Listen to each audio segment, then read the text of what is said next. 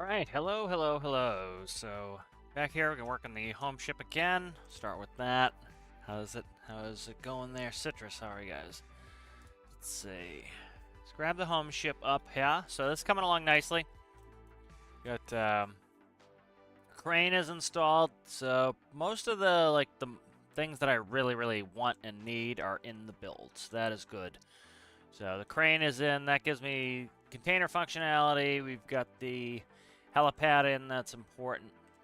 So I want to change some of this here. So let's grab this for a second here. It's actually we'll sculpt the top here. So I want to sculpt this a little bit. Let's see how I wanted to do that.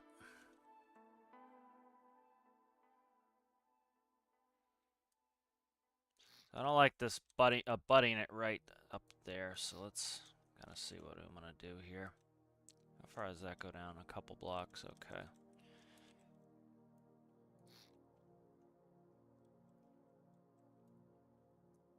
We'll see how this looks when I change this up a little bit.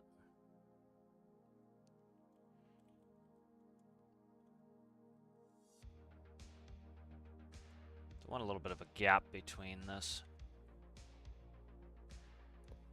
Get symmetry on. A little bit of a change in here. Could just back the stacks off too. We'll see if this looks funky, I'll back the stacks off.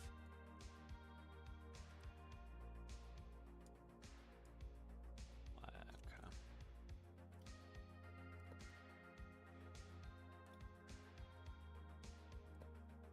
Something doesn't look right there.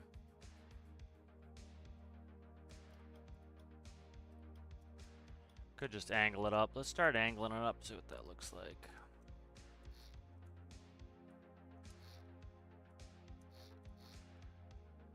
Probably get a little bit of eyebrow on there.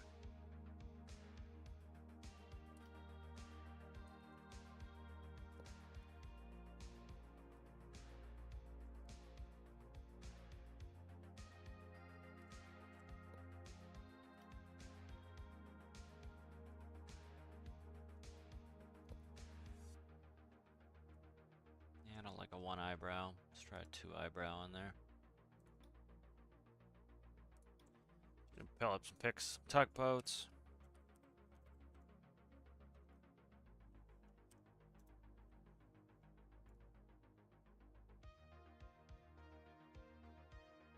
Yeah, look at some of this reference material. Try to find some way to kind of join this up a little bit better.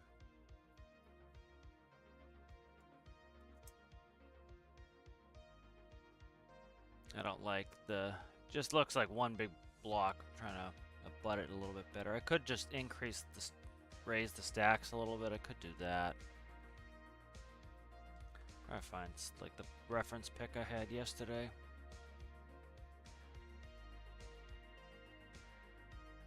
Let's see, let's do old tugboat.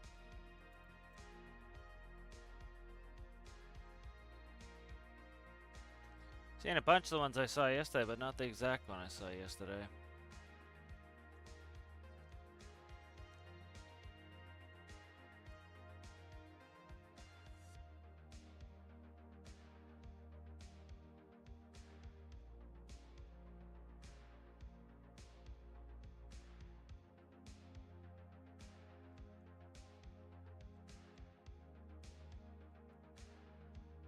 Alright, I think we'll go.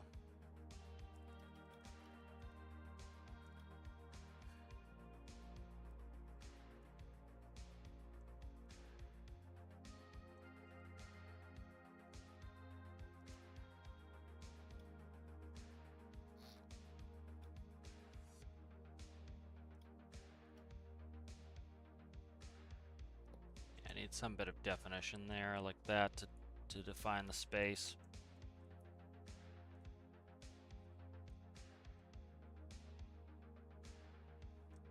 And probably something in front. That could be kind of squarish there.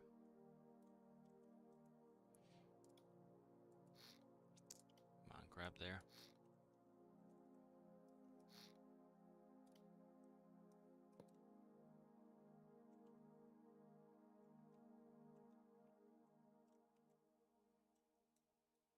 That helps a little bit, and then I want to put on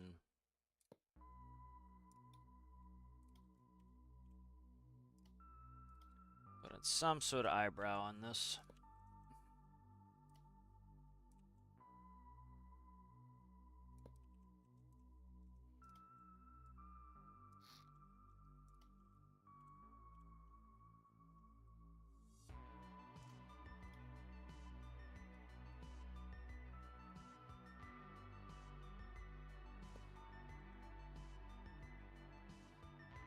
Way excessive, I think, that, but we can slide it back.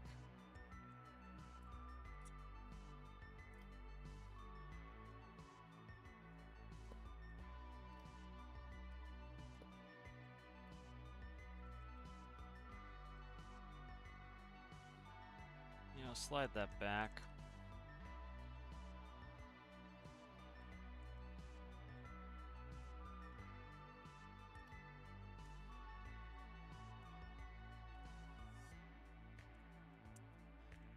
Is that what I asked for at all there, game?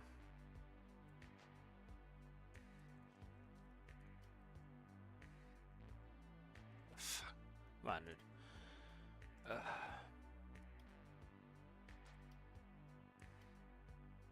One from here.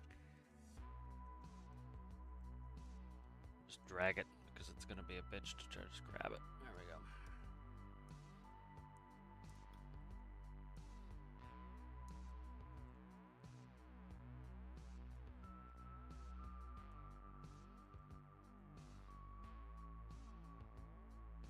Back it up here.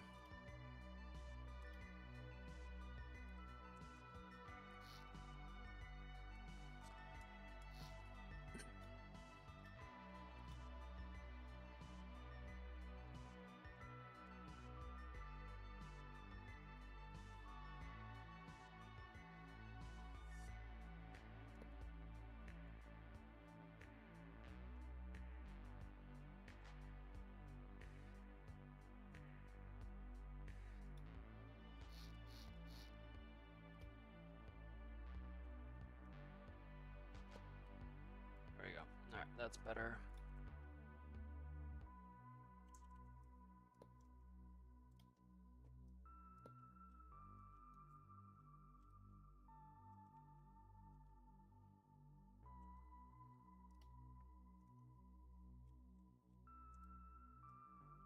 Now paint, let's see.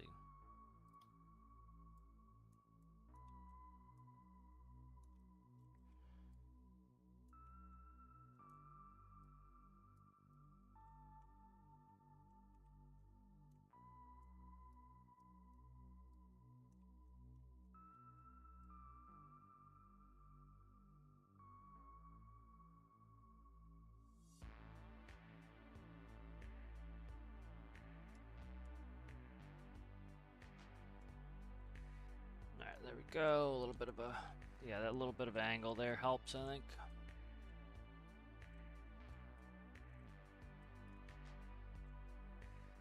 Alright, good.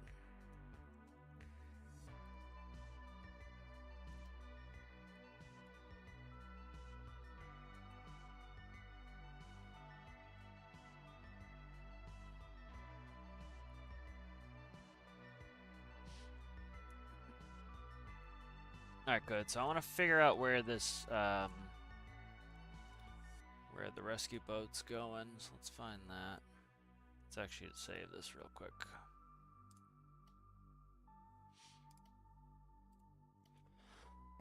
Let's see.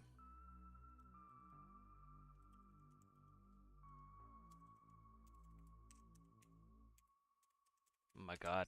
Can I type today? Probably not. What did I call that little boat? Forget.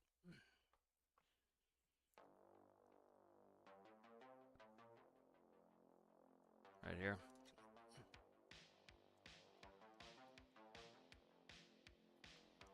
That's the problem, is things are bigger than they first appear, so I was hoping to put it on the deck here, but it's like the entire size of it. It's almost as wide as the ship. I'd have to build a new small boat. See if I can get something small enough. It's about as small as I want, though. I could put it theoretically under the crane or inside, potentially. One thought was to put it back here. Done that before, but I don't think I have the height for some of this, so let's see. Paint while I'm in here. Fix all this bucketing that I did. Despite me knowing better. Let's see. Yeah, I doubt it's going to fit in the back there. I've done that before, put it under the stern compartment here, but yeah, it's not going to fit. Yeah. Pretty close though, just the handle I think is the only thing that's kind of keeping it up.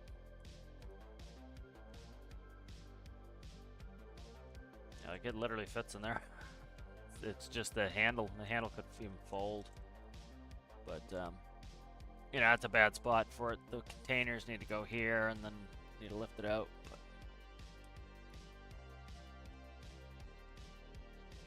I think I'll do a different boat. Do a different boat.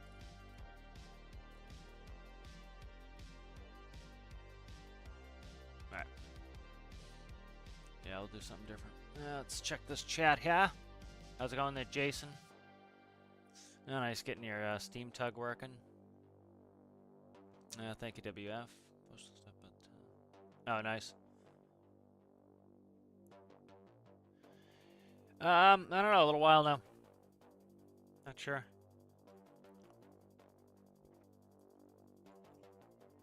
How's it going there, Al?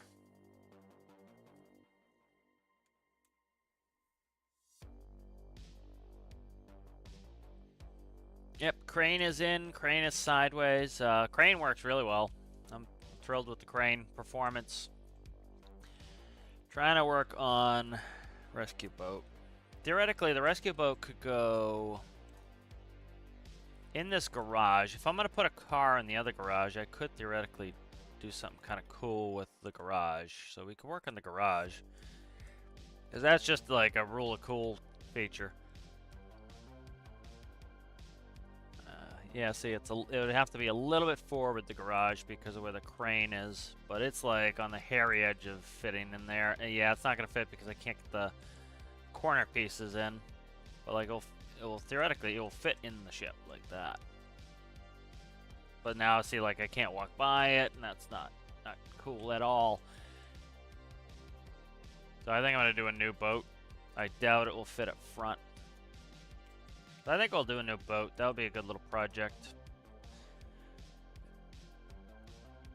So it'd be kind of cool. One thing I could do on the bow here is, so one thought I had was, it would be tough, is put a garage in the front here. That would give me so do a crane there, a little garage in the front. Do a garage right here. And then the other thought was put a davit lifeboat up here. And so what I do is slide this, stick this right here. And so, like, say we had the distance. So let's try to build a little boat. We'll take a little break and do that. Let's see, we have a 21. So that's a pretty good distance. And then we have 21, let's say I want it here. So 21 by, oh, I'd say 5 or... We could do a 21 by 7 at the worst. No, not 21. We could do a, probably, let's see. I would need... If I did the staircase here, let's grab it. If I did the staircase and put the staircase right there. If I put the staircase there, we would do, so what is it there? So right, what is that? 1, 2, 3, 4, 5, 5. 1, 2, 3, 4. Fifth block off. So fifth block off. So 1, 2, 3, 4, 5. So it could be 17 by, I would say 17 by 6 or 17 by 5 or 7. Let's say 17 by 5 or 7. Okay. So let's do that. Be a fun little project. Alright, 17 by 5 or 7. 5's tough, 7's more doable. So 17. Let's do a 7. I think 5 is folly. Alright, so that's our workspace.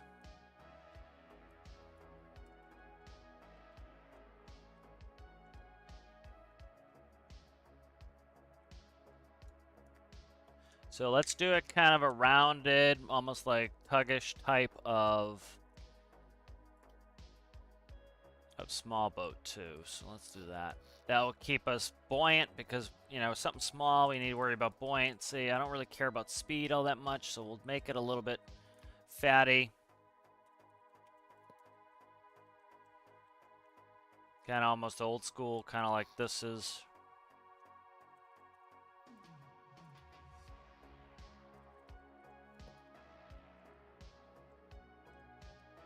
Okay.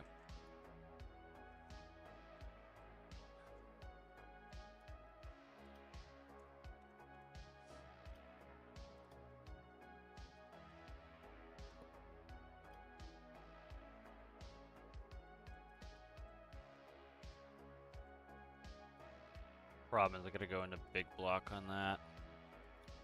If I do it like this. Yeah, so I gotta go into big block on that. That's not really what I want to be doing here.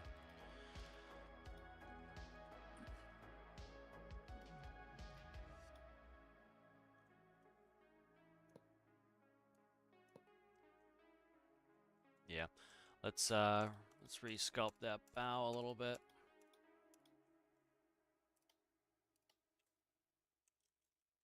I do want it squarish, so.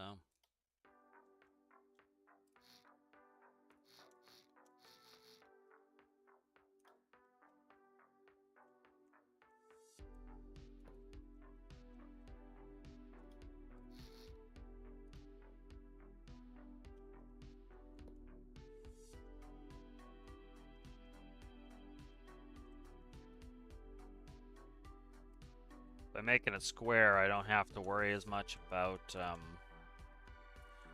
extending it with, you know, extending the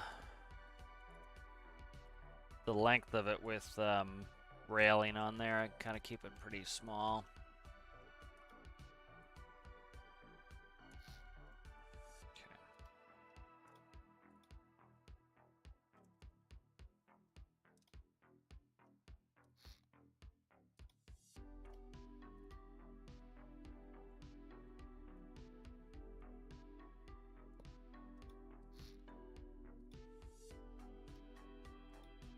Just want this to be like a little rescue skiff.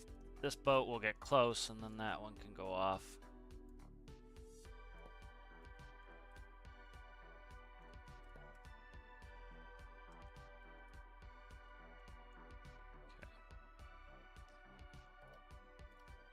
Check chat in a second, guys. Just grooving. I played a little arena yesterday. It'd be definitely a lot more fun playing with some friends where kind of have a little bit of communication.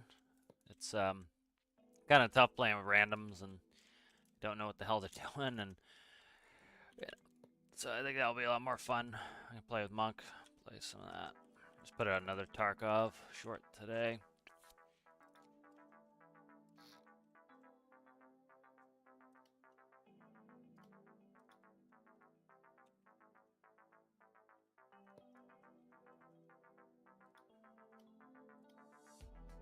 Where the hell was that?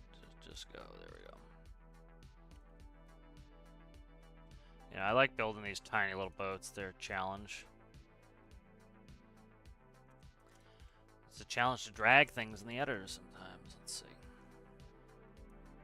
We'll just grab most of the systems from that first little boat I made. So we're going to do an inboard because I think an outboard's going to be even more space hungry.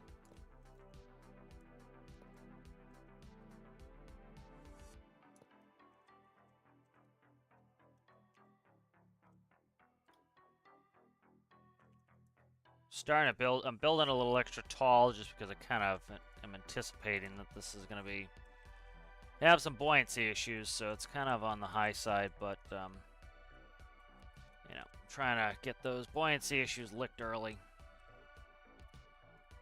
Alright, transom is going to be starting. We'll do a real short transom like there, I think. Okay.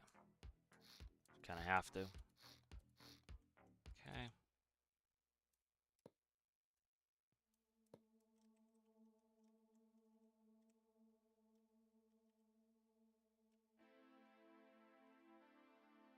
Might come down one more.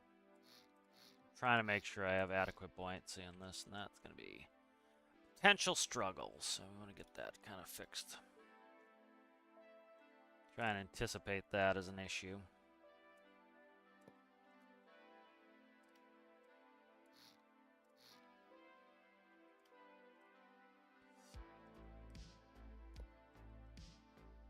Kind of almost like a little whaling boat type of dealio.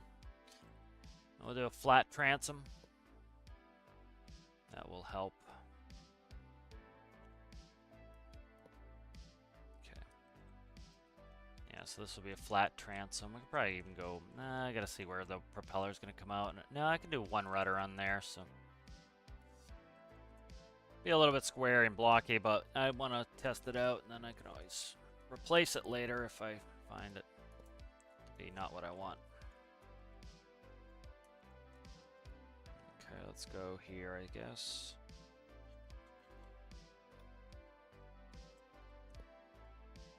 Then I can replace this with wedges to make it a little bit more streamlined.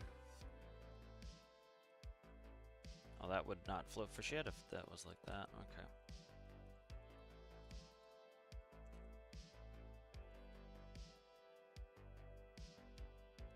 Again, almost like whaleboat-esque. Alright, let's stick that in the drink. See how she floats. I want to go put a character in it, see how bad it is with sitting there. Hiya! Okay, good. Alright, let's see. Where's Senate CG? So we want the water line right at the transom. So let's go. A lot of buoyancy, which is good. That's why I've kind of made it super tall, is try to get that buoyancy packed in there. That's my water line. Actually, I want it lower than that because that's the floor. So right there. Okay, so that's good.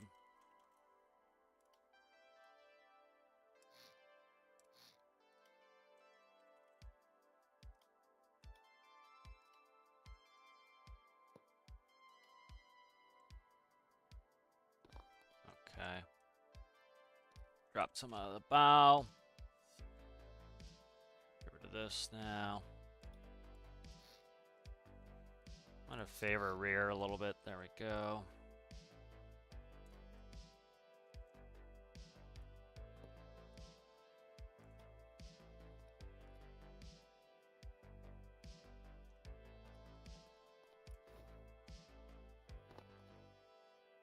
Alright, so that's much more stable now with a little bit of weight block in there. Good. Read some of this chate here.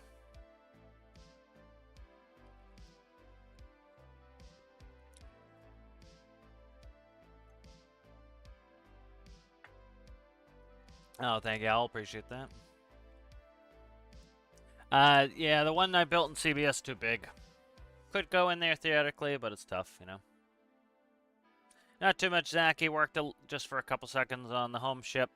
I'm trying to space out a rescue boat.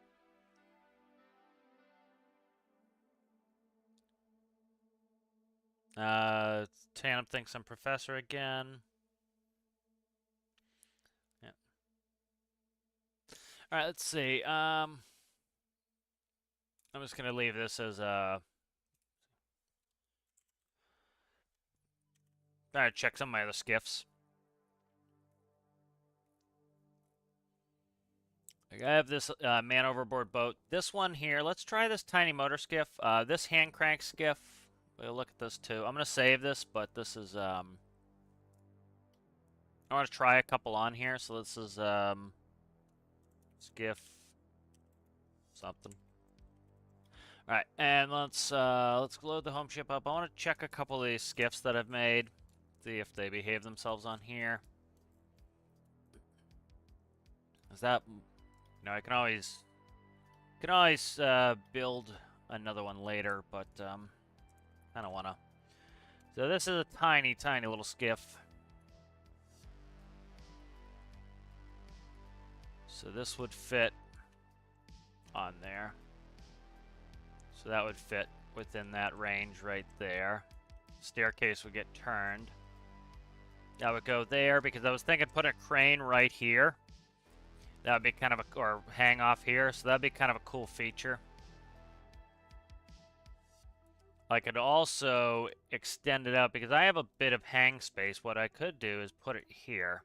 If I put it here, I might be able to get the big one here. If I do that. But because this one, you get too small, it starts to become, they're not really useful. Like we'll actually check some of the performance of some of these skiffs because I know that, oh, that's great. It's dropped from friggin' space. Now it's out of the build range, so. I know that one that I built already is working, so working well, it's balanced. Getting smaller and smaller is gonna be rough with it. Like I could theoretically do rocket glitch to get them to work, but like this is like this one. See, I would love it if the divs. This is something I think I have put that in the in a feature request, but I would love it if padded seats also had the ability to work as a control seat. That would be really cool.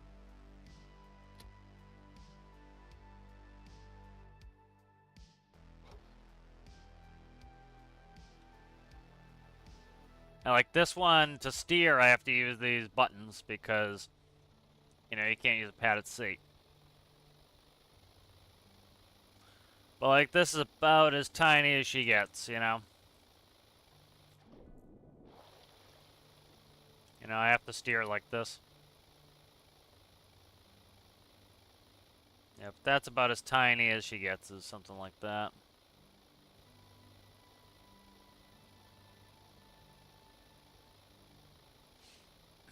It's got a pretty good speed. We're doing 25 knots too. But I like to use the CBS one. Let's see if I can fit it in there. Maybe even modify it to fit. But that's that skiff. And then I have a hand crank. The hand crank one that uses glitches. So like this one uses glitches. I think to float. Let me look. Do I have a rocket? Yeah, I do. Rocket motor, rocket fuel tanks in there. That's why, like, something like this is nice that it works, like, because of that. Trying to jump up high enough to get in a seat and not disturb it. Come on, click on a seat, you asshole. Come on. Oh my god. He won't cooperate. Get up in there, son. I'm trying to get in the padded seat.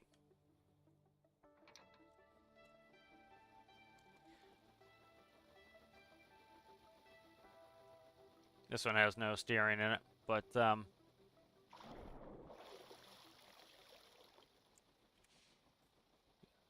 these tiny builds are fun, but they're you got to deal with a bunch of stuff to try to get them to be useful. Like the man overboard boat is pretty useless. Like this starts getting big. So let's try something. Let's grab the home ship again.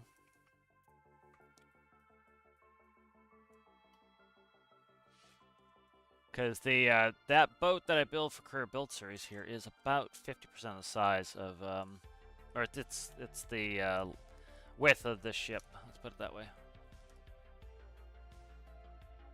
I could probably shrink it. That could be something I do. The outboard, like you see how much space the outboard takes up? The outboard takes up a ton of space. It's what is it, 3? Pretty much 6 with the propeller just hanging off the back, so that adds a lot to the length on it. Has a real pointy bow, so I might be able to modify this, cut the passenger count down. But this could sit theoretically right there. Nah, I can't do the walkway. It's a little bit too wide. What's the width on this? 1, 2, 3, 4, 5, 7. There's a 7, Johnny. Let's Trying to see what the measurement was again. Like, how much would I have to chop this to put this with the staircase? A lot. This would have to be 17, so we're talking, yeah, it's not happening. Okay. That'd be a lot of choppage. Let's see what I can do. See if we can't chop this, maybe. Yeah, go away, you. I love it how you change bases, and now it's in space. Like, it should do it relative to where the water is. Alright, so we can make this a 6-seater. Let me see where my micros are. Okay, that's not bad, actually. I have one big microcontroller. Let's see where we're looking at in here. I gotta make sure I grab all the useful stuff that I need. Okay, those can't move, so what's this? Those, I think, were nothing. Okay. So I could cut here. And then slide this forward. Try to modify this, at least get the size down a little bit.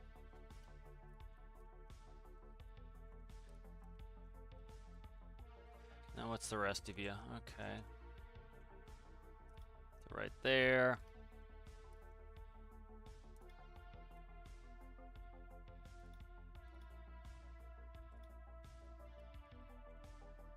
Okay.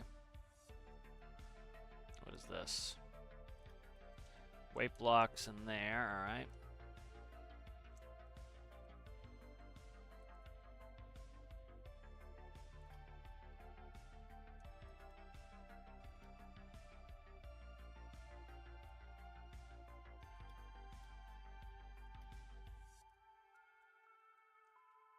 I should chop quite a bit out of here.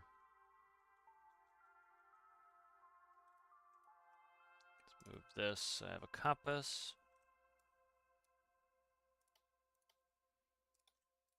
Because, you know, if I get it chopped too, I can also put it in the garage if I need to.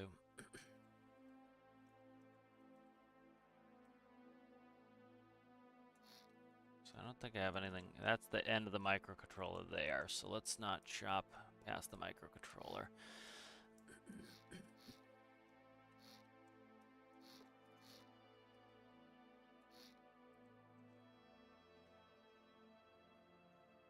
That's a good bit of chopping there.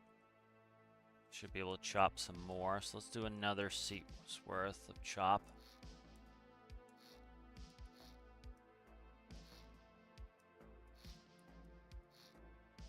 I think the number was 17, so let's see.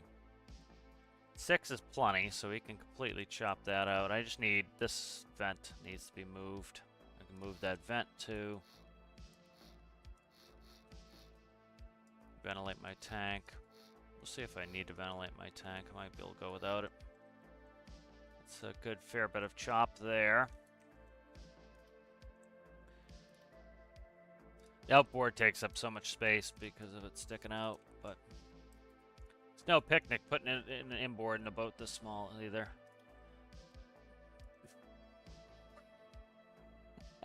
That looks ridiculous.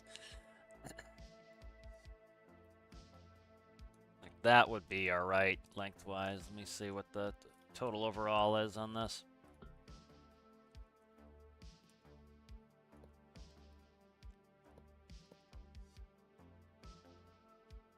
I could cut the beak a little bit. Ooh, that didn't help much at all. Still 25. Yeah, this outboard's just ridiculous. Alright, so chopping it's not going to really be it. We'll figure out a skiff. I'll keep working. We'll find. I'll maybe make a new skiff or something for it. Problem is getting it actually usable. The other thing is, you know, we can always load one on, too, to just load on. You know, so that's not a big deal. Could theoretically put something on the front, but we'll figure something out. Read some of this chat here.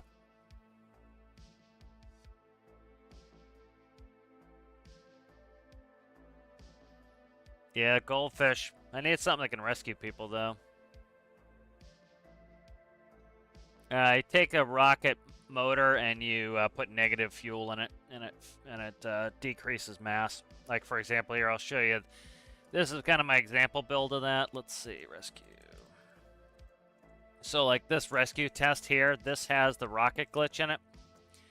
And so the way you can make a boat like this pretty normal looking is, you know, of course, if you can get the center of gravity really low, you see how low the center of gravity is. If you spawn this boat, this is pretty impossible to ever roll over because you see that has the rocket glitch in it. So it deletes, it's essentially deleting mass. So what you can do is that allows you to refocus mass.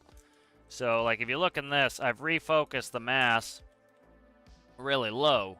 And then I use the rocket glitch to delete some of the mass. So let's say the whole thing weighs 5,000, right? Well, that would be, you don't have enough buoyancy for 5,000, but because of the superstructure, it would be, the center of gravity would be too high. Well, with this build, you notice I focus all of this, like a ton of weight down here, and then I subtract it with the rocket glitch. So what it's essentially doing is it drags the center of gravity way down here, and so you can fix some of the stability stuff. So like you see how stable this boat is. This acts like a real boat because I was able to delete off some mass by doing the rocket glitch. So that's what that's all about. Yeah, so let's see what I can do with garages on this. Because it'd be cool to put a garage in the front. It'd be cool to put one right here. That's something to do. Let's start working. Let's see what I want to do in here. Oh, shiza. There's a little paint there.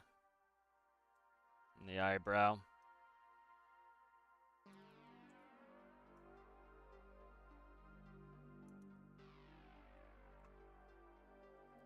I might double this roof up, I don't know.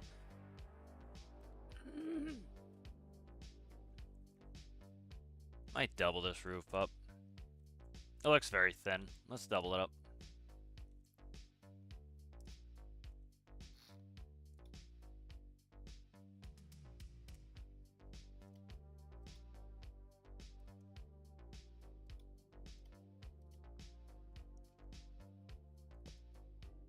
Yeah, let's double this roof up. Alright. This looks very thin to me, so help define the stacks a little bit as well.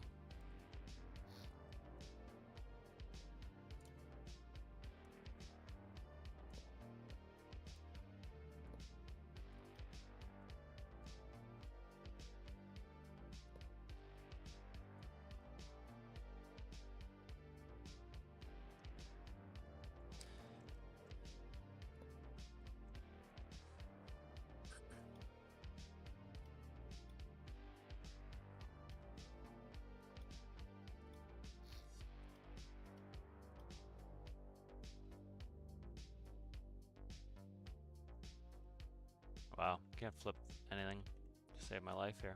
There we go.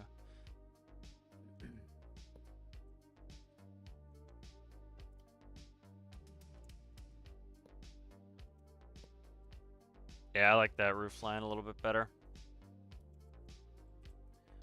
Brings the top up a little bit too, so that I can do some overhead stuff and fix this crap in here. So that'll be good. Alright. Let's paint that back up.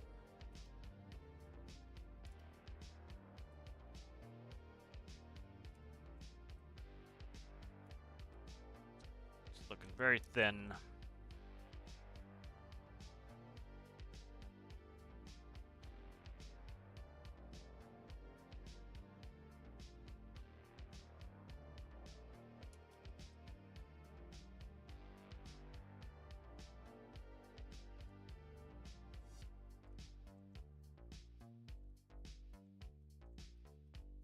I'm going to drop this down so that's black on the top. So I want to go down one on all this.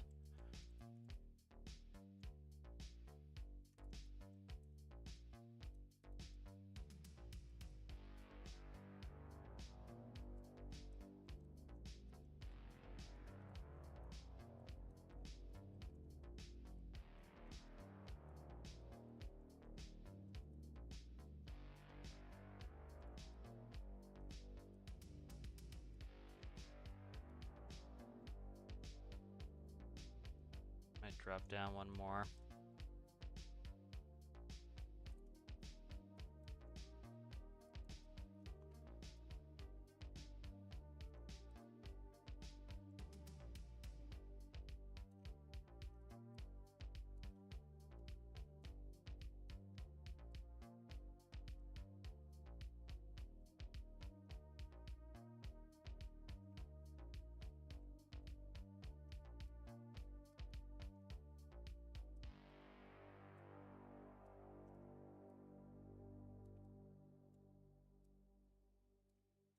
Better.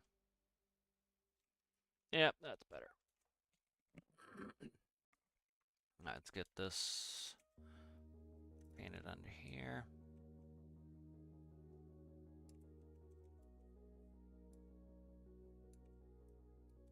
Okay. Yeah, I like that profile a little bit better. Let's read some of the chat.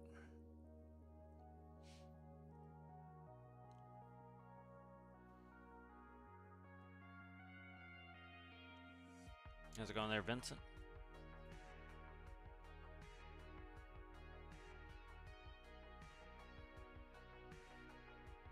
Essentially.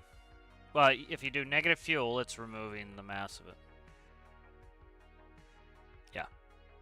Yeah, so again, if you have 5,000 mass and you do you're essentially doing negative, 5,000 mass worth of fuel, it now weighs nothing. So it allows you to refocus it. For example, like if you have a lot of ships, which is one thing I'd like to see in the next game, is like multiple materials. Like it'd be nice if we had foam, aluminum, and steel. Maybe concrete as well.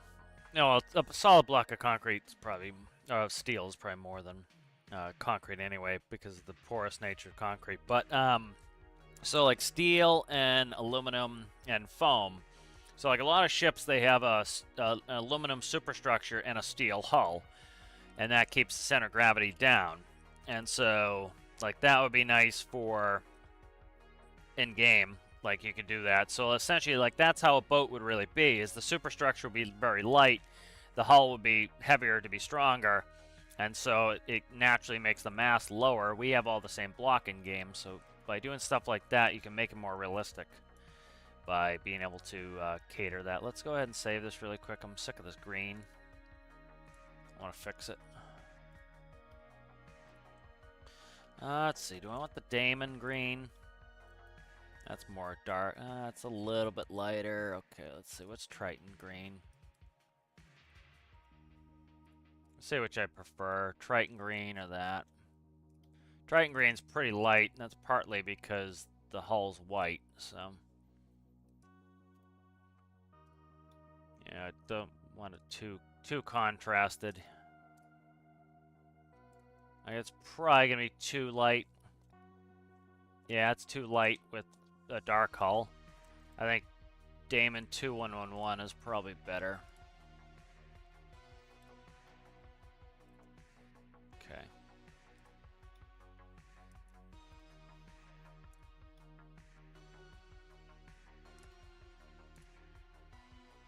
That looks the same.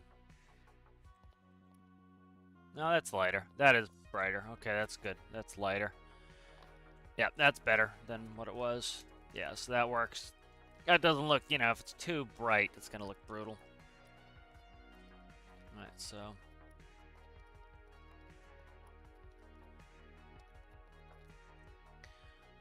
I could sacrifice some of the space under here to put in some sort of skiff, but I still have to make a custom skiff, so.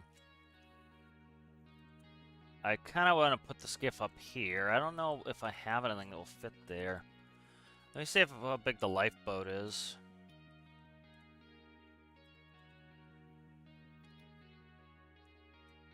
Yeah, lifeboat's pretty big.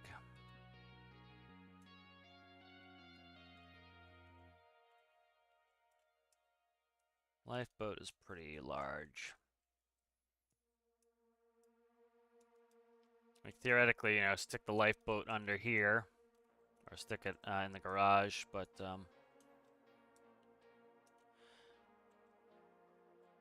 yeah, it takes up too much space. I have to walk around it. We'll figure out something. I'll make a new skiff. Be kind of a fun project. Need to figure a space for it. So, all right. Let's see what else I want to do. Let's fix some of this bridge stuff that I just donkeyed up here. I just did a color swap. I hate you, color swap. Get up there. Okay, good. Paint the final frontier. Okay, let's get.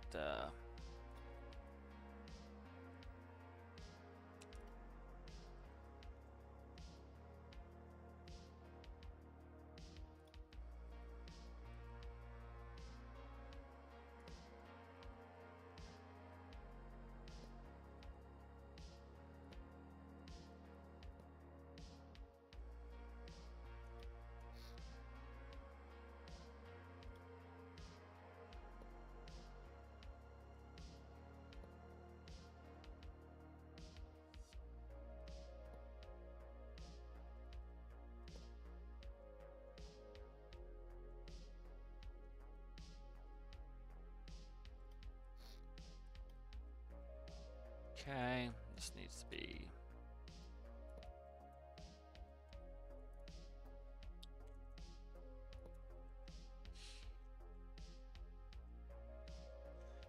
Alright, so I'm digging that. Let's see. Good sight lines in there. Let's try to just put a little paint on here so it doesn't look so raw.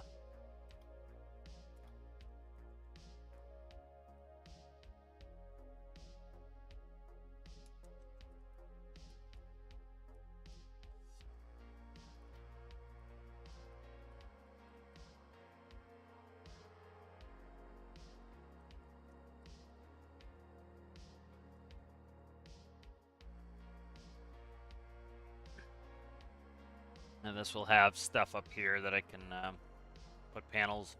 Jesus Christ. Put panels up there. All right.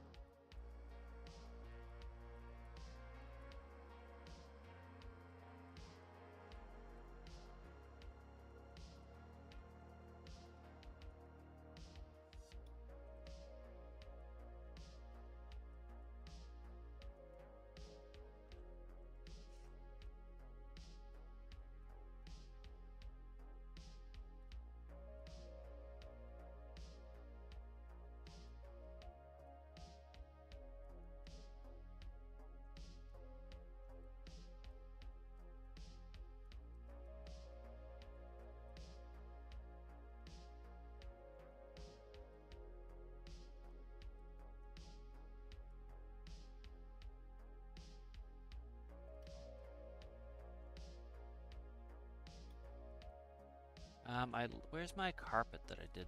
I really like this color for carpet. Oh, you bastard. Get up there.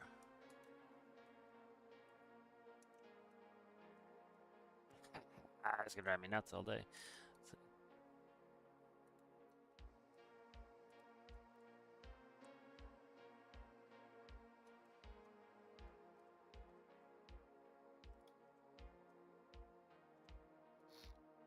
Okay, that's there. All right.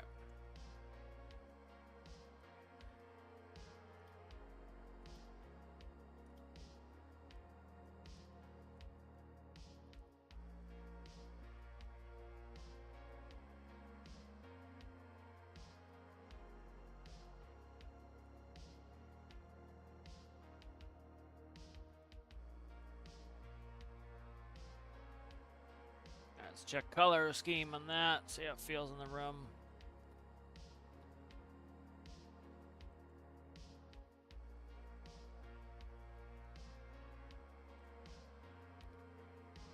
Dark, but when we put the lights on, it'll be brighter, so. Probably brighten the walls just a little bit here. Let's go.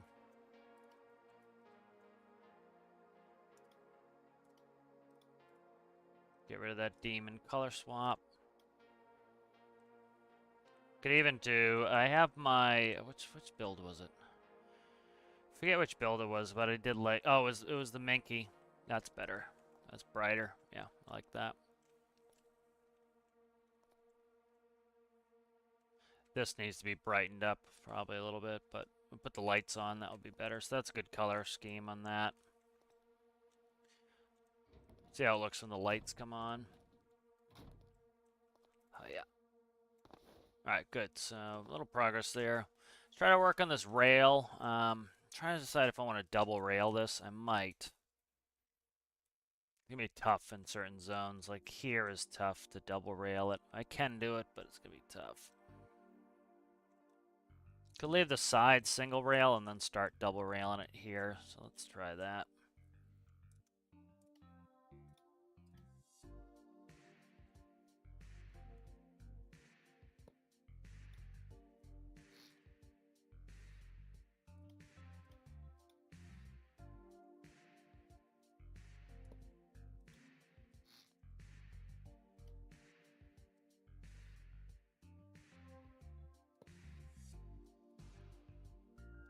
Where are you at there, guy? There it is.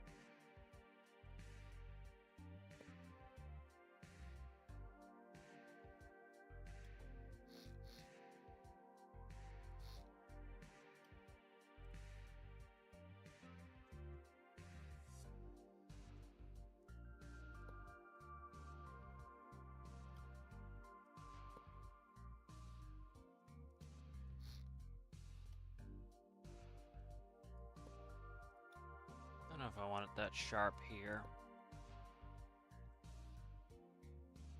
Problem is I want to put the detailing in here. I could try something here. Trying to figure this out, how I want to do this. That'll cut it like that. I can do it like that. Alright.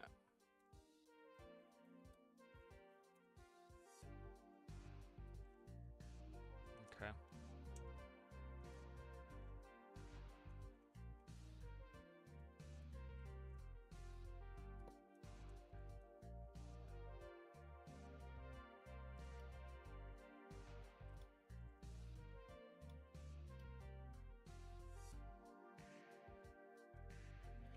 I'm trying to decide if I want to double rail it all the way down. I think I do. I think it looks better, especially on tugboats, and I can put in contrast color and scuppers and support beams and all sorts of stuff that I think really makes it look better. Gives me a thinner walkway, but it still kind of feels alright.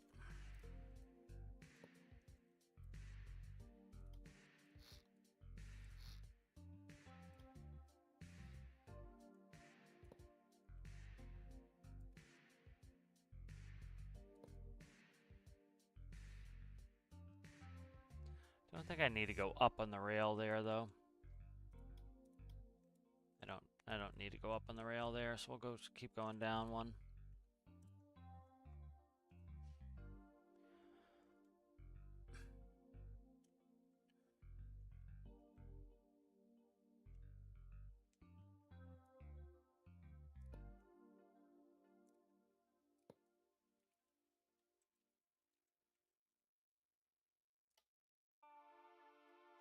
Hmm.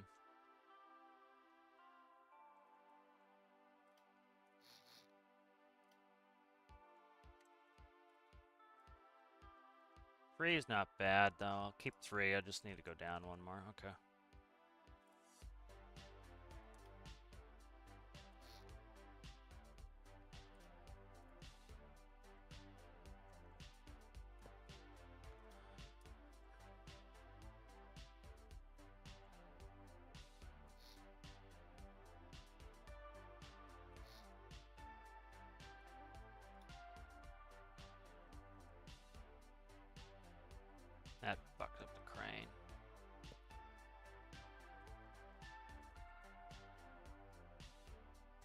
Not really, I can paint it off yellow. Let's try that.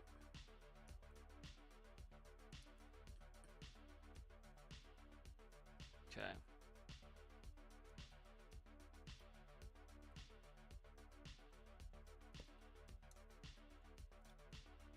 That's how usually most of my tugboat type builds are. Have overhang rails like this. It looks too thin. And then you can do change in color underneath, and you can do scuppers and everything else. Looks good. I know it's going to be a light color underneath, and then support beams. So find a color for that. I'm thinking maybe a little bit more beige. Kind of look dirty and old.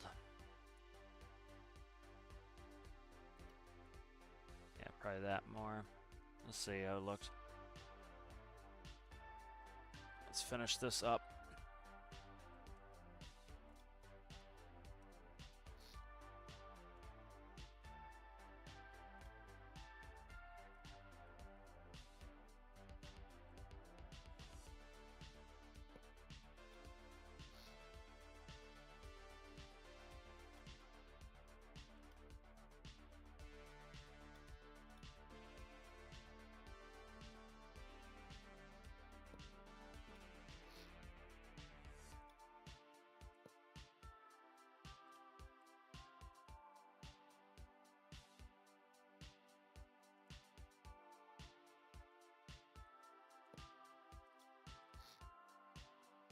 Yeah, there's like a cable rub rail on here for a tugboat. See if I want to put a cable channel in there as well.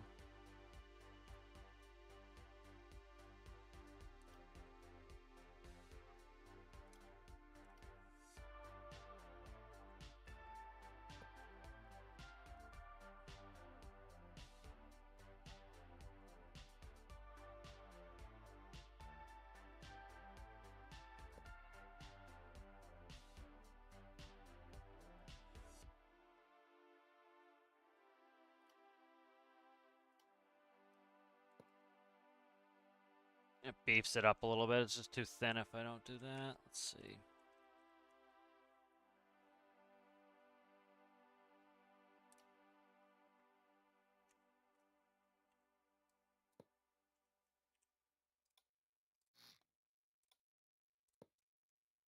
Alright, so that's a little bit more tuggy. It's got a good tug look to it. Alright, we'll see you then, Citrus. How's it going there, XRT?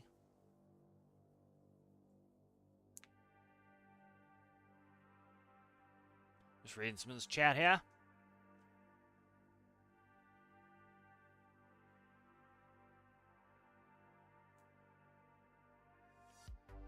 It says it will be building related. They've said that many times. They said it's going to be another vehicle building game. That's what they said. They're calling it not Storm. It might. The reason I think they're calling it not Stormworks 2 is you get all the people who will say it's supposed to be a Coast Guard game. Why is there this and then why is there that? And that where at the end of the day, this is a building game, and that's the best part about this game is the building, and so they keep expanding the building to build more things, and that's kind of would be my whole thought on it. Is it's why they do that. You can kind of see that the devs are kind of afraid of community backlash more than I think they should be. I think they should just be like, come right out and be like, it's our game, we're going to build what we want. But they do seem afraid of community backlash, so they'll do things like, you know, they'll make the game, they'll make the name so that it doesn't pigeonhole anybody. And instead of being like, it's a building game, you know, it's our game, we're building how we want. People want to build space stuff, you know, because people are like, it's a Coast Guard game, why is there space in it? Because the devs want space to be in there. Because the community asked for space to be in there. It's like, it's a building game, man. So I think that's why they call it not Stormworks 2, which I think is a mistake. I think they should call it Stormworks 2. It should be a sequel. Unless, you know, maybe I'm wrong, maybe they're making, you know, complete, you know, changes to it, but they did say it was going to be another vehicle building game.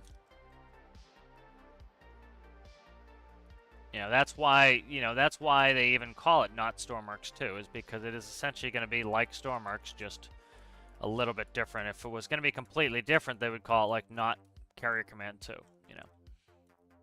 But that's why they're doing it, is I think is the they get backlash from a small number of people who are like, I bought a Coast Guard game, and it's like, you bought a building game that had its initial theme as Coast Guard, and the devs decided that they wanted to do some other stuff too. And the community asked for other stuff too. The community asked for, like, all those DLCs were community asked for stuff. It didn't mean all the community asked for it, but parts of the community asked for it, and that's what they got, It's like space was I think the 8th most voted for thing. People asked for space. And some people act like nobody ever asked for it. It's like, yeah, people asked for it. Whether, just because you didn't want it doesn't mean that other people didn't ask for it, That's kind of my whole thought process with that.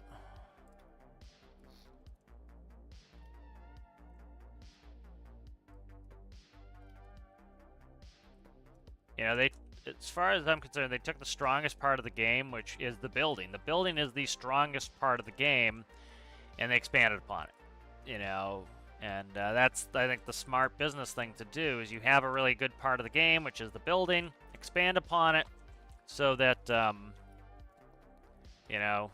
that part, the part that you do best gets better, essentially.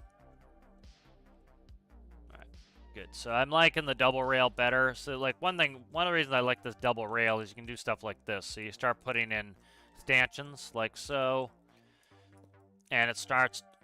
God damn it. I always take symmetry off when I'm gonna need it. Did I completely fuck up the front because I didn't put on symmetry? No, I fixed it. Okay. So, yeah. So, if I were to guess, I would say that not Stormworks 2 is going to be very similar to Stormworks. And good. You can do stanchions like that, and that starts to make it look a little bit more realistic. Where is my rise up here? Okay, what do I want to go up? What's my rail here? My rail is 3 tall. What are we ending up with here? 1, 2, so there's... Okay, so we need to come up 3 total. Alright. I'm going to do a rise on this.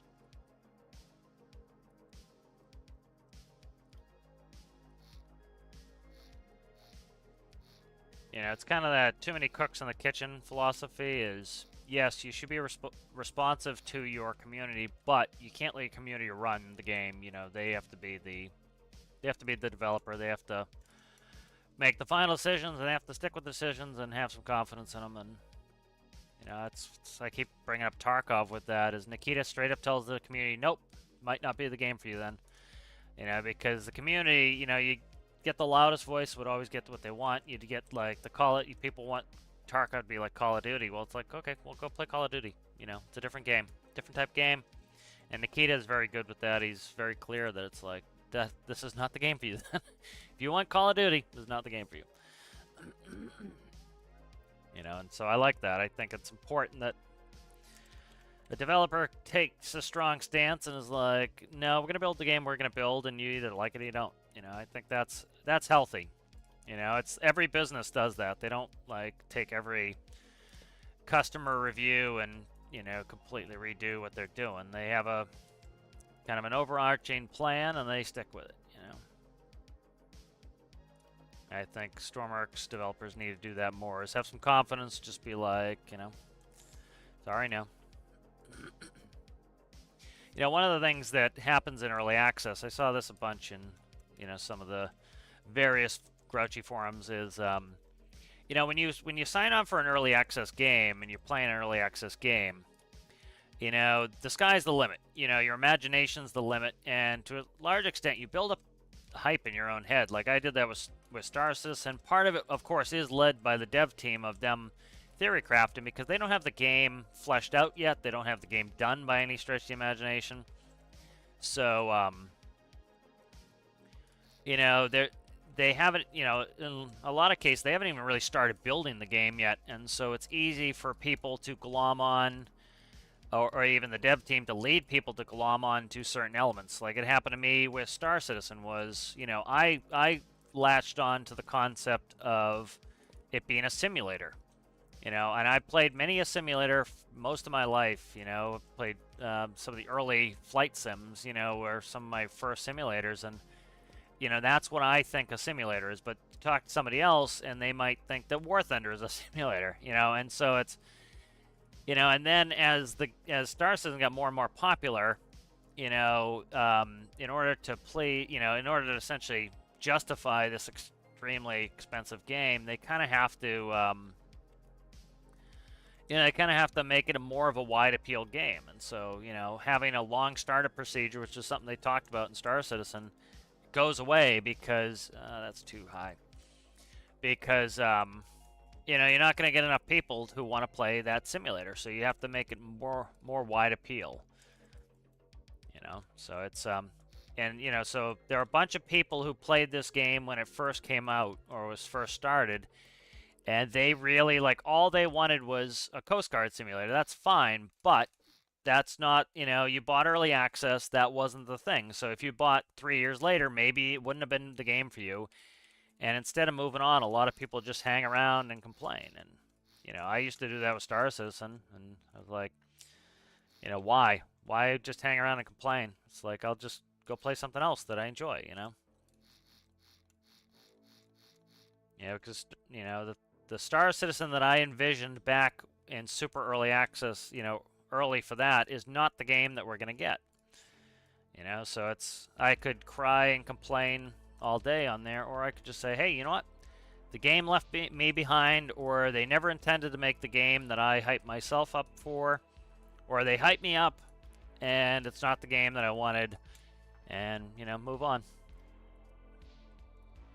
Because that happens too, and it sucks. And that's the risk with early access. The benefit of early access is there's a lot of innovation. Like the sky's the limit. They can do whatever they want. It can kind of, the community has some influence over where the game goes, but, that's the risk of early access is, things change. The devs might, you could have a perfect dev who is, the best dev ever, but they might not realize that X, Y, or Z is either not possible or not likely. They thought they could do it, and then they realize, nope, that's too hard. I can't do that. You see a lot of early access games never make it out because of that, or die on the vine because they just can't. They had a great idea that just couldn't be done, or they couldn't do it, So, read some of this chat here.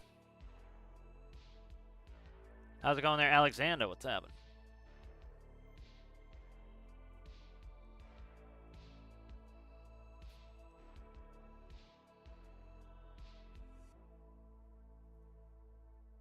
Yeah, the BattleBit was initially supposed to be Milsim.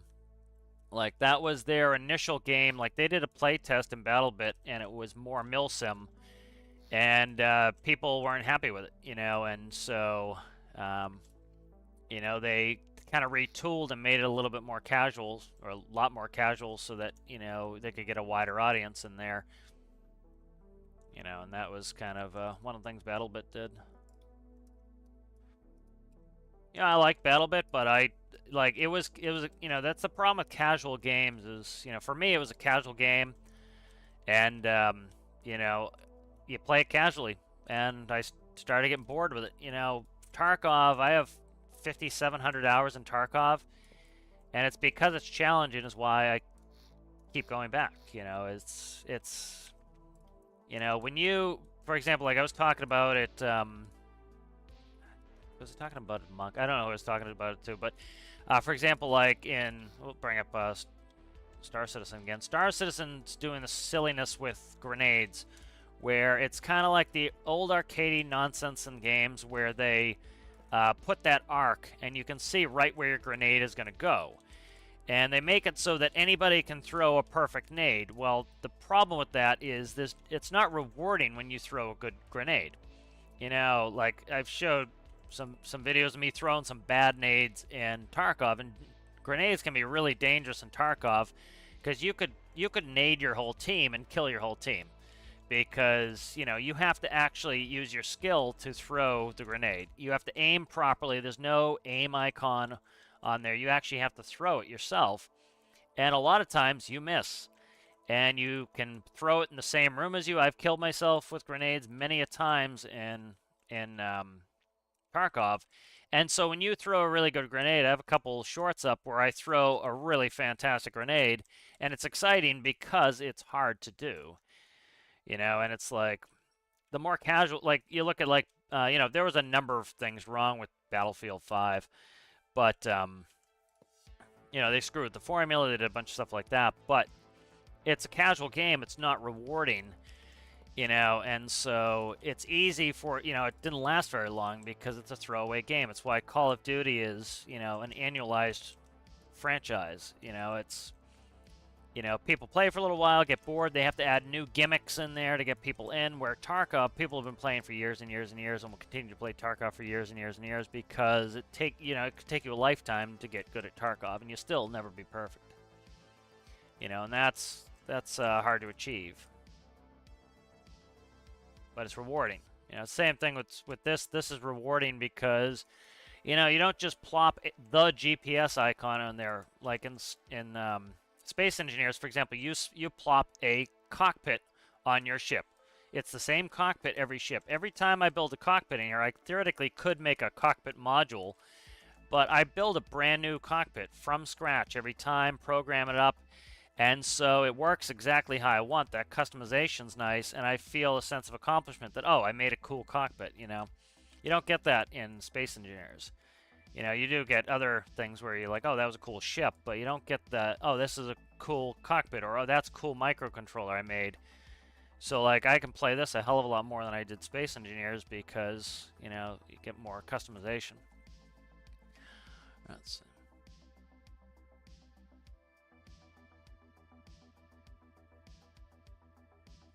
I am building, this is a home ship for the live series, so it's got a whole containers, can take a helicopter, it's going to be able to take a rescue boat, do missions in it. So. Yeah, I'm not huge on story driven. I'm not, like, I have no interest in Squadron 42 personally. It's kind of a blah to me. I'm a little bit annoyed by Squadron 42 just because it, you know, they took money from, you know, from Star Citizen. That's where all their money is coming from, is people essentially buying into the actual MMO portion of the game. And then they, you know, they for a while there, they put all the devs on Squadron 42 to get it out. Which somewhat that's understandable. They're trying to get this game out, but you know, they took money from everyone for the actual Star Citizen portion of it, and then they, you know, so they took the money from people supporting Star Citizen to pay the bills on Squadron 42, which is kind of shitty, you know. Because like people, you know, people say, oh well, you know, that was always the plan, but it's like, yeah, but you know. It was also the plan to come out in 2016. You were supposed to get this game out in 2016 so that those of us who are funding your game could get that, you know, out in a reasonable amount of time. What is this? You know, so that's a big gripe that goes on in the community. Is it's just they're essentially taking money from, you know, one source to fund the other, and it's kind of, I think it's screwy. Let's see what's that. 8. Okay, that's fine.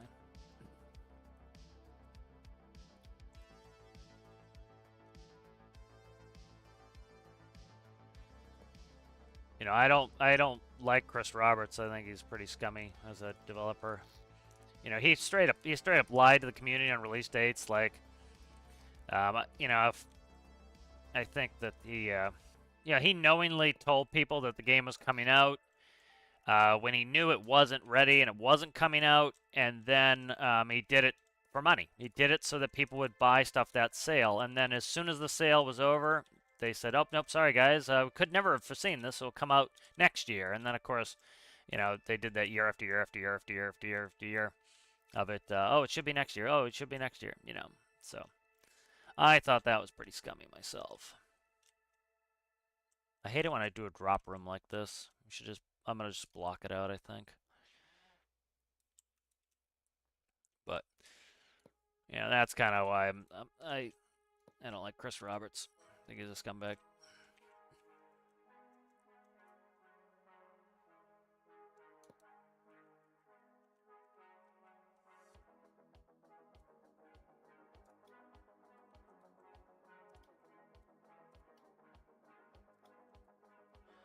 Alright, let's see. Where's the deleter? There's the deleter. Alright, let's get that deleted so I can drag a new one.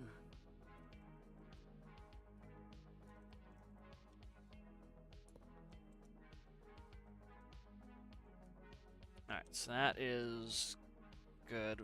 Good contiguous wall there. So this has a new step up on it. They need to measure these walls. So let's measure from here all the way down. That's going to be quite the measure here. Where are we at here? Right there. Put it there, and then I'll put one here. Let's measure this. And then we're going to here. So let's see. That is 129. Okay.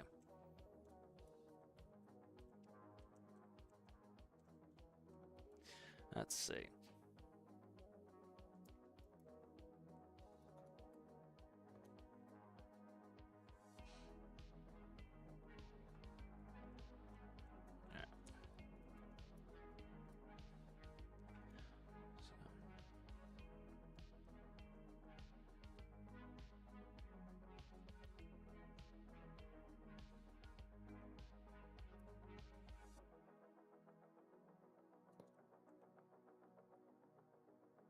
Measure from there, okay.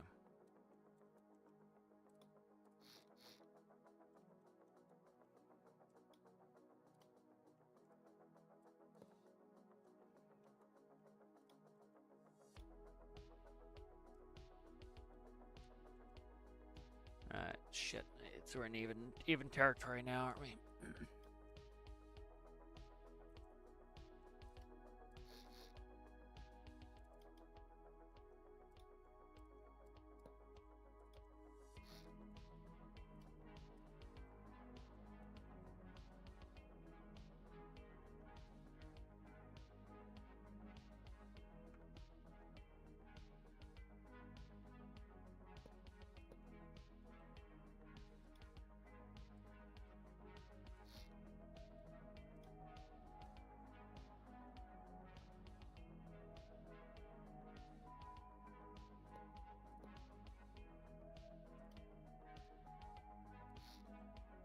Probably even more than that.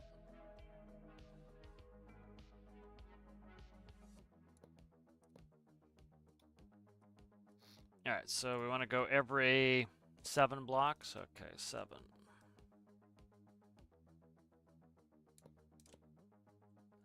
That screwed up? How did that get screwed up already? Okay, I screwed this up already. There we go.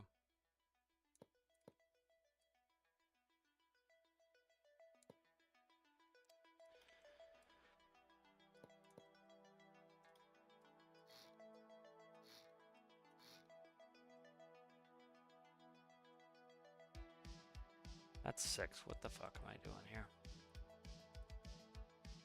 That's 7. Okay. I counted it wrong.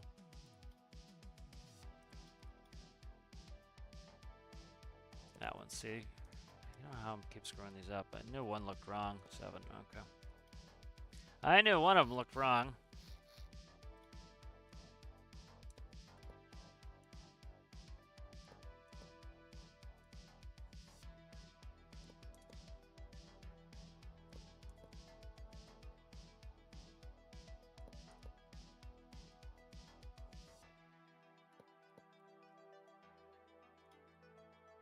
Doesn't have to be perfect, but I like to end at a certain place, so.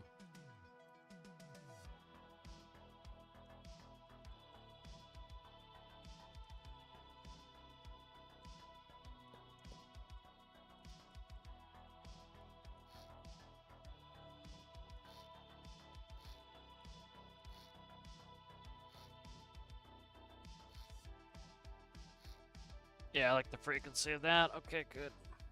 Every 7's nice.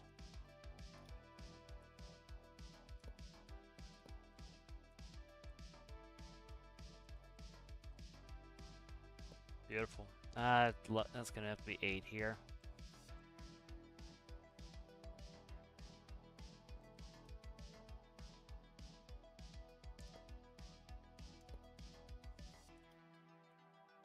It's alright. Be 8 there, and then I start a new row here, and then I gotta remeasure this here, so that's fine. Give me the block, please. Thank you. And this here has to be on the straight side there. Okay, what's the distance here? We're talking 35. So 7, 18.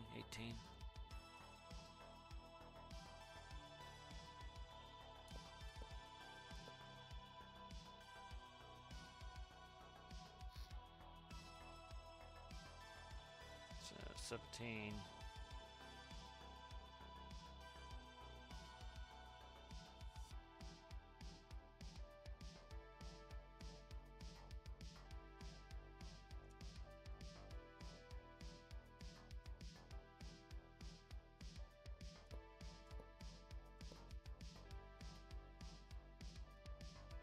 Symmetry is off. There'd be so many tiers. I just copy it over, but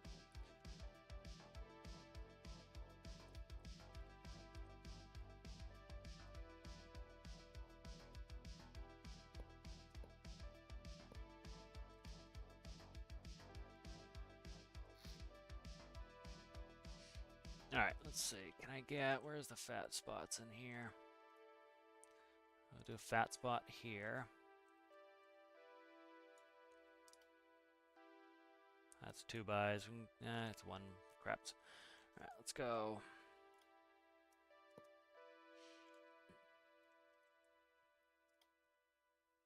Go right to 2s. I was hoping I had a 1 buy in there. I don't. Can't really block this in correctly.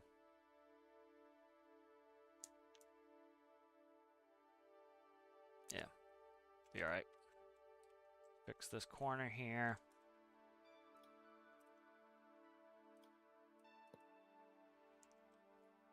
All right, let's read some of this chat here. Yeah, I'm looking for the MMO. The Squadron 42 doesn't really interest me. You know, one thing that sucks with me is a lot of the space games, they don't take, they don't really make flying and piloting a profession. You know, and it has to be, you know, it has to be approachable for everybody that they can do it, but it should be deep enough that you can become an expert at it, and it can be kind of your profession in game. And, you know, I really, Star Citizen, I don't think is gonna do well with that. I think they're gonna make it so that it's, you know, it's kind of an accessory character, which is kind of sucks for me. You know, I like it to be more of a profession. I might be able to put a XML block up through there. We'll see. That's kind of lined up where we're at here. Oh, don't do that. Stop this clicking random colors bullshit. There we go. Might go a little bit lighter on this deck color. Let's see if I can brighten this up a little bit. Let's go 5s on it.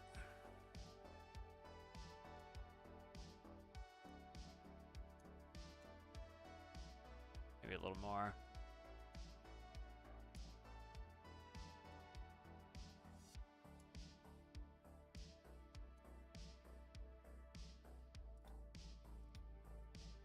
That's better, I think.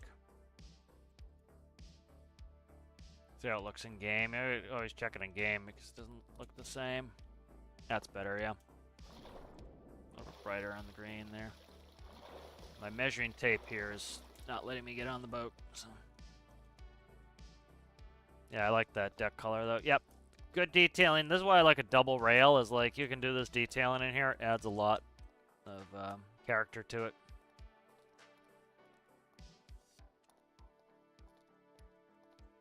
I like that. It's good character there. Feels a little bit cramped, but I don't want to decrease this because I start screwing with my walkways. Like, I theoretically could cut that in, but I don't know. Yeah, I don't want to. I'm not going to cut it in.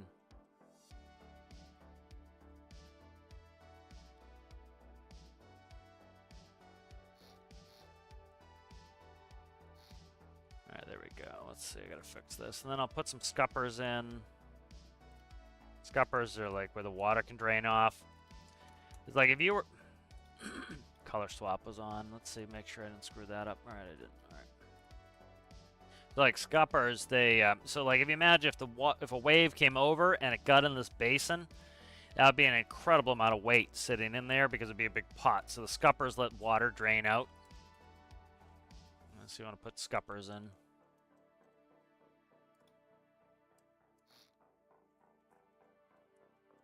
So I'll skip them.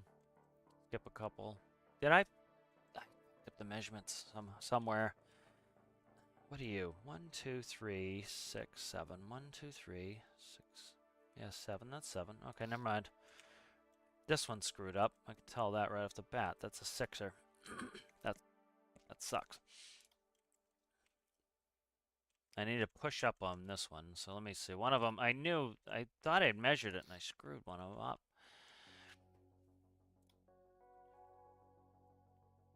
That's 7 there. Okay, one. That's 6 here. That's 7 now. 3, 7. Okay, that's what's that? 5. Okay. 5, 6, and 7. Let's see if I can fix this here. I'm gonna crush one of them if I do it this way. See what I can do in here. Where's the screwy one? That one's 3, 6 right here. Okay.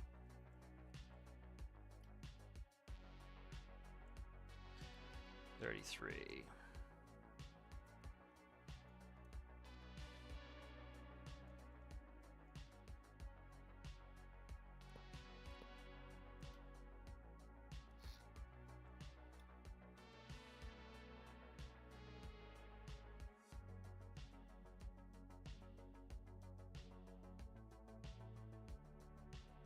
There's 8 right there.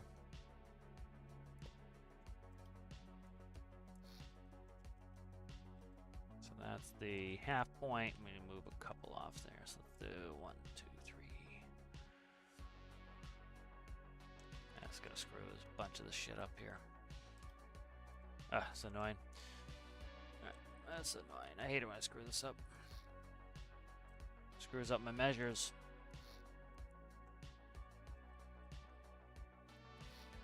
Keep going 7s and I'll just fix it. That's why. That's why it should be counting 8 to make the 7 gap. It's supposed to be a 7 gap and I wasn't counting 8.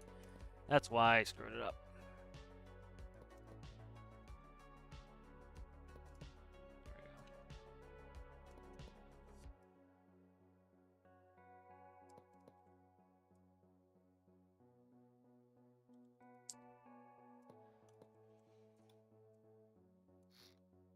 Alright, let's get these scuppers plumbed in.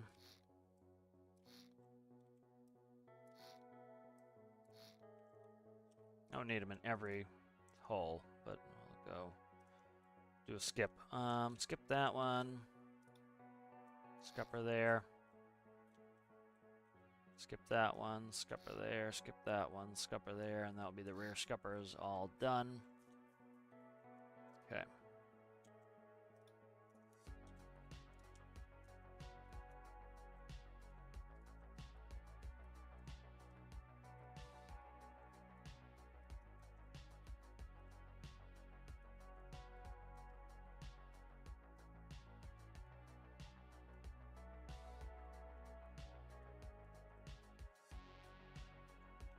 Alright, there's scuppers.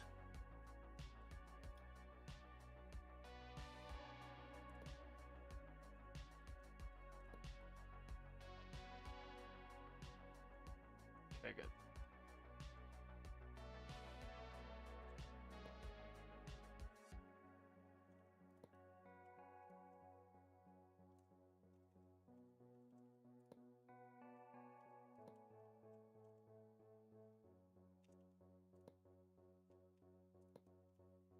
Alright, so there are the scuppers in there. Let's paint the interior. Oh, come on, stop doing it like auto grabs color. It's annoying. There we go.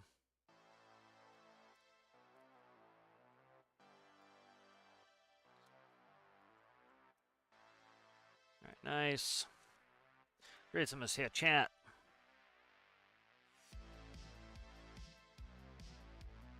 Aquitania. Yeah, I don't really do replica builds much. I get some inspiration from stuff, but I'll have to look at that ship.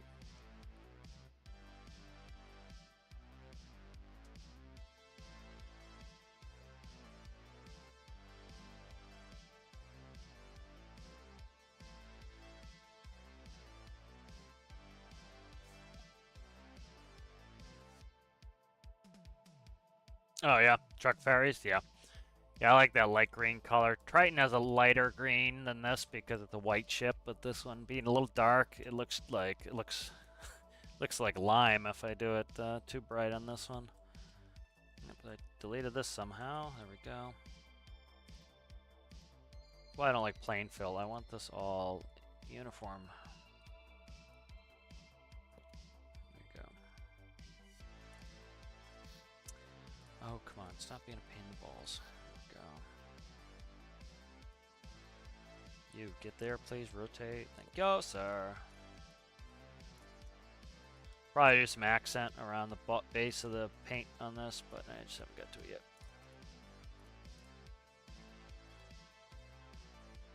That can actually be green, but that will be there. Okay. Did I miss a color? No, I got it. Okay. What do I want under here? Let's go. I'm gonna do plain fill. Hopefully that doesn't screw me somewhere. I don't think I have anything on that level. So.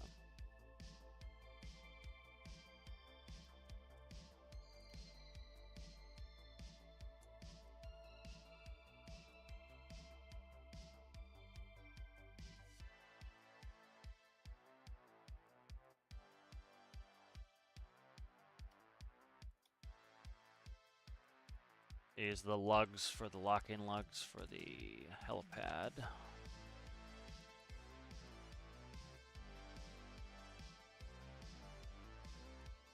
Okay, nice.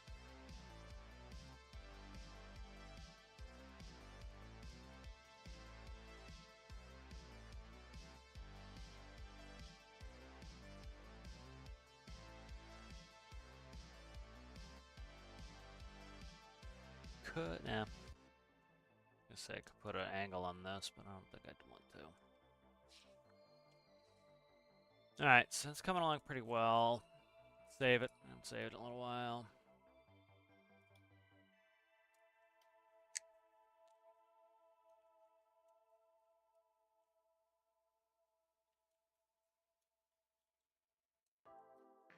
See, I want to pull an antenna, so let's see. Or a mast, rather. Let's see, This was the home. I was working on this home ship at 1.2. Be nice to get this finished up at some point.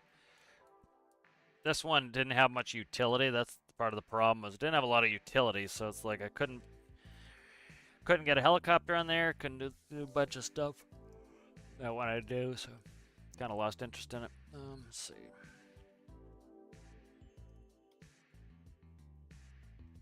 This could take 2-1-1-1's mast.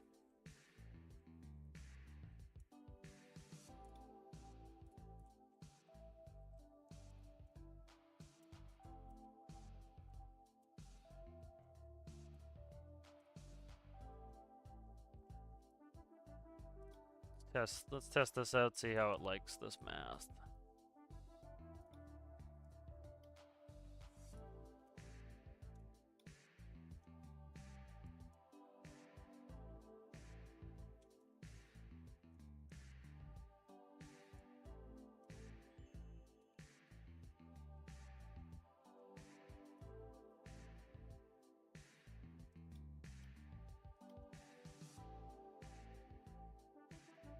You know, at least leave that in as a placeholder for now. Change it later.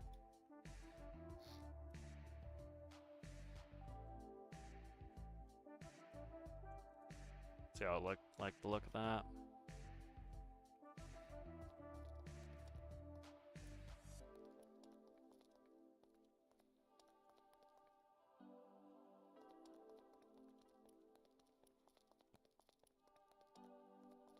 Grab the logic for that. Why is that droopy? That somehow... Oh, crap. That's what happened. Alright, let's see what happened here. Alright. I deleted out the, I had symmetry on what I wanted, and I deleted out the pivot. Son of a bitch. Alright, I gotta fix this now. Deleted out the pivot on this. Okay. Symmetry on again? God damn. Symmetry can be a pain in the balls, I'm telling you. Come on. Come on, come on, come on, come on. Stop being a pain. Let's get this done. Probably gonna forget which side this goes on. Which direction, it's not a big deal, I can change it. A velocity pivot, grab the right one there, ding dong, there we go. Okay.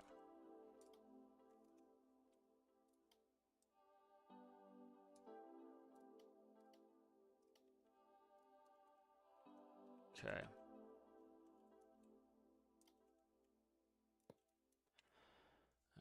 Let's go, let's find the merge on this.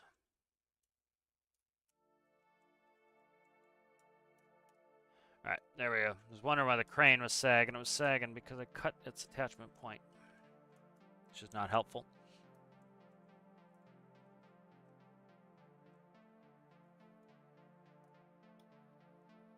That should not sag anymore. Good. Alright, let's punch in some doors, some more windows, I think. Alright, let's look at the next level down here. Get a measure on this. I want it above the rail, so we'll talk maybe here. Let's see, what are we looking at there? Of course you're an even number, aren't you, guy?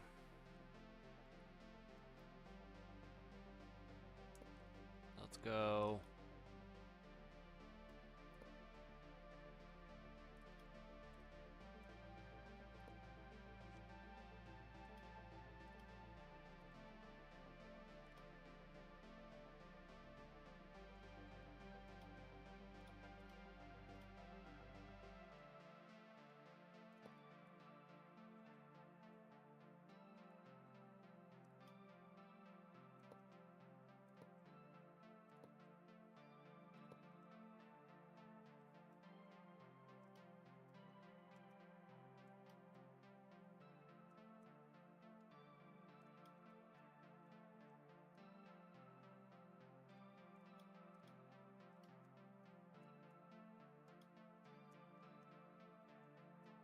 See, there's always a pain to try to get these to paint right if you fail. Okay, good. That's why I did it that way, is symmetry will not work right if you don't do it that way.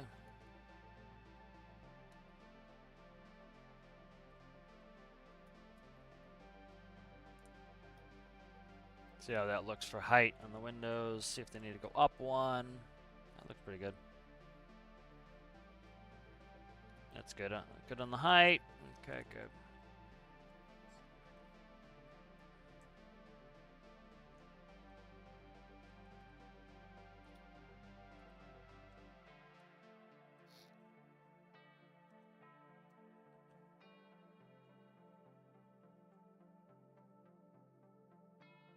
That has a door there. Let's work on the staircase. I want it to be this contiguous staircase all the way down. So.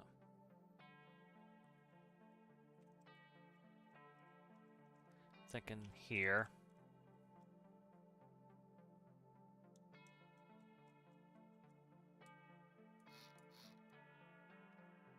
This is why I don't like plain fill. See, it paints all this stuff. I don't want to paint an interior of the blocks.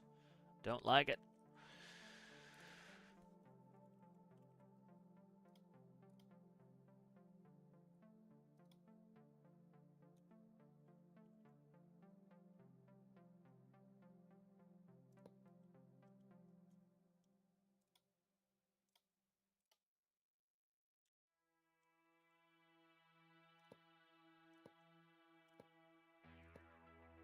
Ha ha, you symmetry, you get me again, you scum. Oh, symmetry, how dare you. Okay.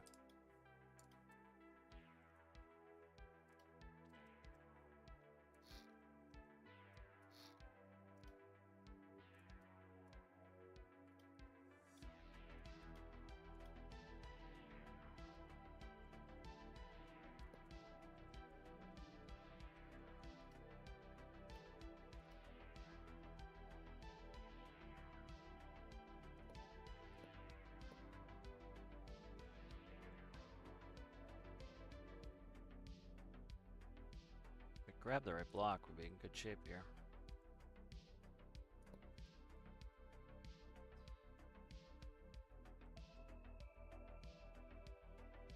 It's gonna bang into that corner.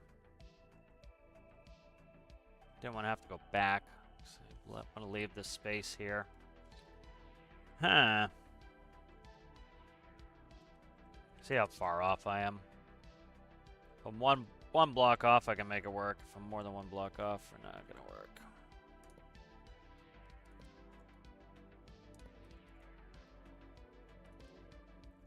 Yeah, we're more than one block off, so that's not gonna work. All right.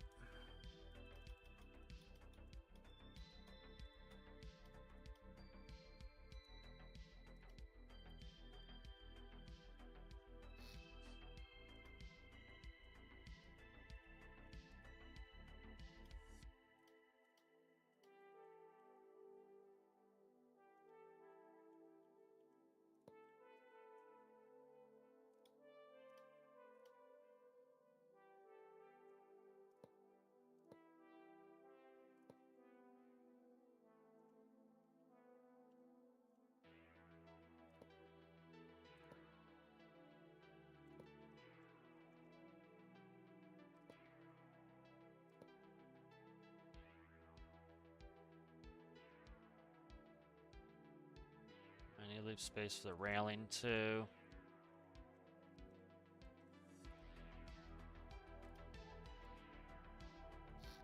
Okay. We're in the stack, so I can cut this for a headway so we can slide it, which is nice. That actually works out. Pisser. This right here screws me. To be able to cut in head space for the stack. It's gonna suck.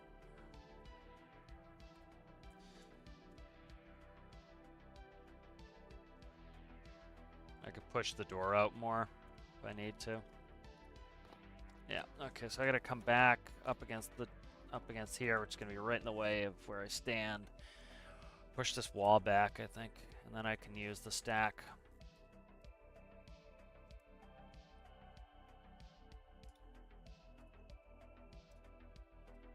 You got all this wall?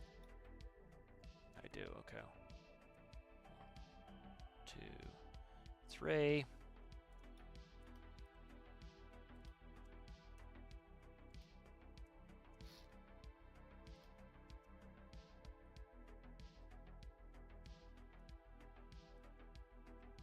Oh, they are 2 bangers. Okay, I thought they were 4s. Damn it.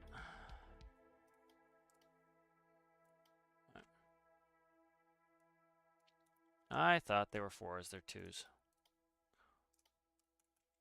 Yep, they're 2s. They're alright.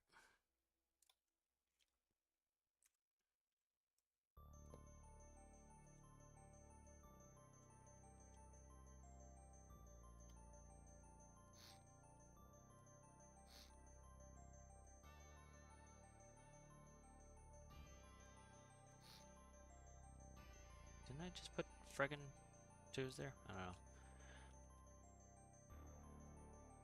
Yeah, like there's more plain fill stuff. This plain filled off the hull. That's why I hate that bucket. It's just, it paints so much crap that I don't want.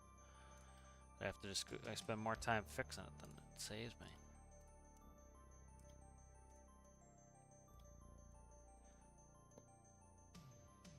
Okay, there we go. Eventually I'll remember to put some symmetry on when I need it.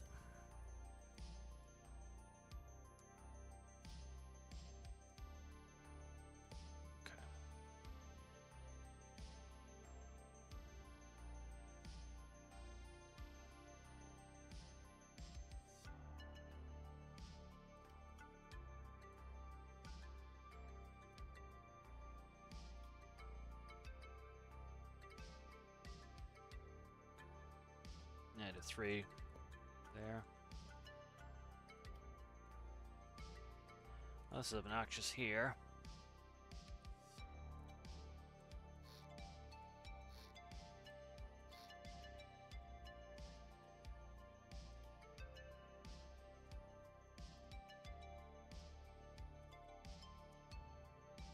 Expand my bridge out a little bit, I think, if I can. Let's go 2 more. was the original plan. All right, let's do that.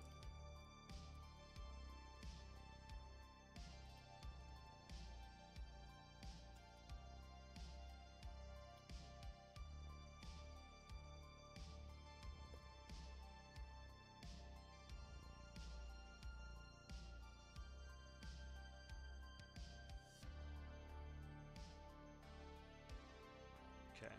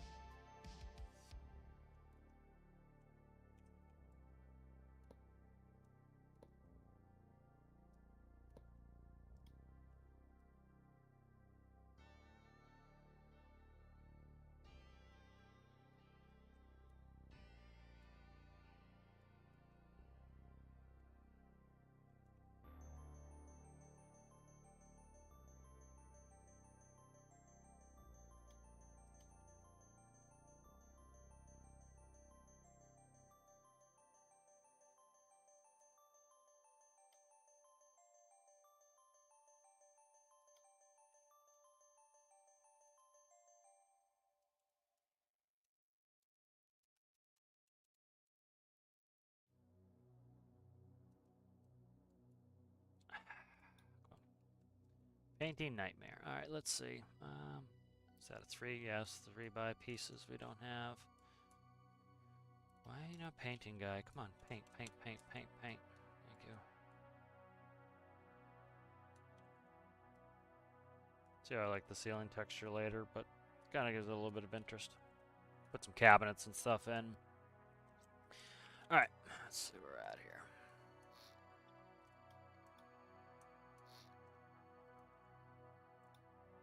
So I like the staircase to go forward, so we will grab this.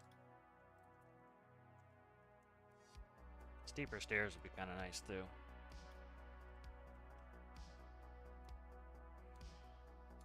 Can I cut into this one? Not really. Okay, that's fine.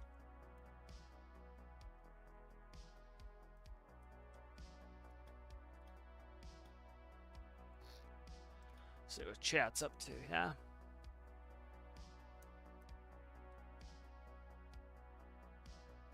That'd be cool, opening stern ferry, yeah. Yeah, shorter railings would be nice for decorations. Alright, we'll see you later, Lieutenant. Let's cut this sucker. Ideally, I'd like to go here, but I really don't get much distance from that. See, I can do 2. Yeah, and I missed that. I can make this work. Let's see if I can make this work here. I'd rather it go this way. Can I cut in here? To a certain extent, I can. So let's try something. Let's go. Cut that. Okay, that right there is the... that right there is the pivot for the stacks.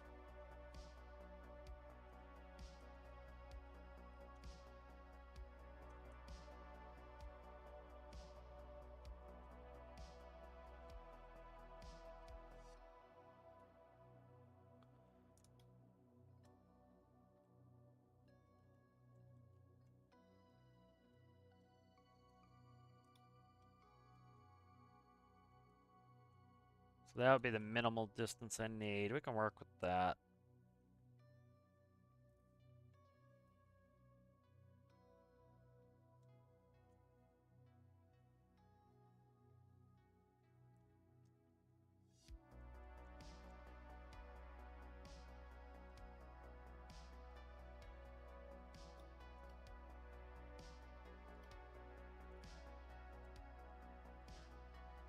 The railing's gonna suck though. That's no good. Yeah, this staircase is a pain in the ass to get in there. I have to do a lot of this just to get the staircase in. Having to do quite a bit to get the staircase in. I could try to block it into the stack, but I need to make the stacks wider. Make the stacks 1 wider, and then I can do this, no problem. Alright, let's do that. Gonna help. All right.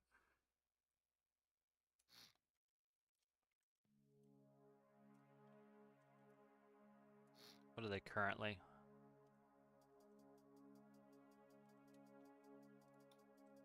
It's gonna do something drastic. Yeah, let's figure something out here. Okay, I can make this one side wider. Let's do that. That's a little less drastic.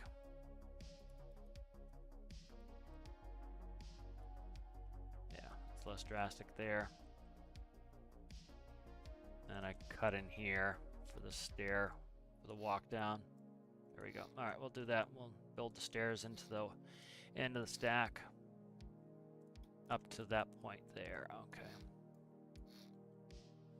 All right, good to know. Right there is where I can go. All right.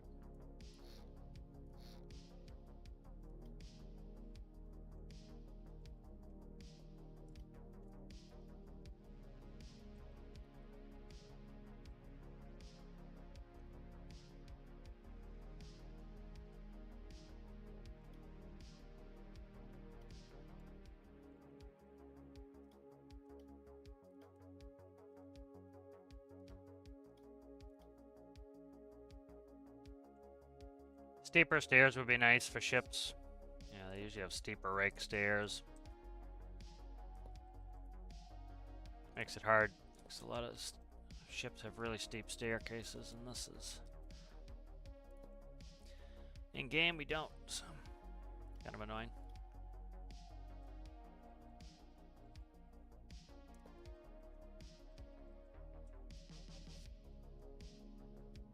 Alright, and then this is going to have to be...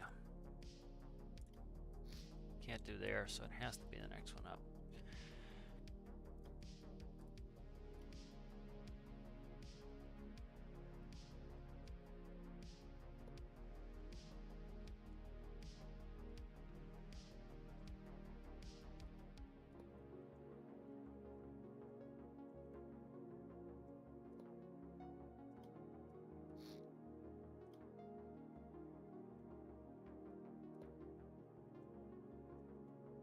Good.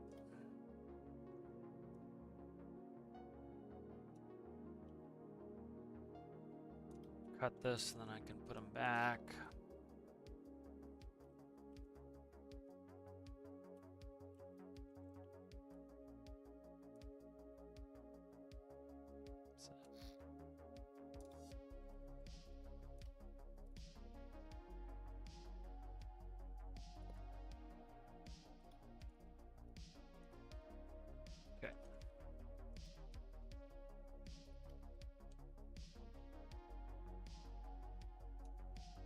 See if we can walk down that without any issues.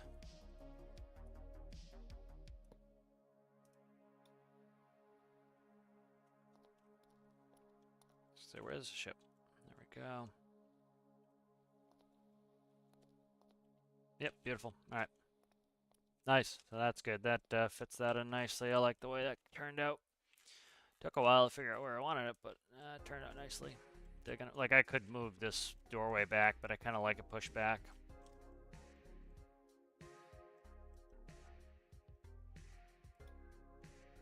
Okay, we'll color that up. And then I think we're going to do a complete wall in there, so...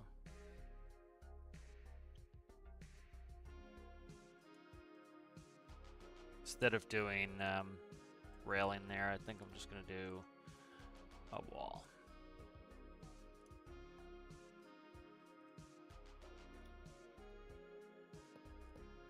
I finally have the space for it. I can do a wall with a door.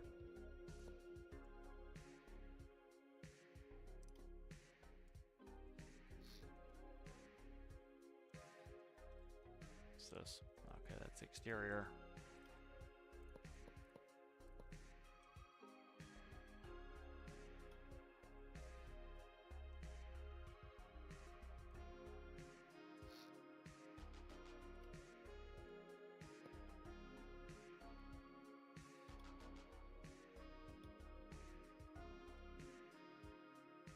Go, and we have space for a door in there. Nice.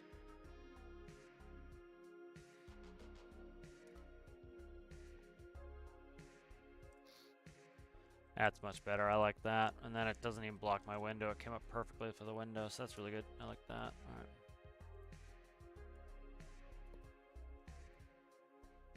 Gives the room a little bit of asymmetry, which is nice.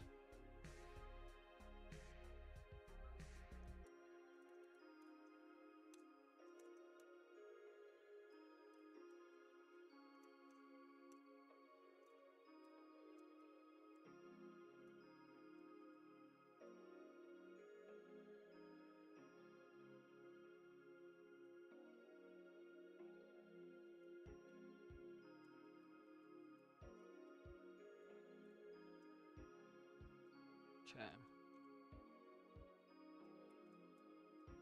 Figure out this line here in a second. So we got two and a 3. 2 and a 3, of course it is.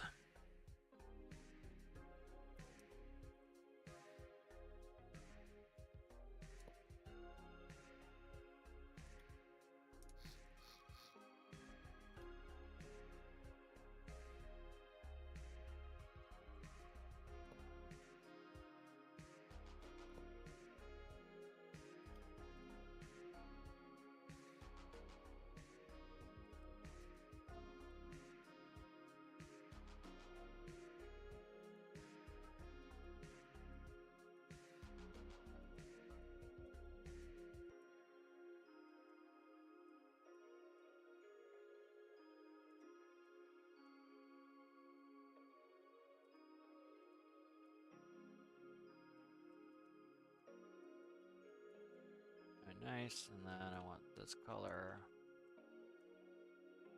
there.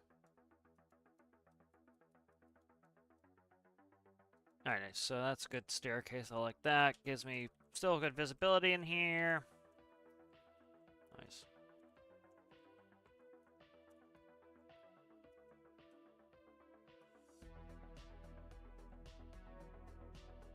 I like the space in here. I could put like a little table or something here. This I want to see what this is all about here.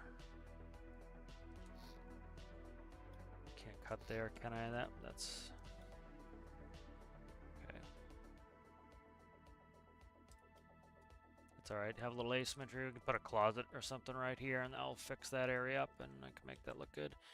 All right, good. So I'm liking that. Staircase good. Let's go test the staircase. Make sure everything moves fine, feels good in there space-wise. I like it feeling a little cramped. Like, yep. Still look out port side. We'll have cameras and stuff. Plenty of viz here. Yeah, it's symmetrical viz, so it's not like I'm losing any on that other side. Nice. I might put a custom door with a window in there and windows along the sides. I might do that, see out the back. That's probably what I'm going to end up doing. Staircase feels good. And then we'll make a cascading staircase under it. So good. Oh, that's good, Zachy. Always good to make some progress.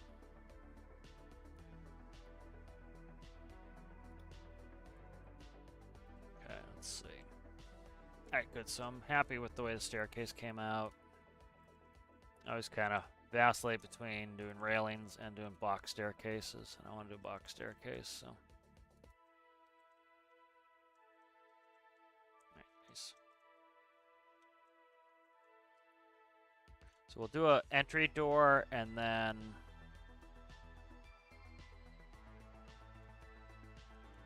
on each level, I think.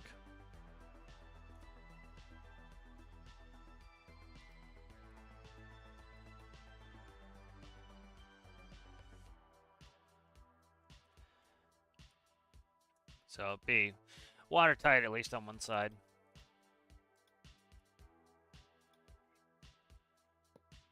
So like this, you know, this will be... What the fuck? I meant to copy it and I didn't. There we go. Okay. Jesus. Cat was jumping on me as I was trying to do it, so I got distracted. Pushed the wrong friggin' buttons.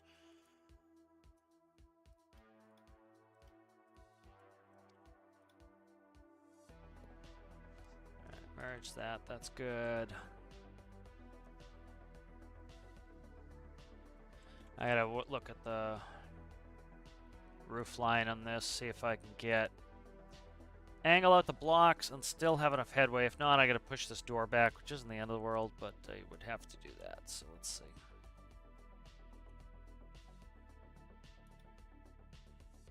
I don't want to do black blocks. It's gonna be a pain in the ass to fix. See if I can.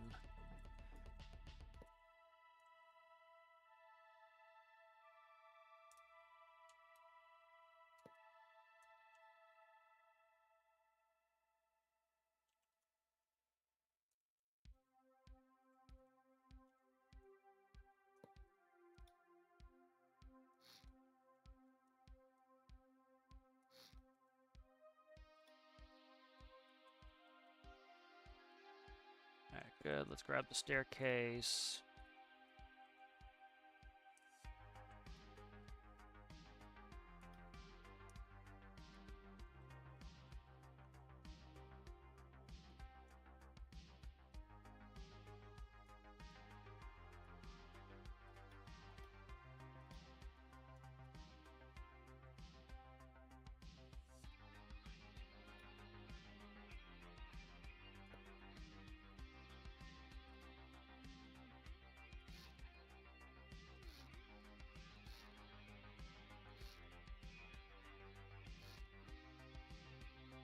So I either want to do a closet in there, which what I'll probably do is I don't really think I want a closet, is I'll just do it like this.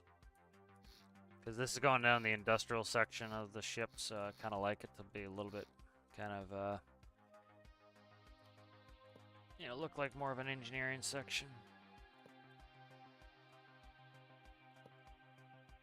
A little bit more raw. Like that.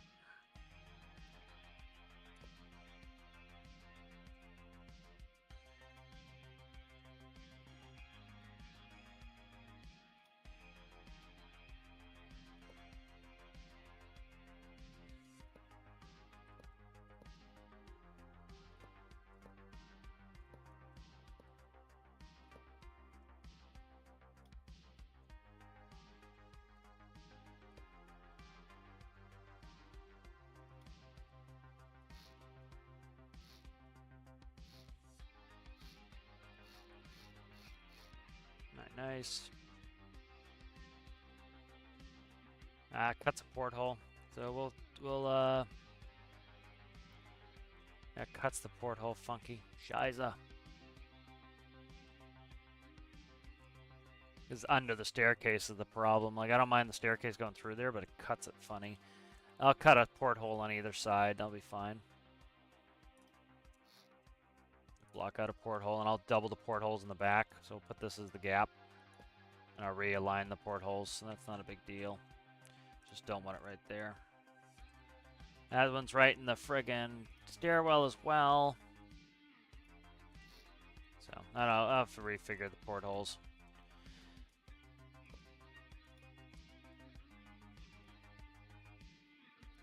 Okay.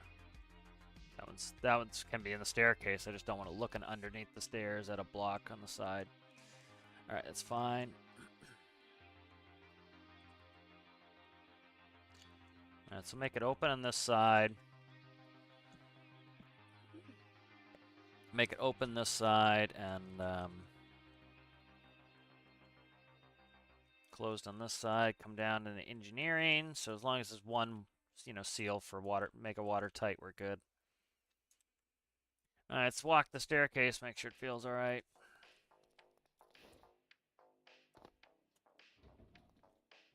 So come right in the entry door, go right up the bridge. Nice. Makes it easy to get up and down when I need to, because I don't have a staircase out here. So that makes it easy if I need to get down the next level. It's really easy, piece of cake to get out here. Feels good. Alright, want to go down another level. Watertight. Fix that, but that's not a big deal. Alright, we're down here. Okay, good, good. I gotta go down another level. God damn it. I thought I was at the bottom for some reason. I wasn't looking. I got another level to go down. This should be for the bottom level. I might even, we'll see, I might do railing for the engineering section.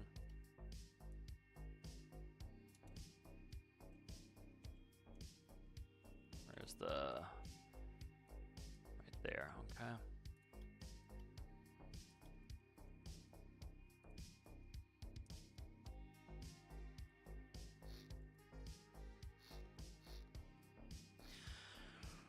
Oh, symmetry. See, this is why I don't like that friggin' thing. It paints in between the blocks. It's just, I don't care for it, man.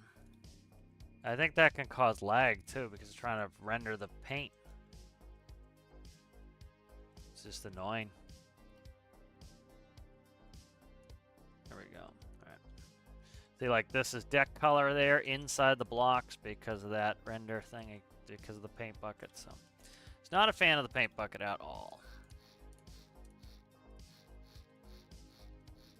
It's not the end of the world here to fix this.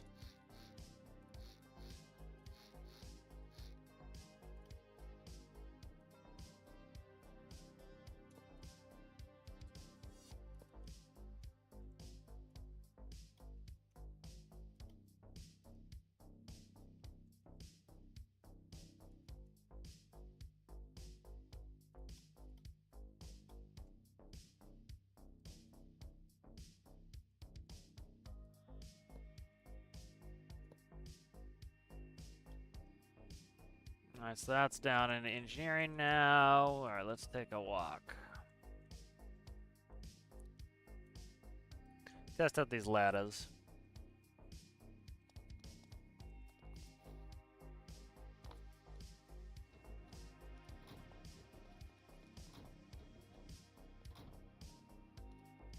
Alright, so here's the more of the living quarters area here.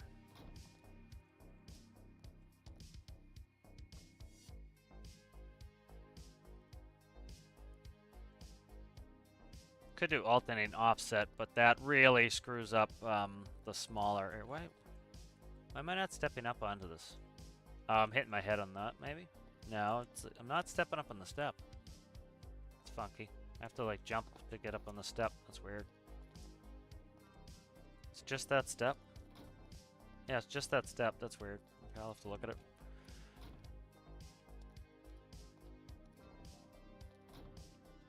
Okay. I'm liking the general feel of this. Like, alternating the staircase would be here. That would ruin this room. This would be too small. And then, like, this one, you could do an alternating this way. Maybe I'll alternate it on this one. That's what I'll do. So, yeah, we should be able to alternate down to engineering. And that will put it on the outside wall, I think. Let's see. Where's it at? Still won't be completely in the outside. Oh, it's one off. That's why.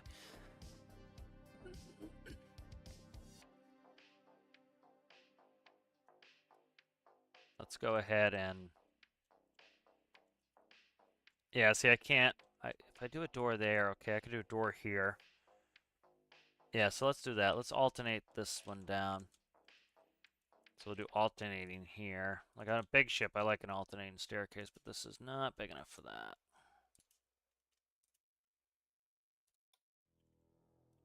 So we'll move the alternating staircase right there.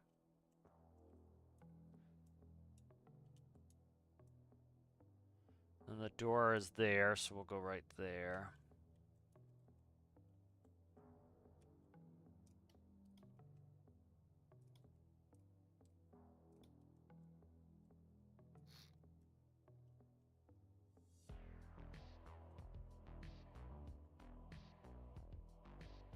It takes up some of this room too. Let's just go stick with what I had. It's gonna screw with that room as well, so I don't want to do that.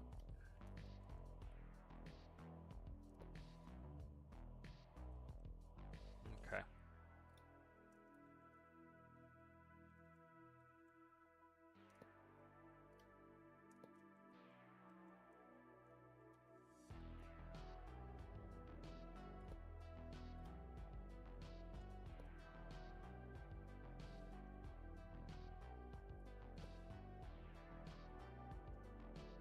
Might do railings for the engineering section here instead of walls, but we'll see.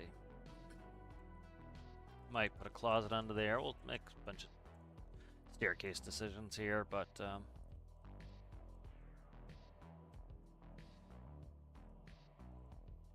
alright, so I'm digging that. That works. Alright, we can get up and down nicely. Oh yeah.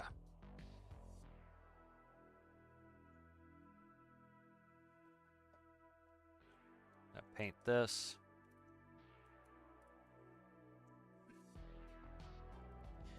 Alright, I want to try to get this ship up to the point where it is running so we can use it.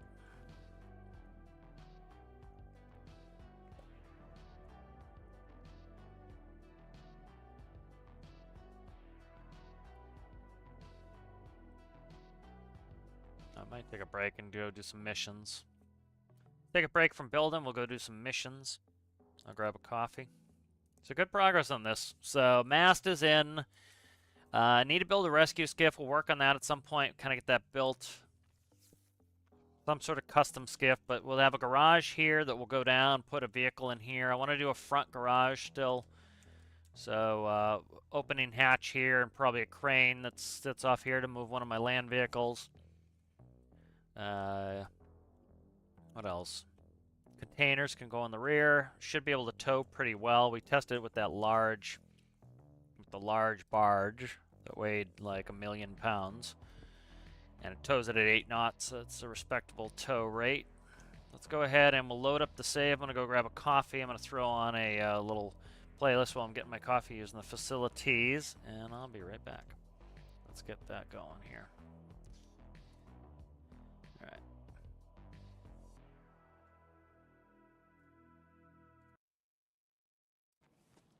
Yep, Bush is here. It's the Raiders coming. Come to me, just come upstairs.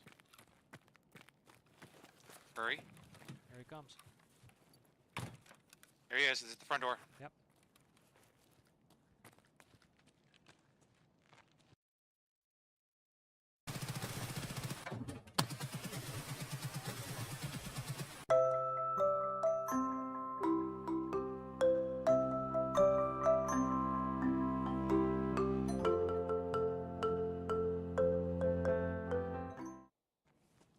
Yep, Bush is here.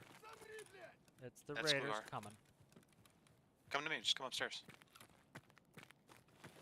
Hurry. Here he comes. There he is, he's at the front door. Yep.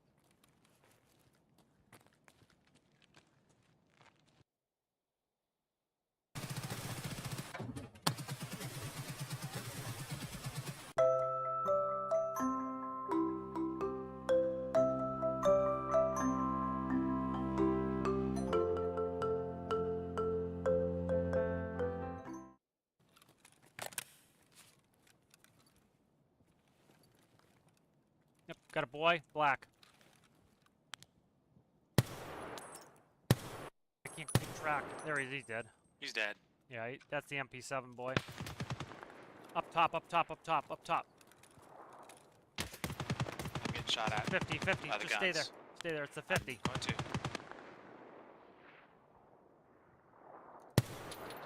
Dead. Nice. Good shot. night, ma, son! That was good.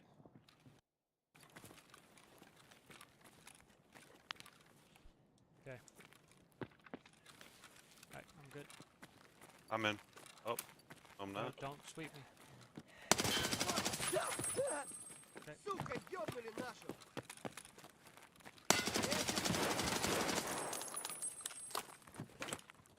Going up. Watch 2. You're on 2. I'm on 2.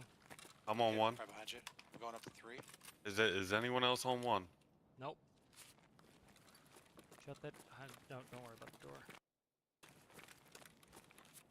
I need a backpack, you see on. People outside in the bushes. Yep. Okay. Alright, I am back here. So let's go ahead and we are in the actual career game. So let's see where we're at. I forget where we left off. Oh yeah, I didn't do the tugboat offline, so I forgot to move the tugboat.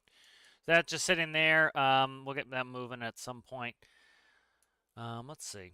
I actually kind of want to do the mission. Let's go ahead and let's teleport over there and do that. Let's get that moving. We'll do at least a little bit of that. Check out chat. Maybe we'll look at some of the... I'll look at some more pictures of what I want to do with the system, with the ship there.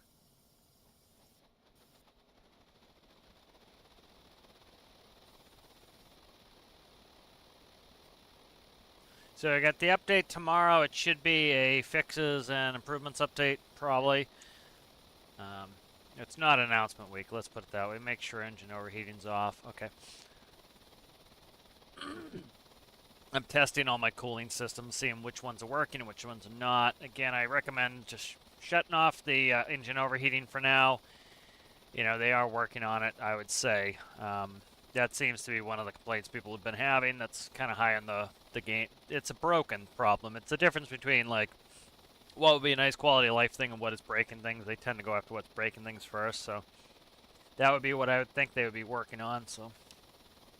Alright, so we're currently, for those who may not have seen yesterday, we're currently taking my crane barge, and we're heading over from Spy Cakes down here, and there is a underwater pump that needs to be recovered and then brought over to FJ. They really need to buff this mission. You know, that's a lot of work for that. They buff some other missions. I wish they'd go through and just like they need to pick a day and be like, hey man, we're gonna buff, or not, we're gonna balance all the mission prices. And instead of doing it like, oh, people are complaining about X, kind of take the hint that, you know, let's go through and look at all of them and kind of make sure they're all in line. That way it doesn't feel like, oh, you fixed this one, but then this one's wonky too. So, all right, we're going to head there for a little while. I'm going to look at some reference material, kind of look at some more stuff for the tugboat. Or it's not really a tugboat. It kind of looks like a tugboat. So, the new home ship for the Career Build Series Live. So, I'll kind of look at some reference materials, some of the things I want to do here. Like, let's see. Let's look at like some workboats. I always like Damon. Damon is where I get a lot of my inspiration from. One of the things I like about Damon is they have, you can download the specification sheet. They have really good diagrams. So like you'll probably see some that are quite familiar because I do get a lot of inspiration. But like one of them is a replica. Like I have my 2111 is an actual replica of it. So like you see, you can download the product sheet there. And that will give you schematics and a bunch of specifications for it. So like give you a lot of views of different parts of the vessel, so you can like get a good top-down view for scaling. You can measure this out. Like sometimes I'll take a picture of this and I'll put it in paint. So like if you were to do, let's see, I'll do this real quick. Like if you do that, go in paint. And you know that the ship, let's go back to Damon really quick. So if you go back to Damon and you say, okay, the vessel is... I hate, the problem I don't like with the website is like you can't back up. You have to go all the way through again. But like if you know that the length is 21 meters long, you can always take it in the paint and then you'd be like, okay, you can measure it. Be like, okay, from here to... So right here is that right there on 100, and then to go to there is, I can't really see it all that well, but it's right there. You know, so you can measure the pixels, and then you can say, okay, it's 428 pixels per 21 meters, so you can do pixel to meter. So like say it was 428, so 428 divided by 21, that's 20 pixels per meter. And then you can measure the pixels this way, and that will give you like, you know, you can do like tiny measurements of like, oh, how big should this locker be? And you'd be like, okay, it's 1, 2, 3, 4, 5, 6, 7, 8, 9, 10, 11, 12, 13, 14, 15 pixels. You know, and that's a good way to measure. So I like Damon for that. But let's see if I can find some of the other. Triton was inspired by a Damon ship. I don't think they have that ship in their catalog anymore. Let's see.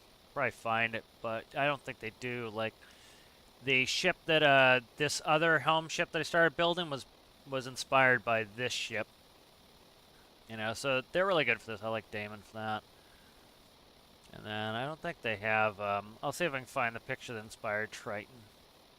Like, this is a cool new one. That one's huge. There's no way, 160 meters. But that's a cool ship, nice and big. But even like something like this, get good inspiration for like the crane designs. You know, some cool stuff like that. But that ship's enormous. Let's see what else they have in Damon. They have some cool stuff in here. Some of the cargo stuff. Like the other, I did the T800, so here's the 800. This one was a replica I did. It's actually my most downloaded workshop thing. So that was, I really like this one. This one was a good ship. Yeah, the nice thing with this is, you know, we have, I forget, I think it was 55 meters, I think, is the large, I think 55 meters for the large workbench. So, like, when I'm coming in here, that's not the right one. I screwed it up already. Like I said, you got to go all the way back, which is annoying on a lot of stuff. Unless they have a click button they added since I've last looked. But here, where is it? Tankers, 800. Okay, that's why. So here it's 49.92 meters. So that's why I picked that ship, was it can fit in the regular workbench, so I didn't have to scale it. Triton had to be scaled. So that's just why I like Damon for a lot of that stuff. Let's see how far out we are. Get a quick time on that. Yeah, so I'm not going to wait too long, but we'll... do I have a bed in here? I do. So let's go ahead and sleep and get a mission. I'll teleport. So let's go ahead and make sure no clip is on. If no clip's on, we can get a mission anywhere. So what I'll do is I'll sleep. We'll go back. I'll do the mission, and then I will... If we don't... what I should have done is done a close one on the way. Let's see where we're at here. Buoy tender. Let's do this. Let's actually try this. Let's do no clip off. As long as I'm doing missions, I don't mind, but I don't want you guys sitting here 30 minutes of me just putting around, trying to get there. Meant to do it off screen so that I'd be there. Let's see. Extinguish 3 fires. Let's see how far that is. Because this one, I have a kill switch on this. I need to put a kill switch interrupter on this where I can shut the kill switch off. What happened to the mission? It's up here. It's behind me, sticking up your ass. Ugh. Alright, let's see. What is that? Okay, that one's still hanging. Get another mission.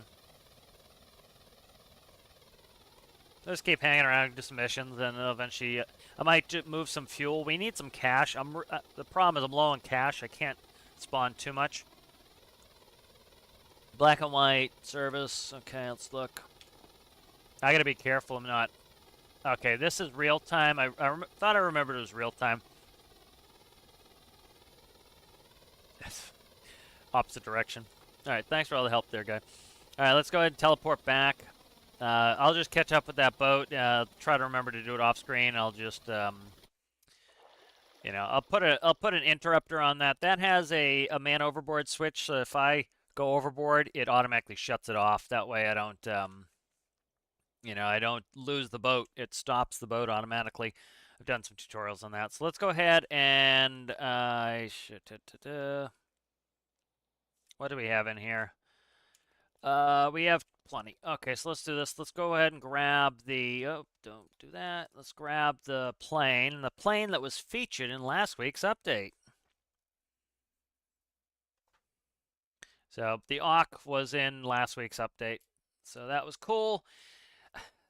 I'll do a mini rant for a second here, but I'll show you guys. So this was the Auk featured in last week's update. This is something that I really like. The people who get their pictures in there almost always universally love that their picture was shown. It's like, it's just a cool thing that devs do for the community. You know, their PR with the community is pretty weak. And so this is one of the, I'd say, the good things they do PR-wise, and people complain that they don't give credit. And they've explained why they don't give credit is... Like, this could be my, let's say that I made everything in this picture, but let's say that this is Neat Knots, okay? Let's say that NeatNaut puts this on the workshop. I download NeatNaut's plane. I fly NeatNaut's plane. I take a screenshot that's a good screenshot of NeatNaut's plane. I put it up. If you look at for those who don't know, if you go in here and you go to the official and you go to Vehicle Showcase, right here on the top says Vehicle Showcase for creations made in stormworks. Image messages only. Images may be used in announcements. So when you're putting your picture in here, you're giving them permission to put your images in the announcements. They don't have to credit it. If you put a picture in a public place, there is no people can copy it, they can do whatever. Like you can right click and copy. All right. And so right here, that's what these are for. And so most people think it's a positive thing that they're doing this, but some people will get all grouchy about that. But anyway, I could take NeatNaut's plane, I could fly NeatNaut's plane off the workshop, I could take a screenshot and put it in here. And if the devs credit me with the screenshot, people will think that I made it. And so that's what they're afraid of. They've explained that. And so it's better just to show the picture. Hey, these are cool things, and I would even put the headlines in there. Hey, these are some cool things people in the community are building this week. That's what I would do personally. Here are some cool screenshots the community's made this week. And, that way people aren't fighting like, hey, that was my build, I should get credit on that. And that's why they don't do it. They've explained that multiple times, and I actually kind of agree with that. It's better just not to worry about it than, I don't want them spending all day trying to find credit. Just pick some pictures, put them in there. And then if you go in discussions, Phil, one of the community members, right there, he credits them every week. I do it in my videos as well. I credit the screenshot. If Phil or I get them wrong, it's different than if the developers, credit the wrong person. That's why they do it. But anyway, so that was featured in it, and I think it's a cool thing, but you'll get people complaining about it. It's a nice thing they do for the community. I'm thrilled every time they choose one of my screenshots to put in the update. It's a cool thing that they do for the community, and I don't know, some people want to make it out to be some sort of bad thing. It's like, dude, they're just showing off people's cool stuff they're working on in their game. It's like, some people just want to be grouches, but, I think it's a cool thing. Pretty much everybody I've ever seen, some people get really thrilled they've never had theirs in there before, and it's a fun thing. And some people just try to ruin it with negativity. All right, so let's see. We've got some jet fuel here. I just want to make sure I have. This should be full, but I'll go in the back and double check. I have a fluid anchor in the fluid port in the back. I can check it.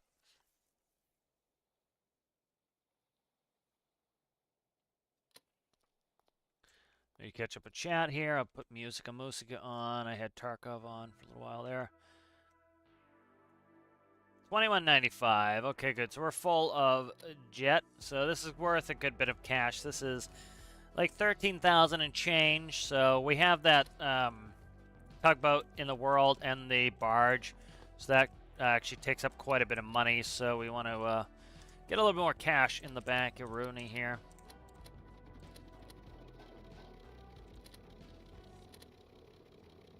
All right, let's go. The mighty Auk. I will release the Auk when it is done. No idea when that's going to happen. I'm trying to keep the builds, like I've said, simpler for the live series here so that I can get them released. Like most of the stuff I'm building in here, I do some stuff off, but it's like you can see how long some of the stuff can take. That is pretty cool that my oil recovery thing sunk, so it's full. We know it's full of oil. So I'll go recover that at some point. And maybe do a barge. I think I started building a recovery barge. So what I can do, we just didn't have the money. That thing's cheap. So what I'll do is build a recovery barge. That was me pissing oil in the ocean. So it was my fault that happened. So this thing runs very cold now. It has, so one thing that was kind of new, I can't show, I showed it in one of the lives, is I use an impeller pump now, and it's engine driven, and you can down gear it really low. So it uses a very little amount of power off your engine, because you only need something like 7, I think it was like 7.2 RPS gives me maximum pumpage, essentially. So if you're running your engines at, let's see where we're at now, 1257. 1257 divided by 60, so that's 20 RPS. So if you did about a 3-to-1 facing away from the engine, so down gearing, you would be getting maximum flow rate, and because you're down gearing it, it is very little bit of power. You're not taking much torque away from that engine, and so it's you know, you're using a very little amount of the RPS coming off the engine to actually turn that impeller, and so that's you know, you don't actually have to use much, and that's pumping really well. That's giving me really stable flow rates. What is that? I see something down there below us. I don't know what that is. Is that something? Oh, that's hospital boat. Okay. But yeah, so that, just check temps. I have temps off, but we should be good on this. This one, the cooling system works well in this now. Alright, let's see where we are in Chatteroni here. Citrus is back. I moved the tug a little bit closer.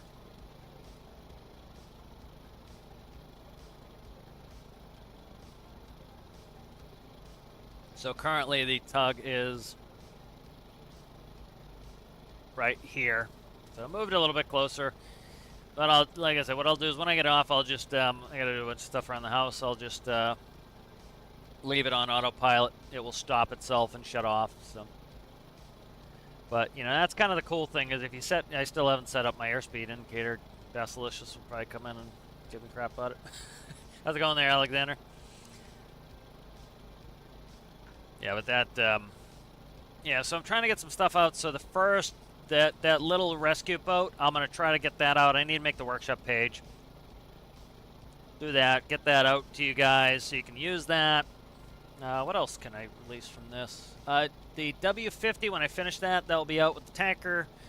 What I plan to do is, you know, one of the reasons I'm moving fuel pretty reliably here is I want to empty that refinery out. So that's not too bad. I can keep sending the W50 to fill up, which I should have moved that over. I'm low on money, though. That's the reason I didn't do it, was, you know, once we get some more money, I can have the W50 loading. I can even fill up the train, but then I still have to shuttle it with the W50, so it's not a real time savings. And then what I'll do is I'll keep shuttling I want to shuttle all the diesel and the jet fuel from the refinery into the base. And then I'm going to despawn the refinery. And then I'm going to switch to the refinery that I made in the tutorial series. And what I want to do is continually make that better and a little bit more advanced and release that as kind of a more updated, better. Does the refinery have limited storage? Yes.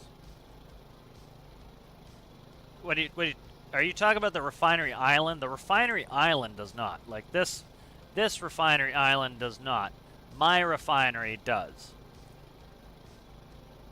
Yeah. How's it going there, Rasmus? Yeah, my refinery... it holds, I forget, it has I think it is like two 14,000 liter tanks for oil, and then it has a 14 and a 14 for, no, I didn't even split. I'm thinking of the big one. The smaller one that I did for the tutorial, it has essentially a big oil tank, and then the jet fuel and diesel are about 50% of the size. Let's see if I can get one.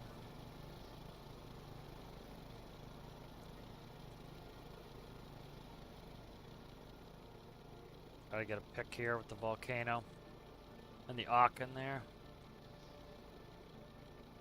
See, I might go like this.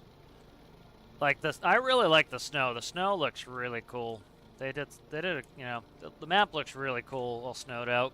It's nice to have seasonal events. Like, I used to love ARC's seasonal events just for that. Was like, you know, just adding some different, like, it makes it feel special. It's a special time of year. We get the winter in game. It's kind of nice, you know. It's, you know, like, I still remember, like, one of my favorite events in ARC was in the Christmas thing. They do Raptor Claws, and it's a raptor who flies through the sky at midnight in game time. and they drop presents.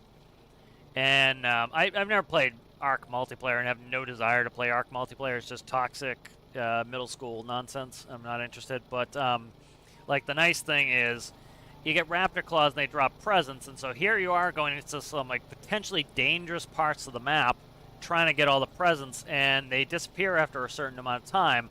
So you're like getting ready for midnight. You get your fastest mount, like I'd get my Argent or like even a faster flyer, and you'd go from present to present, and it's really good gear. And so it was a fun event, you know, and it's very memorable, and like stuff like that is like I can think of some of my memorable Ark experiences, and that is up there, you know, is raptor claws, and it makes it kind of feel special that, you know, you have something go on cool that time of year.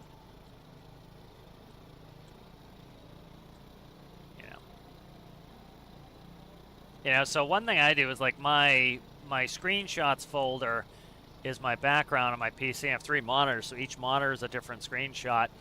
And so like they do it chronologically, so I'll get like 3 screenshots from a certain period when I was playing the game, and it's like, oh, that was a cool build, I forget that build, or oh yeah, that was a cool play session, you know, I remember that rescue, and it's kind of cool to be able to kind of like go back and experience some of that stuff.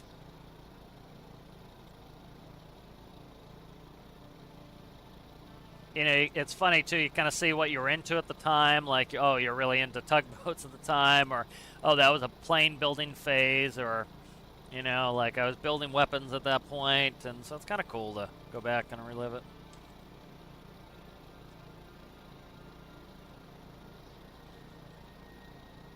Knock off a little speed here, make sure my prop's full for it, I think it is. Yeah, RPM's about pegged, so we should be at full. Right, let's see, landing lights are on, flaps are set, landing gear is down, 3 green, clear to land. Like to do a cap air, I have, maybe I skip back to cap air.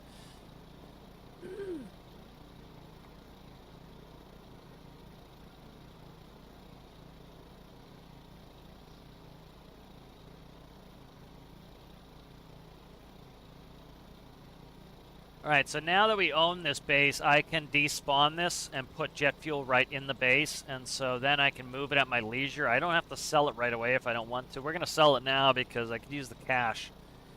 But this is a good, you know, this is nice to own this base because I can spawn the vehicles, I can move the fuel.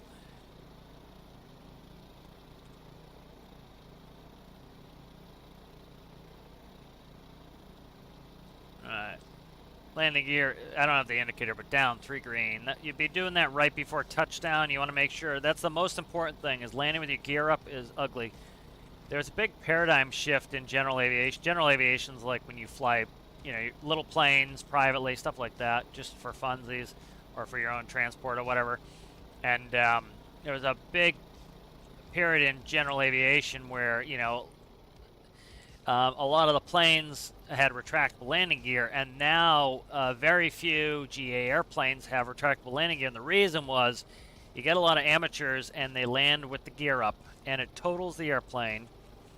And so the insurance premiums would go through the roof, and so they would make, you know, so now most general aviation airplanes just have fixed gear because, you know, the insurance is so much for retractable landing gear that it's, you know, you know, it costs you way too much money to have to pay for the insurance, so, because people ruined it.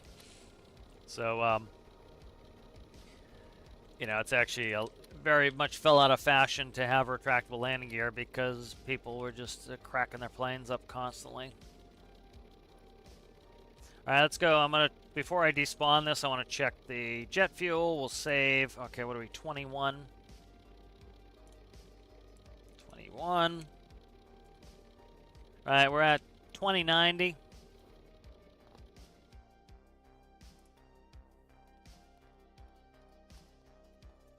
All right, 482.86, we're good. All right, let's go get my pumping truck. So let's do the pumping truck.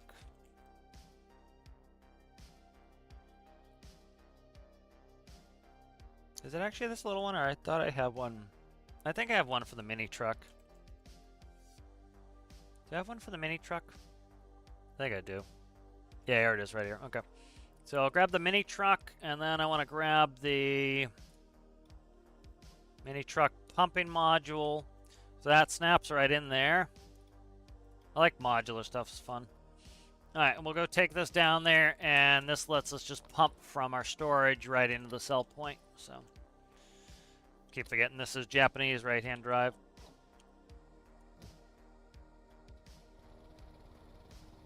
I got the old hot dogs. I like a hot dog now and again. I haven't had one in a while.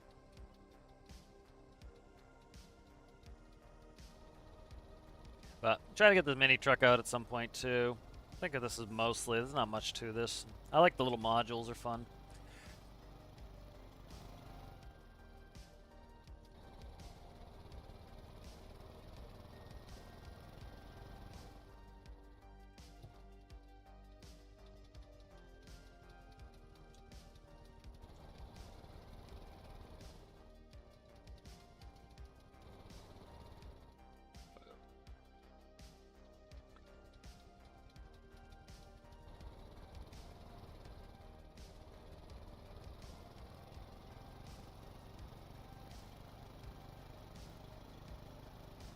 So I'm curious what fixes are going to come next tomorrow. Should be the update. So probably a bunch of stuff that are kind of high priority. Like what I would say is high priority right now is definitely some of the cooling stuff. I got this on me. Like fluid ports. Fluid ports need some love. I have this backwards, I think.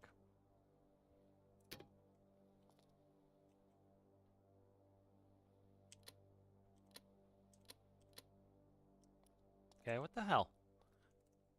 Electrical problem, maybe? Okay, I don't know what the hell this is doing. This is going to be annoying if this doesn't work for some reason. There it goes. Okay, it needed to be attached. I forgot it can't be move when it's in my hand. Alright, there we go. We're good there. But I would say like fluid ports for raw water cooling is something people are really kind of champing at the bit for, and fluid ports in general, something like that.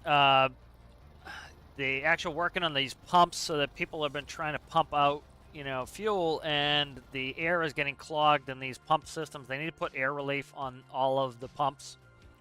So having the devs go through and do that, I think, is kind of a necessary thing they should be working on.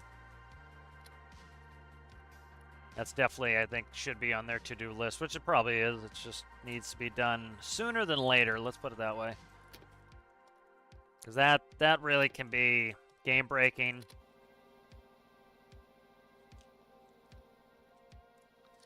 Yeah, the fluid port thing is breaking a lot of the raw water cooling for people's things. Either that, or they come out and they say, hey, we don't want people to be doing raw water cooling. You should be putting it through a liquid. But I think in that case, they need to come out and say, hey, you know, we don't want you doing raw water cooling. It's not really realistic, so we want the game to have some level of realism, so you need to put it through a liquid. And so because of that, we've boosted the liquid so that they are more effective. You know, we've boosted them by 25%. So they should be more effective and in line with the raw water cooling, but you still have to do this.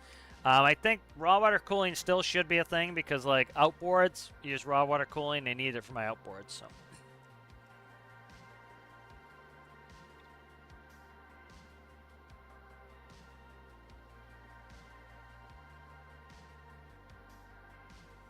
Yes, yeah, that's what I'm saying. Like, outboards have raw water cooling. Large ships don't because they have the space to be able to do liquid exchanges on them.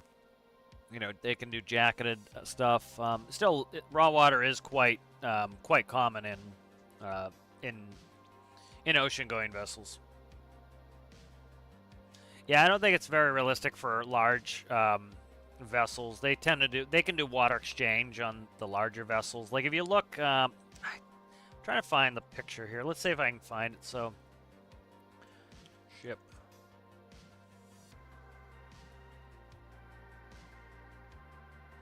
Like there's a couple. They put like the pipes on the exterior of the hull. So let's see. Ship exterior piping. See if I can get a picture of it. Yeah, they'll have like these. I forget what they're called. They're like heat. Let me see if it's ship heat exchanger.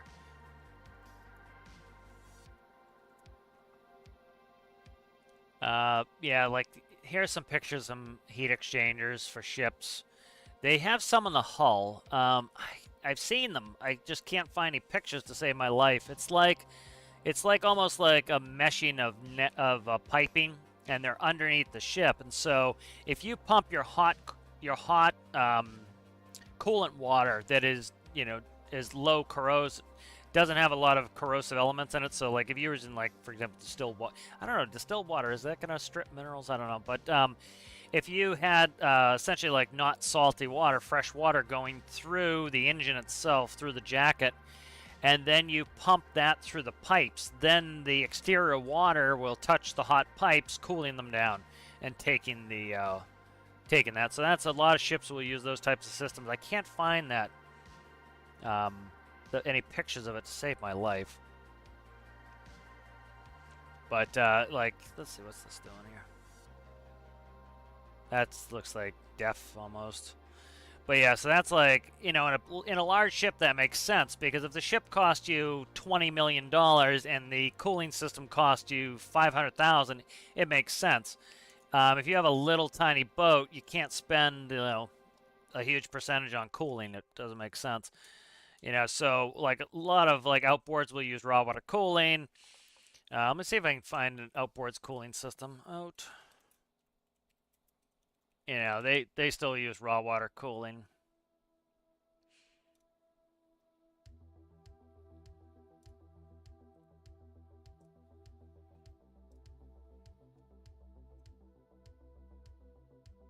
It's like here's an outboard. You have a cooling water inlet comes in the front here. It goes up through the water pump. It goes up through the jacket. We'll go up through there's like a fuel cooler there. You have your thermostat here to let things through, and then it'll come out, and it usually goes through the propeller and mixes with the exhaust, so it's wet exhaust. So the exhaust comes through, mixes with the water, and then shoots out the back through the propeller there. That's usually how a lot of the outboards will do it. So like, I definitely don't want them to take it away, but they could they need to buff it so that it works with outboards, essentially. I wouldn't mind if they made this like this. So the negative about it is you get scaling over 100 degrees. Like I wouldn't mind if they said, okay, you get scaling over 80 degrees. So like you'd have to either run your engine really, really cool, or your outboard gets scaling. Most of us take the boat back into the workbench quite often, or you just take a repair torch and you hit it with the repair torch every once in a while. Like, it doesn't have to be often. Like, every once in a while, you have to hit it with a repair torch. So that's, I don't think, too brutal of a thing you would have to do, Let's see where we're at here. Okay, good. We did all the jet. That was quick. All right. What happened to the rope? Did I just lose a rope? Or a hose, rather? Hose, rope, whatever, all the same. No, I guess I didn't. Okay. Maybe I did. I don't know. What happened to it? Did it disappear into the aether? Might have disappeared into the aether. Oh, you bastard. In the drink, no matter what I do. I gotta turn no clip on. I'm not climbing. I'm not walking around. Not happening. Not happening in there, son. Alright. So, yeah, so I like this way of doing this. This is kind of fun. Gives me a reason to run my mini truck, stuff like this is fun to me, is making little accessory vehicles to do jobs.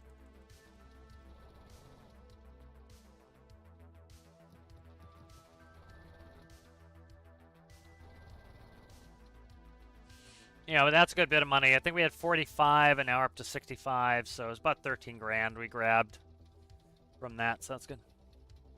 Yep, always in that drinky poo.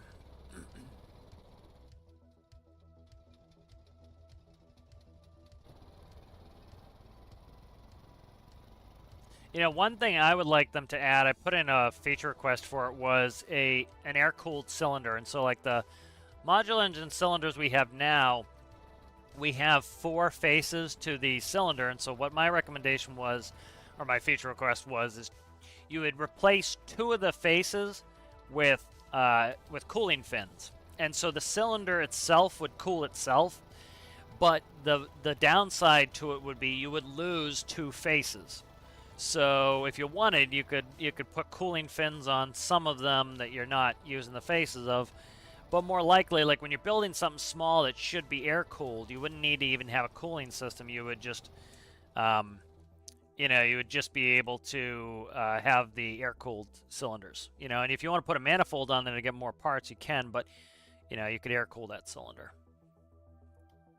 All right, so we're up on cash now. We are up 70 grand. That's not bad. Let's go ahead. I'm going to just slowly keep moving this along here.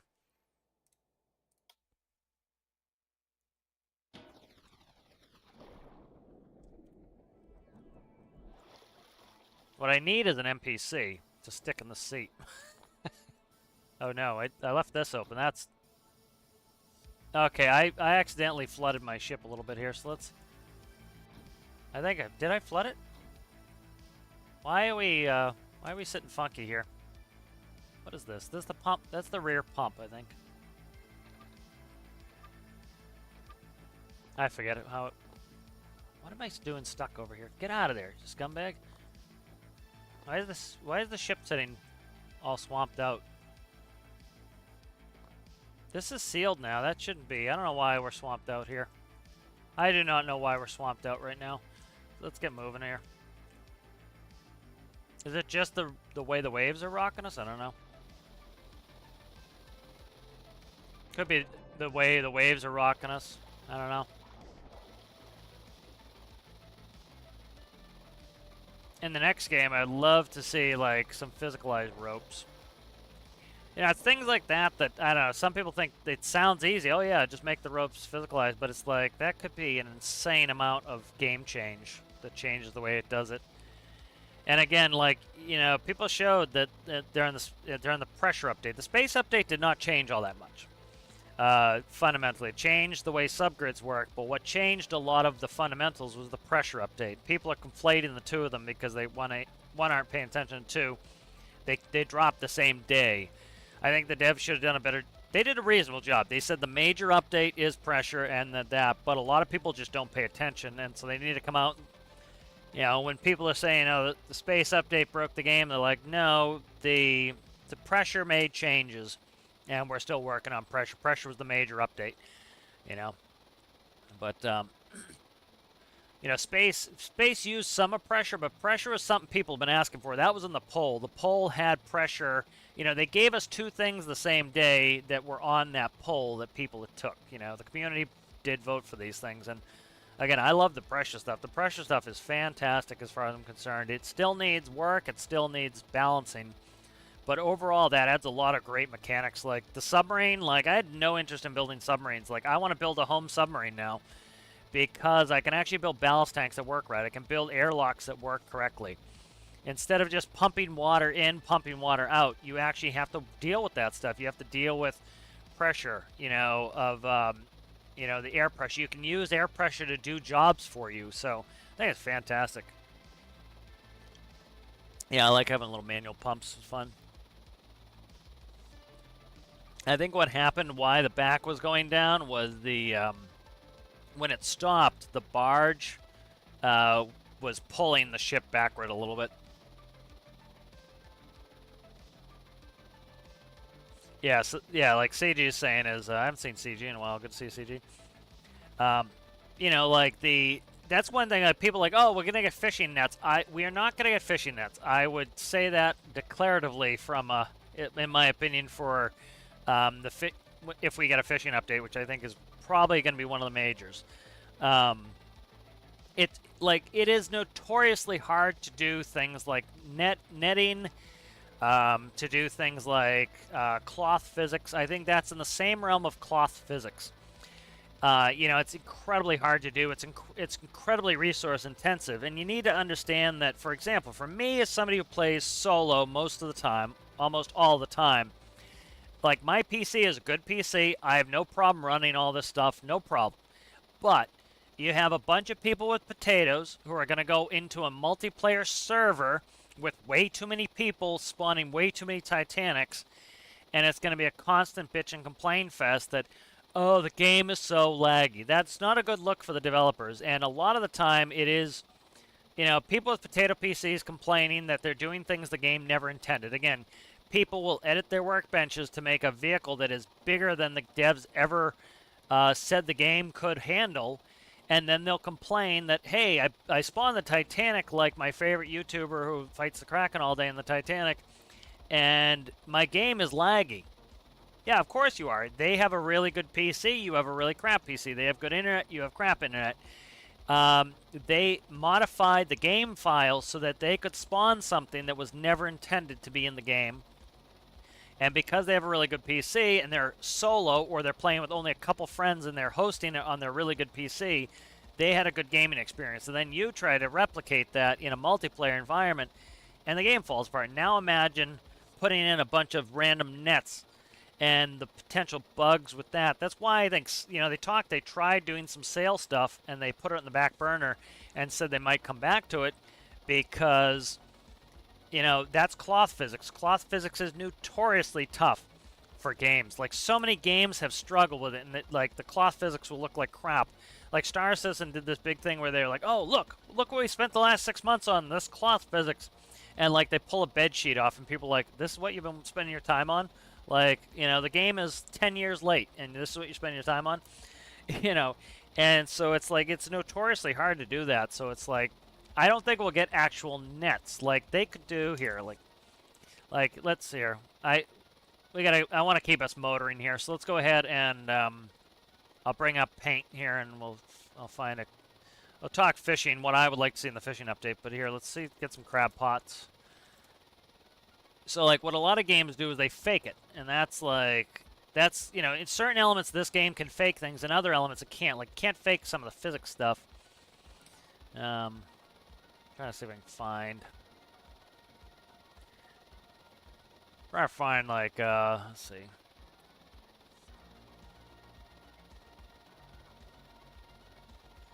Trying to find like a good straight-on crab pot that I can manipulate and paint to make it not look terrible.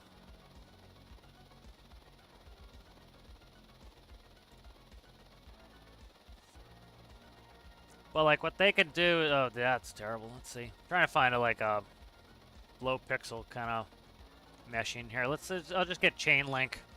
Chain link.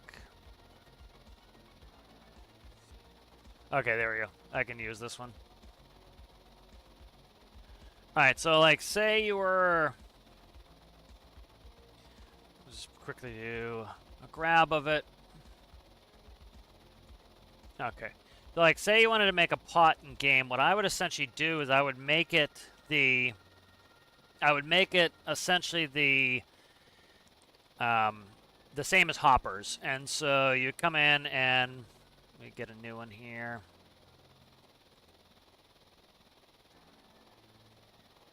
So, you know, you want to make your crab pot, and so grab a bit of this chain link.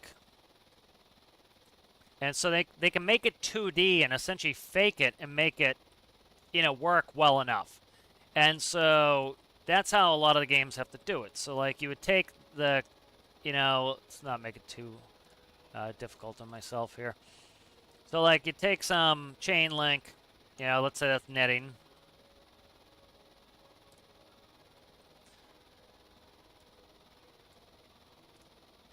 Back it up here. All right, so like you take this and you duplicate this out, and you eventually get to the point where you have that's going to be over at the top. All right.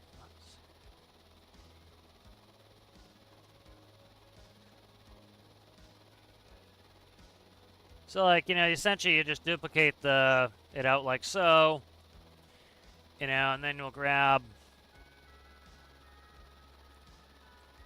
You know, so you make a three-dimensional, like, crab pot, and you just put a texture on it. So it's just a box. It's essentially just the hoppers with a texture mesh on it, is what a lot of games will do. And so instead of actually having to make like netting, you would just essentially do a crab pot with a texture mesh on it, like so. And that's really easy. And then what they do is they change the texture mesh when it's full. So for example, like if you took,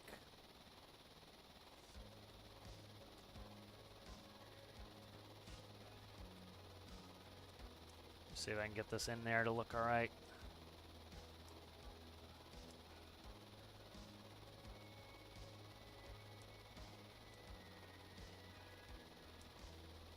It's not going to let me warp it. But anyways, let's see if I can get a bucket in there. But essentially, you know, you put that mesh on all four. And then what you do is you get a picture of a crab or a fish, right? And then you just put that on top of that. So let's see.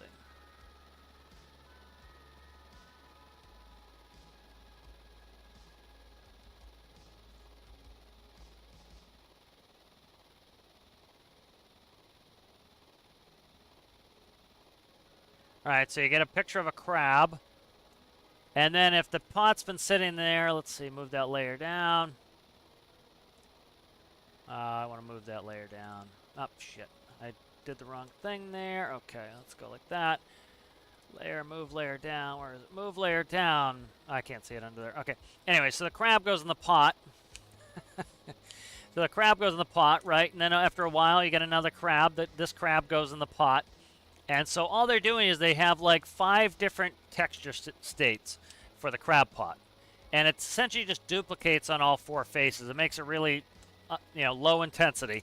And so over time, the longer the pot sits in the water, they have little crab icons. And so the first one is 1 crab. That's 10% full. And once you get to 10 crabs, it's full. And then you pick it up, and then it turns it into a physicalized object. So as you know, and then you pull it out. So like, I talked about how all they have to do is use mechanics already in the game, which is why I think fishing is definitely doable, is by making it hoppers, by making it like coal. They already have physicalized fish in game. You essentially, you press E on the hopper, which now looks like a crab pot. All they did was, put a net-looking face. It's actually solid. It's a solid brick, but it looks like net. You don't actually have to make it net. It just has to look 3D and look like net. And then you reach into the crab pot by pressing E, and now you have a fish or a crab or whatever the hell's in there. They do use crab pots for fishing. They bait them, fish go in there and get stuck in there as well. And so over time, each state of it. So like, it's pretty easy, I think, to code. Is they say, okay, you're in zone. Let's say they have zone 1, 2, 3. 1 is low fish, 2 is medium fish, 3 is high fish, right? They could really easily add something to the map. So like you go on the map here, and like we have, which is the best one? Wind, probably. So like if you look at the wind map, right, you essentially do one of these maps, but it's for fish, right? Same thing. They could even duplicate the wind, and it would be the exact same as wind, but it would be fish. So you have 3 fish states: low, medium, high. And so if you put a pot in the red, it's going to get full in, say, 10 minutes. If you put it here, it's going to get full in, say, 20 minutes. If it put it here, it's going to get full in, say, 30 minutes. And so you put 10 pots out. By the time you've dropped your last pot, if it's in red, you're probably ready to pick up your next pot. You go, you pick up the pot, you put it, you pick it up with a crane. So what do? You add a rope anchor to your pot, you add a rope, you add a buoy, and now you have a buoy. So it's at the top. You go ahead and you hook it to your crane, you winch it up, and now your pot is on board. You go ahead and you press, you either empty it by hand by pressing E and throwing the crab into another hopper that's in the ground, that's in the ship, right? You put a hopper, let's say, under one of these doors or a hatch. You open the hatch. It's the top of the hopper. You throw the fish, the crab, whatever, in the hopper, and now your internal storage in your ship is full of fish. You put the pot back overboard, and you can let it fish again. Or you do what they do is, if you're not continuing fishing, let's say you're done, you store it. So you put it back on the ship. You either rebait it, You know, maybe if, I don't know, you leave a couple fish in there. If there's no fish in there, it doesn't get any fish. If it has a fish in there, that counts as bait. Make it easy if you want. And then, you know, maybe dead fish or bait. That would be something cool. You know, and that would be an easy way to do it. But, like, trying to talk nets, like, some people think we're getting nets. I would say that's highly unlikely. It's like, how do you get the physics to work on that? Some people were talking fishing rods. I think that's highly unlikely. You know, they would have to add a casting mechanic, which would be very hard, I think, to add in game. You know, and it's also like, yeah, it's kind of cool. There are a bunch of games that add where you go fishing, where you cast and catch a fish. But how many people are going to do that for long periods of time? Like trolling, I could see trolling would be fun. Winching something out, like you could have a hook object that goes on the end of a rope anchor, and it will attach a fish. I could see that would be okay to do trolling where you put them behind your boat. But likely what I think would happen is pots, I think, would be the easiest and most likely way to do it, because that gives us something, that gives us a reason to have a crane. Like this could be my fishing boat here. We're pulling up. Okay, there's a... Get unstuck, dickhead. There's a buoy right there. Okay, we'll go ahead and I'll jump on my crane. Crane goes over the side. Like, you know, when people think fishing would be boring, it might be for some people, but okay, here we are. Grab the buoy, click. Okay, we pick the fishing pot up, and I bring it over the side of the, you know, put it on the deck. Okay, I go click on the pot. I have a fish in my hand now. I go click, click, click, click, click, click. So there's a small boat. I do it manually, or you press a button and it dumps all the fish on the deck. Well, guess what? If the pot is over the live well, when you dump the pot, it would all go right into the hopper, and maybe a couple fish spill out, so you have to go, okay, grab the fish, dump it in, grab the fish, dump it in. Okay, good. I take a couple dead fish that are now my bait. As they die, they're bait. Throw dead fish in there, jump back on, put the pot overboard, you know, come over here, disconnect. All right, good. We're going to move the ship up to the next one. I think that would be a lot of fun. That would be a kind of it's more engaging, it's cool. You're building cranes, you actually have to engineer. I think sitting here on the dock just throwing a fishing pole in, you know, for me it would be certainly more boring, and it doesn't really necessarily fit with the theme of the game of building something. You're actually just standing there throwing a rod out. But trolling is where you'd have to like have a, you know, you'd have a pipe with a winch on the end of it, stick it overboard, bait a hook, stick the hook out. You could do that, but I would say it's more likely they're going to do pots. I think that makes more sense. And they can use it with the mechanics we already have in game. All right, let's see. I'm going to read some stuff here. Yeah, I like the manual stuff. That was like, I don't know, they were trying to be helpful, but they were just like, oh, you know, the pumps are very slow on the back of your submarine. You know, it'd be faster if you did electric pumps. Yeah, of course it'd be faster if I did electric pumps, but I don't want electric pumps. I want to make it manual. That's why it's in there. You know, so like I like a lot of those manual parts. Like, of course, you know, electric pumps are always going to be faster, but you know, sometimes you want a manual pump. So yeah, but I like the manual stuff.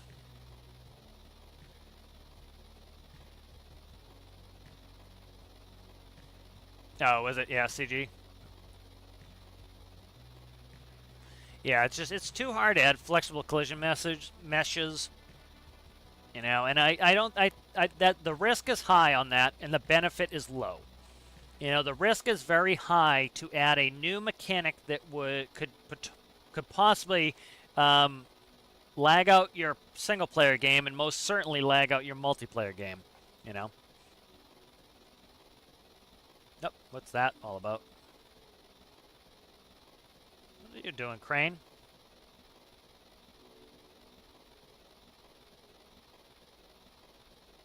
No phantom physics there. This crane took me an inordinate amount of time to get designed where it lined up properly.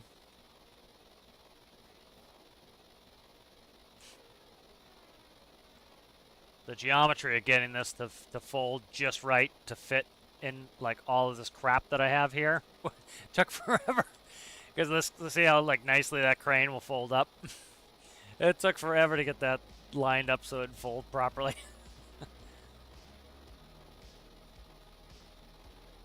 Usually I just leave it in its default position, but it took a bunch of time to get that one lined up right. But like little cranes like this, like this would be a cool little fishing boat. Like you could take out, I don't know. Let's say the pot was about as big around as this, right?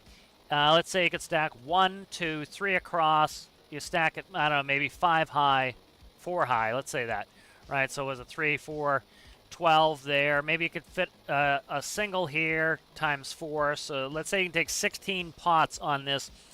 When they're full of fish, they're heavier. When they'd have no fish in them, they're lighter. You know, that could be something simple the devs could add where, like, an empty pot weighs, I don't know, 50. A full pot weighs 250, you know, and then every percentage, every tick below that is a certain amount down.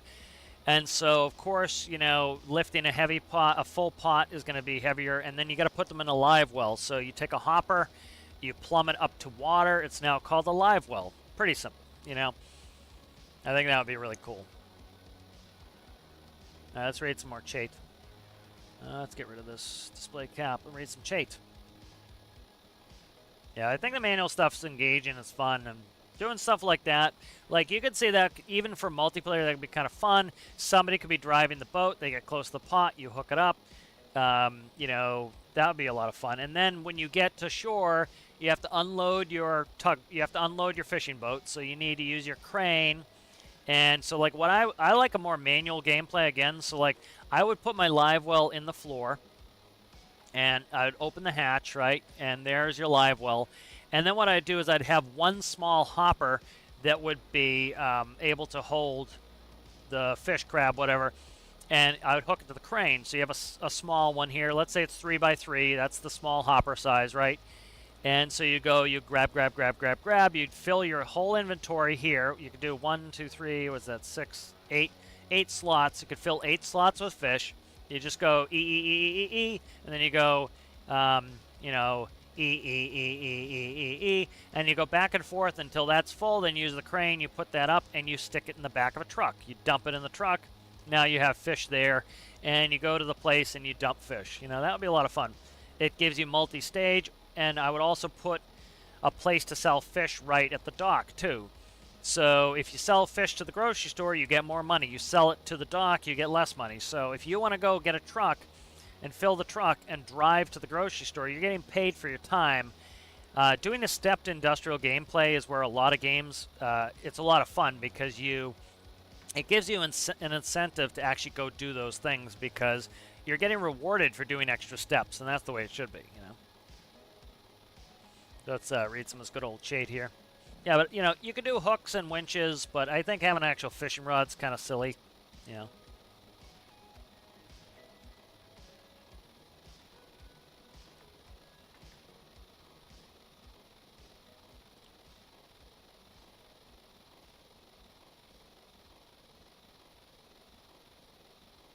Yeah, like CG is saying, same thing as, you know, I would remesh the hopper, personally. The one thing I don't like about hoppers is this is a functionality I would add to the hoppers, which again, I could complain about it, or I could, here, let's do you know, we're kind of killing time here as we're moving, which is kind of nice. You know, I do enjoy this type of gameplay as well, just kind of hanging around and relaxing. That's, yeah, is fun. Let's go ahead and grab the bug tracker. I'll log in the bug tracker. So this is something I've wanted for a while that I'll go ahead and put in is, one feature I'd like to see in the hoppers is the ability to tip it over and have it fall out of the top. I understand why they did funnels, but this is something I would like them to add. So like, let's go. So this, let's see.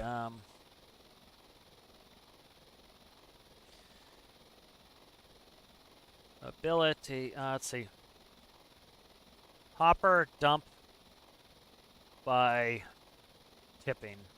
Alright, so hopper dump by tipping.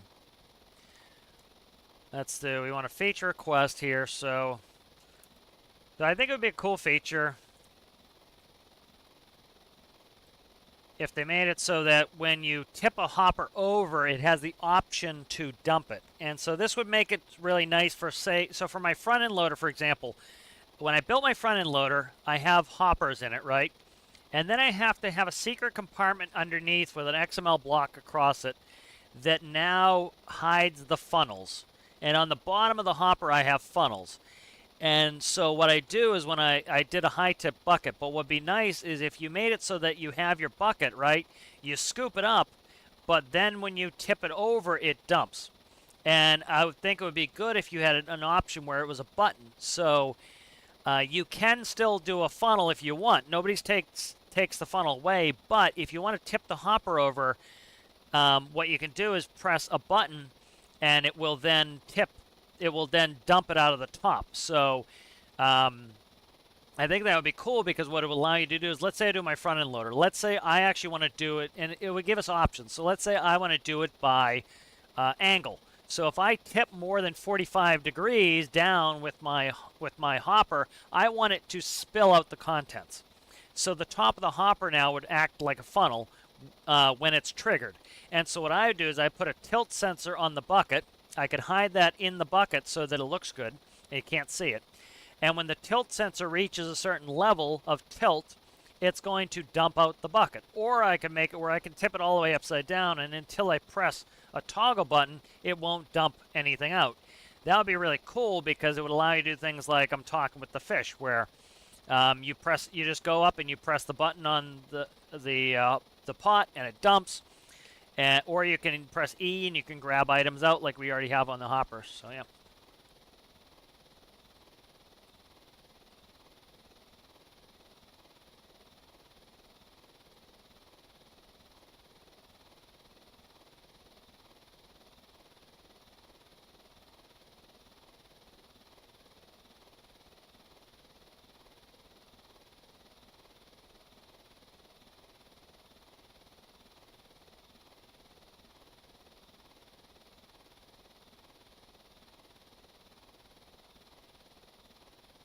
I'm going to put some cheekiness in here too.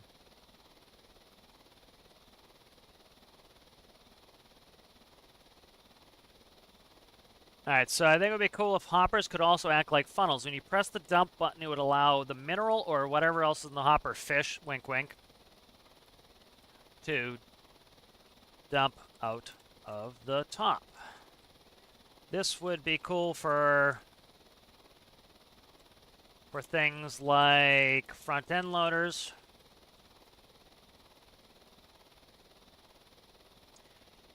You could scoop, or then scoop, or using or as a proper noun. Then when you want to dump the bucket, you could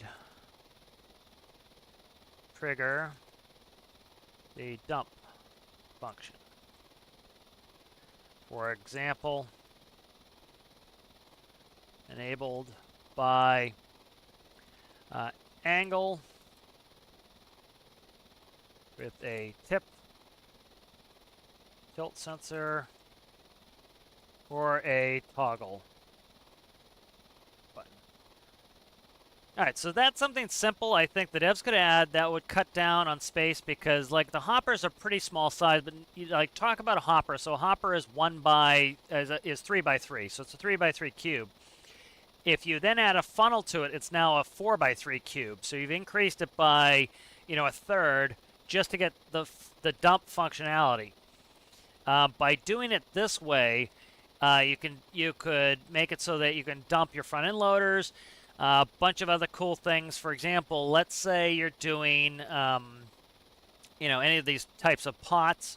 You could tip them over, or you could remotely trigger them. So say, for example, I put a cable anchor onto my fishing pot, and I lift it. Well, now I can remotely press the button that lets it dump. And so that would be really cool. I think that would be a cool function. So essentially, it would be the same as a funnel, but it would be so you can dump it on the top of the hopper. So I'm going to go ahead and put that link on the Discord if you guys are interested in that feature.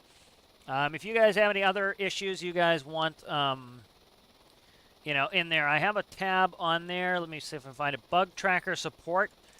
If you find something that you want on there, let me actually. So what I would recommend to people too is I'm going to put this is hoppers able to dump like funnels.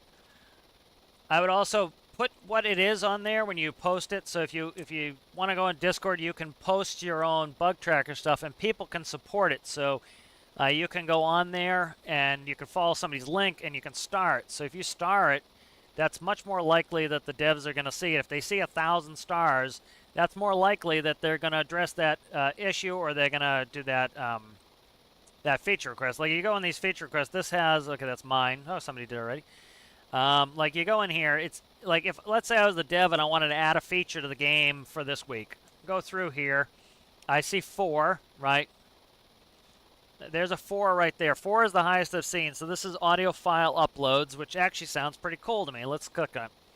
An audio node for microcontrollers. It can have input-output nodes, allows editing audio like voice changers and editing. Whether that's possible or not, it sounds like a cool feature. Here's 7. Radar detects undetected static vehicles.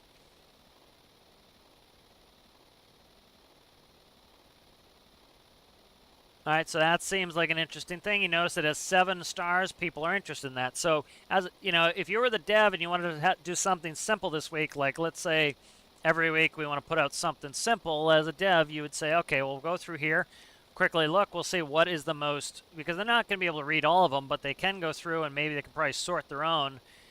And why is that? You know, they can go through and they can, you know, quickly click through these and they can see the stars. You know, like this, add search bar. I'm all for that. You know, this quickly, weapons DLC cannon expansion. Nah, I'm not interested in that. These make us trucker happy with more fuel gantry on. What? Oh, so this one. Yeah, so like I support this one. This person wants, so you can buy diesel on the industrial frontier. So like this is how you get things potentially put in game, is go to the place they told you to and support other people's thing. Don't duplicate. It just makes more work for everybody. And it, you know, it's not likely to get done, but yeah. Read some more chat here. Let me see where we...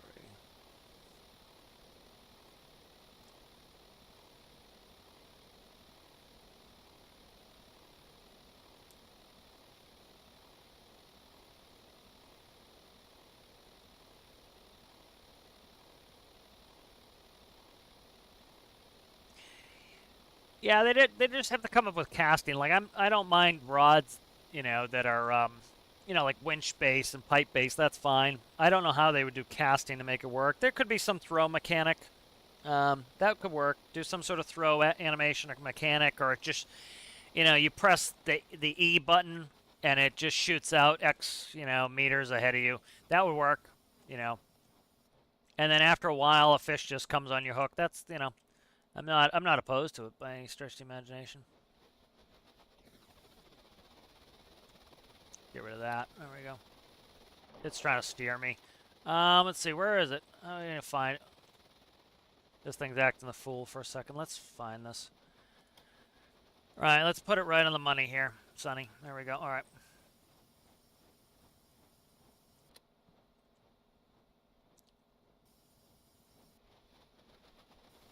I want to check the temperature on this, see if this is cooling.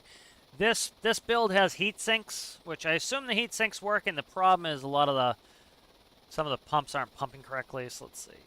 All right, we're at 93 degrees, so we're not going to overheat in this. I don't think. We'll see. Because I don't think my cooling system comes on until 100 degrees anyway. So let's even go look. Where's the heat sink? Should be able to just barely see it in here somewhere. I can't get to it right now. I'd have to jump in here like a jackass, and I don't want to do it right now. But I haven't got to the point where we'd overheat yet, so.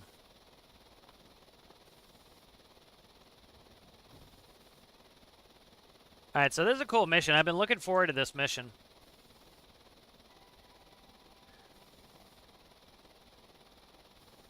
Gotta catch up.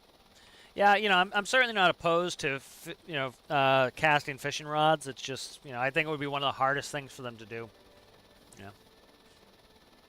But if they can do it, great. I'm not opposed to it. Thanks, Citrus. Yeah, yeah, I'm happy with how that crane turned out.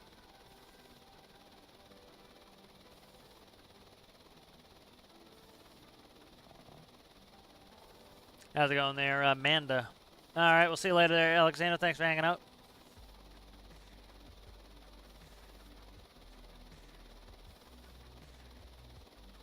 Yeah, thank you, Citrals. How's it going, Basilicious? I'm glad you missed the flying portion because you would have reminded me to index my airspeed indicator. I still haven't done that yet. All right, so here we are. We're coming over the top here, so this is a cool mission. They did add new missions. I don't know how long it's been since Ring of Fire update, but they did add new missions. I get people's frustration that a lot of people don't get to it because they don't play career. They don't play career long enough. They just do custom, and then they, but I think they should be reliably adding more missions. That's something they should take the time to do. I think that would pay dividends, make people happy. I think that's something that they could do is, like I talked about it. Oh, what the fuck? Why are you staring funky, ding dong? That's something they could do. Like I was talking, they could add a little competition there where people, conceptualize the mission and the devs pick it. I'm perfectly happy with the devs picking it because they know what the game can do or not. And at the end of the day, as much as people want to say it's our game, it isn't. It's their game. It's we just buy it. They're the ones that building it. They're the ones that spend the time building it. All right, right there. So I want to get rid of this 3D waypoint, but all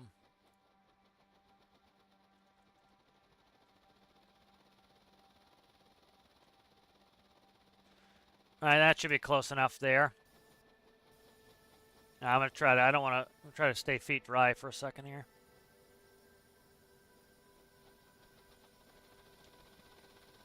This thing needs to be worked on. It's just like it's way too. Like I want to turn all my Azipod vehicles into 360 Azipods.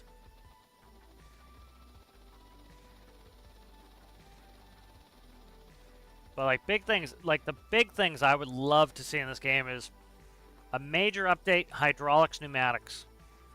Like make it so that we get a bunch of pneumatic parts, a bunch of hydraulic parts. That would be fantastic. It would go really well with pressure. It's something that it wouldn't surprise me if they do because it's kind of like an obvious next step. After that, you have a bunch of the mechanics are oh shit. You already have a bunch of the mechanics in with pressurization. You just need to add a little bit more part and functionality. Stop this. This mission is woefully under recover an unexploded naval mine. So we just got another one.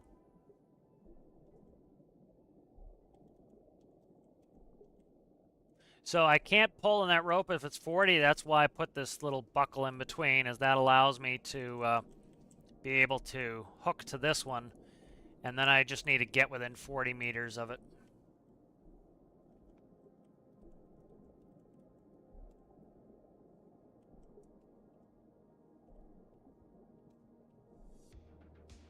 But this is a cool mission. I like this. This is more of the kind of the speed I like. The money is woeful on this one. $2,000 to do this is kind of, what are you even thinking? That's brutal, but oh, it has ropes on it already. That's hilarious. All right, good. So let's yank this badge sucker up. That is a generator, so it has a. I was wondering why it had a hose on it. The hose is for the generator. But like, this is a cool little mission. This is the kind of mission I would like them to do more of. It's really brings the engineering. The problem is the price is junk. It's like $2,000 is pretty damn low for this. There's a lot of work. This takes a lot of time, and they pretty much need to come up with an equation. They need to figure out, okay, how far is it from the base? How far is it from the nearest base? Okay, it's going to require a good bit of equipment. We need to put a premium on that.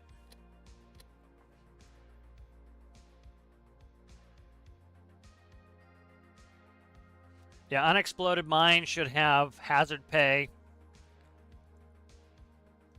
Like, we just got that mission, too. What the shit? How far is that? I don't know how deep that is. That's got to be deep. Not necessarily. So we could take the submarine out and get that. That would be fun. I might save this save. Here, let's do this. Let's save this as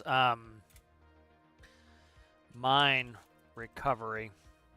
And I'll save this so that even if I don't do it, what I can do is load up the save, go do it, and then I can give myself the money. That way, if the timer were to run out,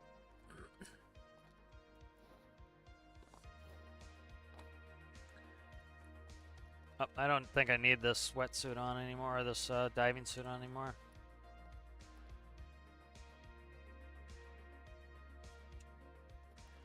You know, I'm a big proponent of power unit barge type of operations. That's what this is. Like, I'm using a, like, you don't have to have a powered ship that does everything. Like, for example, the home ship. Like, this would be a great mission for the new home ship with its crane. But you don't necessarily need something like that. You could build, like, that's one of the reasons why when I started the last career build series, I started with that tugboat, is I could have a barge for everything I need to do. And then it doesn't need to be really, like, the barge takes me, I don't know, maybe 30 minutes to build. And then you can easily just pull it with that. That's why, like, you have tractor trailers are really efficient trains. You have a power unit in the locomotive, and you have all the rolling stock can do different jobs. Here. So actually, I want to get a pic with it overboard, and then I need a screenshot for the video. I always change it after. So this is a cool mission. This is more like the stuff I'd like to see. Is it actually? It makes you, you know, it makes you think. It makes you have to engineer some stuff. Like, you need a crane big enough and strong enough to get this. Like, that crane there didn't have the depth. I needed that crane to be able to have the depth to be able to do this. You know, so that's kind of cool. It needs to be strong enough. Like, this barge, that would never tip this barge over. I gotta figure out why this thing's sitting funny. Could be the fuel, but I doubt it. Something's up. Could be pressurization, some change in that.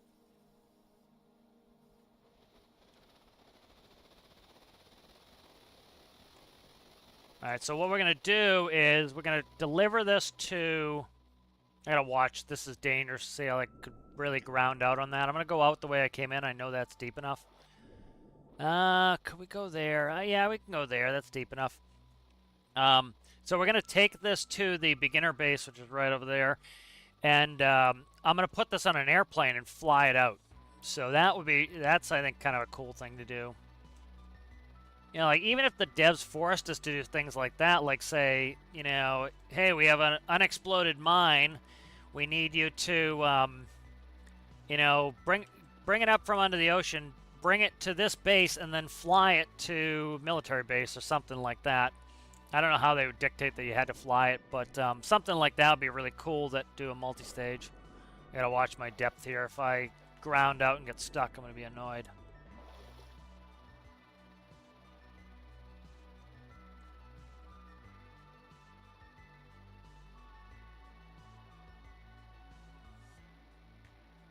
Kind of dancing it here, just trying to make sure I keep some good pull on it. There we go, we're good.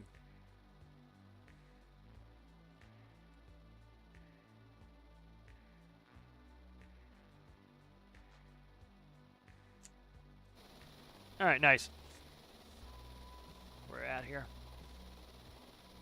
Like, this one's a little bit better money, but not great. Like, that's 11,000. Like, let's say this was 50 grand, right? That'd probably be pretty good.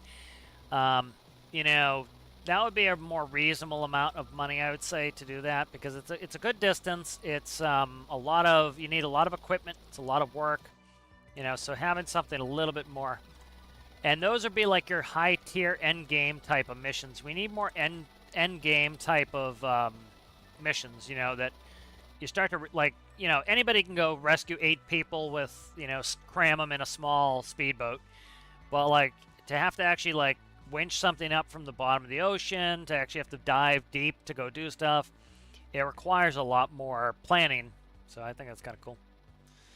Yes, let's hope it stays unexploded. Yes, the resident pedant is back, indeed.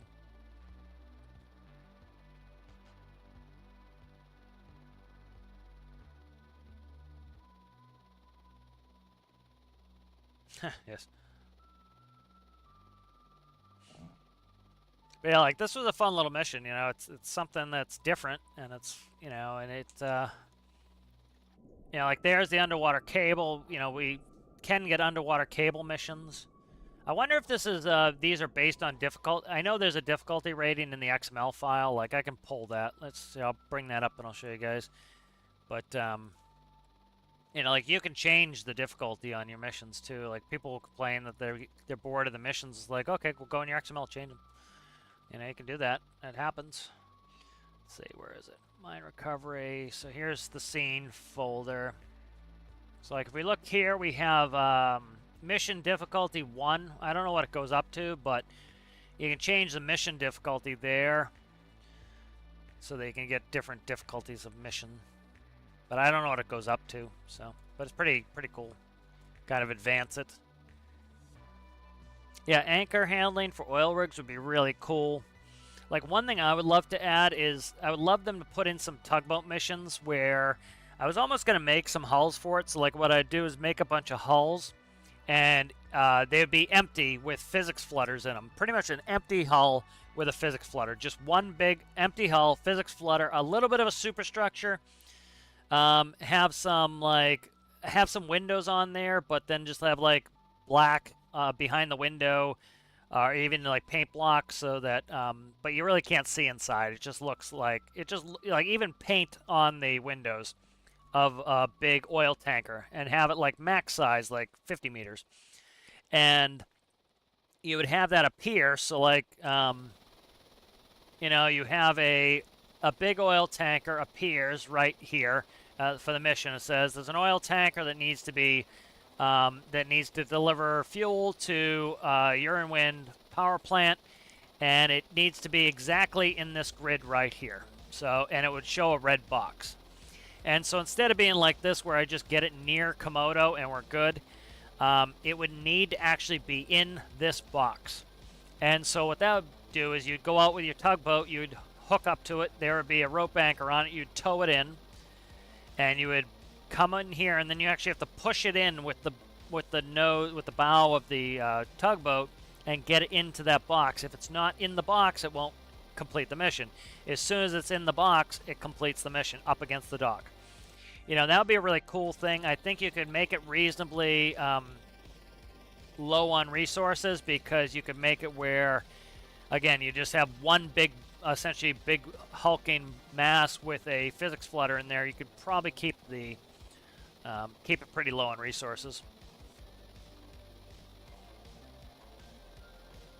You know, delivering parts. For example, deliver a wind turbine blade to one of the wind turbines. So there's a physicalized wind turbine blade, and you get it close, and I don't know how you'd, like, let's say there was a rope anchor on it, and you just, let's say there's a crane, right? Let's say there's just a winch, right? And you have to hook it up to the winch, and you winch it off your ship, and you're done. And then eventually, when you get far enough away, it disappears. You know, that would be something simple and easy to add. I think that would be kind of a cool mission, you know? You know, I think some of the easiest missions I would like to see, you know, I talked about this the other day, is pretty simple. Hey, there's a passenger with there's 3 passengers with and luggage, and so they already have like these little boxes you can pick up. We'll make some things that look like luggage. It'd just be like a little, you know, they actually have luggage, I think, already in game. It's just decoration. Make it so you can pick it up, right? And so it says Endair. There are 3 passengers at Endair and 3 pieces of luggage that need to be transported to O'Neill. And so you fly down to Endair, you pick up the passengers, so you need at least a plane with 4 seats, you and 3 passengers, plus enough space for cargo, so a little cargo compartment. You fly them down here, and you bring them over to this area, you throw their shit on the ground, and you empty out the passengers. We already have that mechanic. Bingo, done, yay, money. That would be really fun. I think that would be something nice and simple and easy, because all they're doing is they're spawning. It's the same mechanics that are already in the game. spawn 3 people, spawn their stuff. We already have transpo missions with do cargo, so they already have all the mechanics in there. I think that would be an easy goal for the an easy win for the developers, is just to say, hey, you know, every month we want to add 2 missions. Every month we want to add 5 new parts. You know, come up with that. Tell us about it. Like, they should not share what they're thinking of for parts. Some people think, oh, ultimate transparency. No, like, I read way too much of the negative segment of the community. Is everybody takes everything as a, or I won't say everybody. There are some people that take everything as a promise. There are a lot of people who cannot read for any sort of level of comprehension. Like, literally, there was one of the weekly updates I read. They said that they're doing no DLCs next year. They are doing 4 major updates. That not Stormworks 2 will not interfere with Stormworks at all, and that Stormworks will be around for a long time. Almost verbatim what I just said. And somebody in the like tons of people in the comments were like, I hope they don't do any DLC next year, or something like that. Or they'll make some comment that is like exactly the like, they'll probably put it out as a DLC next year. And it's like, they just said they're not doing DLC. And then literally somebody said, I guess the game is dead then. And it's like, oh my god, they just said the game will be around a long time. They literally just said that. You know, it's like people like will literally not read at all. And like they'll get the exact opposite message of what it is. So like you can't be like, hey, we're going to try to make this part, because you'll get a bunch of people who don't read for comprehension who will say that part is 100% coming. You'll get a bunch of YouTubers. I've dealt with this myself of like, there was one thing that a bunch of people that I know thought that the game was ending and they weren't going to continue to do updates. And literally the update that week said the opposite. And I'm like, dude, you guys are literally saying the opposite of what the update is saying. And then they act shocked when in a couple months the devs further clarified it, because they and other people have made videos that stirred up the community to think that they weren't updating the game anymore. And the devs were like, no, we're updating the game. We have this many updates planned for 23. We have a bunch planned for 24 already. And they're like, oh, I thought the game was ending. I'm like, just read the friggin' words on the page. You know, so you can't, the devs can't go, like show their cards, because people will take that as promises. They'll take that as, you know, people start to hype themselves up. They're like, the thing that I've always wanted got talked about. So that thing must be coming. It must be exactly how I've always envisioned it to be. And then when it falls short, people get disappointed. You know, it's like if somebody brought home some good tasting dinner tonight, you'd be happy. You'd be like, oh, thanks for dinner. That was delicious, right? If somebody says, hey, I'm going to be bringing home your favorite.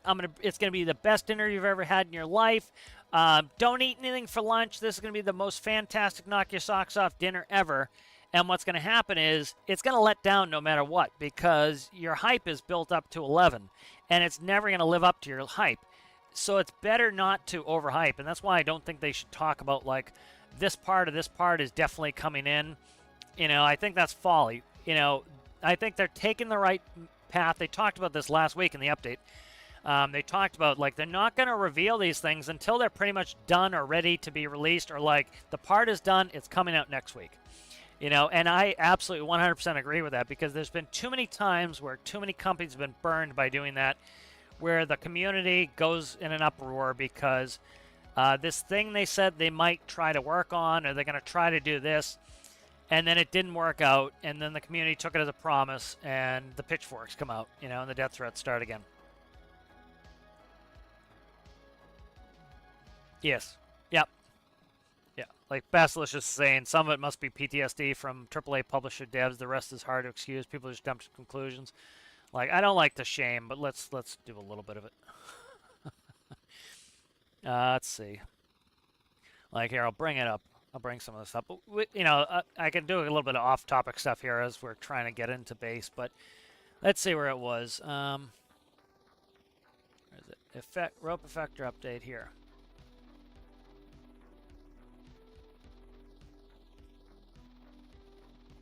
All right, here we go. So this was it right here. Upcoming minor and major updates for 2024. So this is pretty normal for a company, especially a software company, to come out at the end of the year and to say what they plan on doing, what their aspirations are for the year. Doesn't mean that any or half of that stuff's going to get done. Maybe not, but they're saying, hey, we'd like to get these things done. And of course, life gets in the way, things don't get done, but this is pretty normal. So they go, let's see.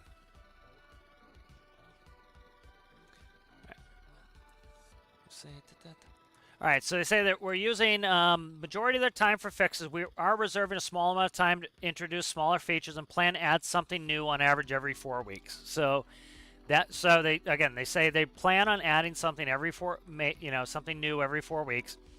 We're planning the usual 3 major updates and should bring 4 of these next year in 24.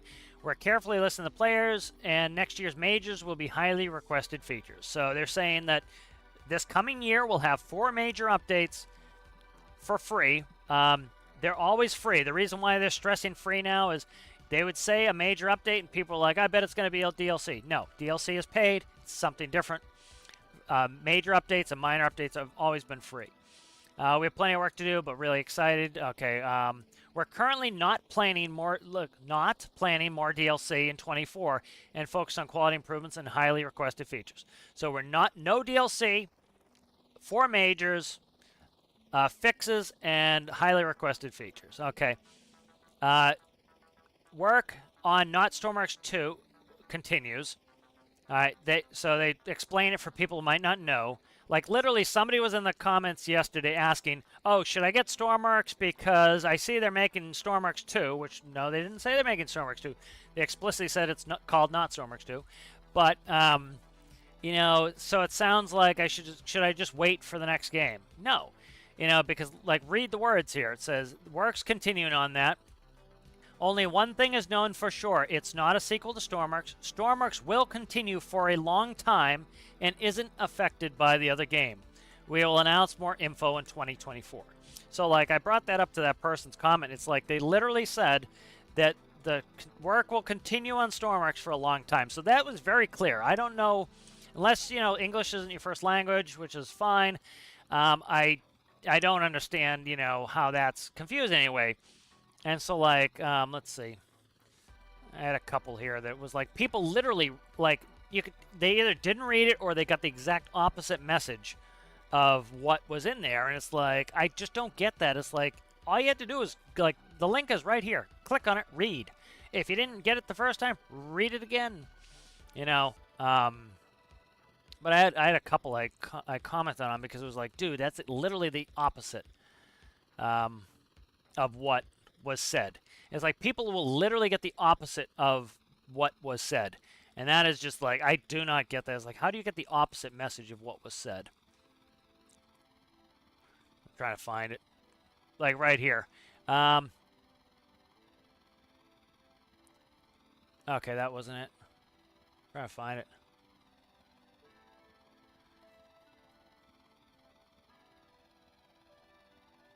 I think it was, I think it was the next week's. I think somebody put it on. Yeah, it was the next week, and they commented on that. Yeah, let me find that. So, the next week, somebody's games done. They told another person that the game was not getting updated anymore. It's literally the week before they said the game is getting X number of updates, and somebody read it, acted like they knew what they're talking about. It's and I quoted the exact quotes from the thing. Let's see if I find it. But it's that's very frustrating to me because it's and they wonder why development teams for any game don't want to do anything that could be perceived as a promise. Because what's going to happen is people glom on to the smallest little nugget of something, and they completely misconstrue it. Let me see. Right here. Okay, so this person says stop. Let's see. Lol. Okay, so this person says stop complaining. Be happy. They are still updating. Okay. Lol. No, they're not. Oh my God! They literally put an update out the week before. This was announcement week. Then they're going to put out an update the next week, and they said they're going to be 4 majors and still minors every 4 weeks. We're going to get something new, right? That's exactly what they said the week before this. They said after this 2024, they said after this 2024 no updates, it's finally dead, bro. So I put source, I'll wait, because they didn't say that at all, you know. And so then somebody down here, so this poor person read what that person who has no clue what they're talking about said. Where is it? It's down here. So this person goes, that makes me sad to hear. I love the game and it has so much potential, but they blanked it beyond repair and are stopping updates, question mark? Because this random dude said that they're stopping updates. And again, this guy didn't even read what this guy said. This guy said after 2024 there are no updates. This guy said they're stopping updates. And so, you know, I wrote, maybe this person should not listen to misinformation of this person. So I quoted all of that from literally the week before. So this is why a lot of devs will not, they'll not release any info like that early, because people will literally from week to week get the exact opposite message. They'll listen to random strangers, then just click on the link from the week before. Like people, you know, I'll call it laziness, I don't care, but people are so lazy, they will go to the comments section to read the wrong message from a random stranger than to click on the actual news article. You know, and in this case, the news article from the dev, like people will go into a newspaper and they'll read the comments and they will take the exact opposite message than what the article says. And it's infuriating. It's just some, you know, human nature thing that's just like brutal. People will go to the comments before the article. Read the article, go to the comments then. And you'll see the disconnect between, you know, the source. Like this happens with real life news. You know, people will go to the comments first and they'll get the exact opposite message from what the article is saying. And it's just insanity to me. I just don't get it. It just doesn't make any sense. Like you could have literally just read what the devs said, and instead you take some random stranger's word at it and they're completely, you know, backwards. But I don't know, it frustrates me. Let me check where we're at here. All right, we got plenty of diesel. Checking on our fuel status. All right, so let's see. I'll read some of this chat. I got to go use the facility in a moment here.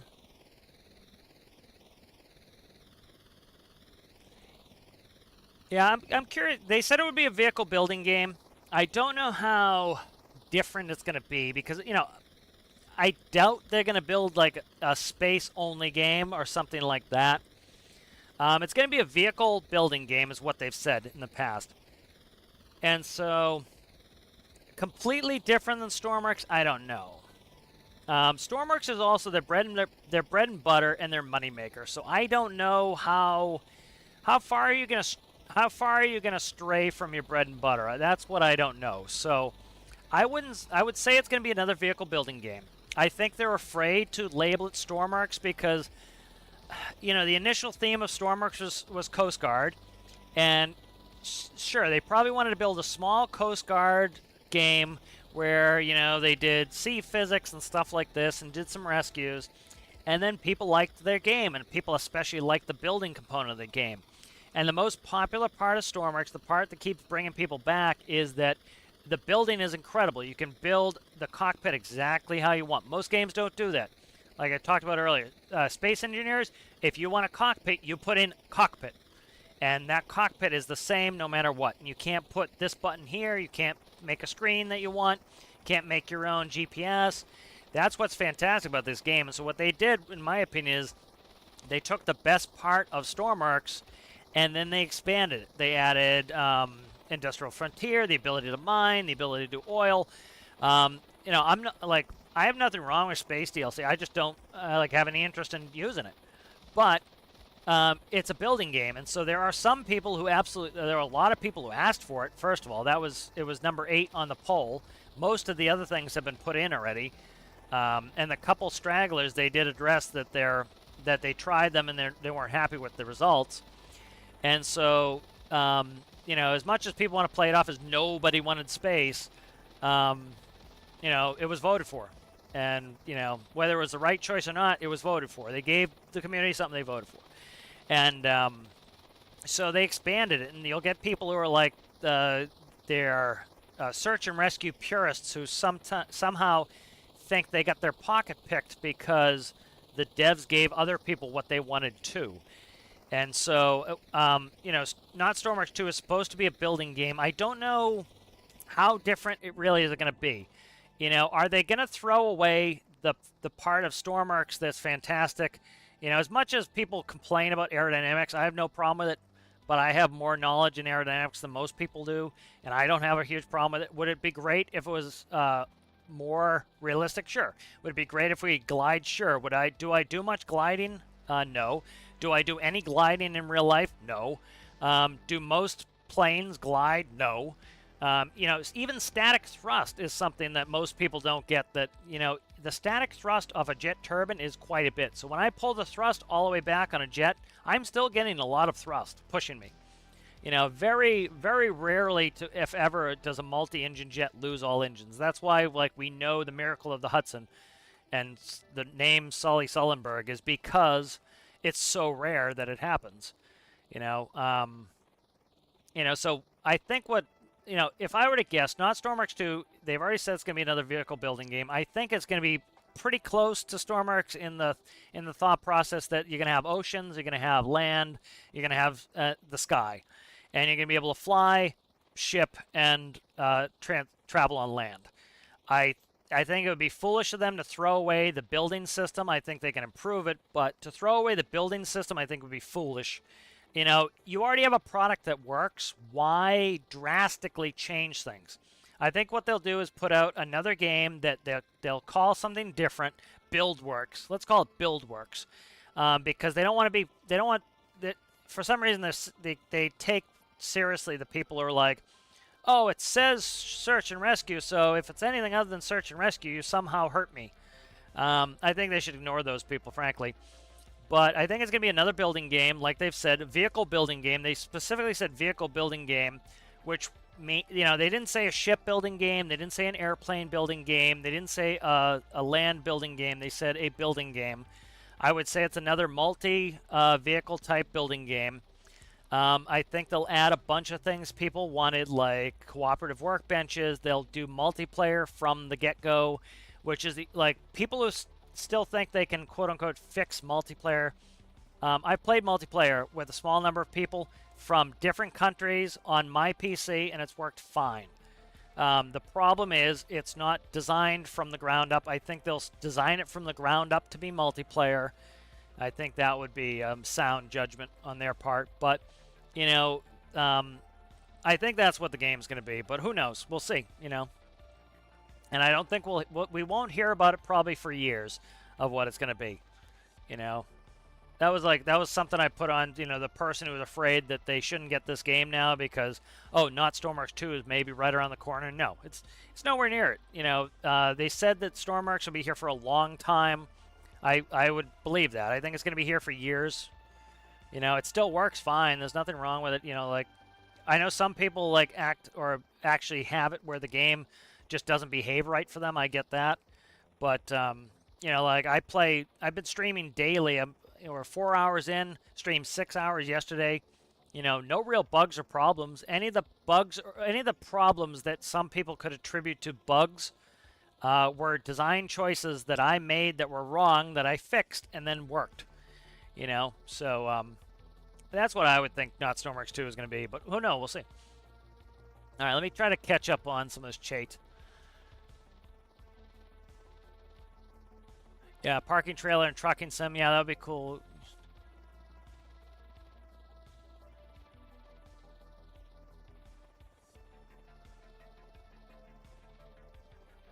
Just catching up to some of this chat. Yeah, I don't know what the number is for hard. Like, I've even used some of my old, I've used some of my really old saves, and I think it was still 1. I've tried increasing the number to some random number to see if I'd get quote-unquote harder missions. I don't know if I did. Somebody was saying that if no clip is off, it will go to max difficulty, but I haven't got, like, there are some missions, like, it's a big ship, and there's, like, 15 people that need to be rescued. Like, they do get quite complicated, so I'm not sure what the number would be for that. You know, like, Bessler said anchor handling would be really cool. Moving parts of oil rigs would be cool. You know, just put a little crane on the oil rig so that we don't have to, like, try to crane it up to the oil rig. But put a little crane in the oil rig, like we attach a rope to it, we lower it down like a static crane, and then you go in with your barge, and it has a part that looks like this, built out of parts in game. Like you can see, this part here has a 3x3 crank. It has some exhaust manifolds going around blocks. Has a couple pieces of equipment. It has some grippers on there. Has a couple hard points on there. It looks like a generator. They could just make some parts that look like it belongs on an oil rig. That would be really cool. Deliver people to the oil rig, kind of like you're running the pilot ship.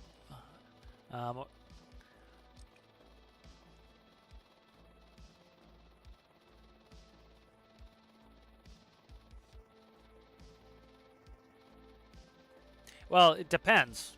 The whole point of, like, how do you make money in real life in a commercial business? One, if you have a tugboat, the tugboat requires fuel, and it requires the cost to buy the tugboat. So if you're moving a big ship, you're going to get thousands of dollars to move that ship IRL. So, like, say tens of thousands of dollars in game to go park a ship. Because ideally what you should break it down to, and the way they should balance these things, is by time. Time and investment. So if I have to build a tugboat, that takes me time to build a tugboat. Then I have to bring the tugboat out to the large ship. Let's say it takes me 5-10 minutes. And then I have to bring it in. Let's say that takes me double. Let's say that takes me 20 minutes. And then it takes me another 5-10 minutes to push it up against the dock. So that's about a 40-minute to, let's say, a 40-minute time investment in game. Plus, I needed to build a tugboat that was capable. Theoretically, you could say I could go in the workshop and just steal one from somebody or use it. You could do that, absolutely. But it's still a big time investment. So you say, okay, that's worth, I don't know, 40 grand to go do that. That's a reasonable way to balance it. A rescue mission where I leave from that green hut and I go right here and I get 2 people and I go back to the green hut and then drive right there. That's like, say, a 15-minute time expenditure. So that's worth 10 grand. I think by doing it by how much time you spend, like, for example, oil, to sell liquid cargo, essentially, it takes you a reasonable amount of time you have to put up a drilling rig, a foundry, and then you have to transport the oil from the rig to the ocean. So that takes time. Then you take all that oil or diesel or jet fuel or whatever, you put it in the base, at the shore. Then you have to load it on your tanker, which you spawn your tanker. It's loaded up, great. Then you head out to the oil rig. That takes you 30 minutes. Then you park at the oil rig, and it takes you 2 hours to unload it. That takes you a lot of time. So yes, you should be getting a ton of money for oil transport. I've done one trip where I went. I took the Damon T8 800. I went from here, filled up with oil, and went all the way down, and my refiner island was there at the time, and sold it here. It took me about 7 hours to get down, so I put it on autopilot, and I went to bed. When I woke up, it was sitting here. The harbor generators were running, and I went over, and I hooked it up. It took 2 more hours to sell, so it was a 10-hour mission, at least. It was at least a 10-hour mission, because I had to fill here, too. I think it was like 12 hours total. And I made like $1 million. That's fine. That was a lot of time investment, and I made good money. I made about 100,000, a little less than 100,000 an hour. And so that was a big time investment, but it paid off. That is, I think, how they should balance a lot of missions, is by doing it by time investment really makes a lot of sense. Some of the ones where it doesn't take you that much time, you don't need a huge amount of money because it really didn't take you all that much time.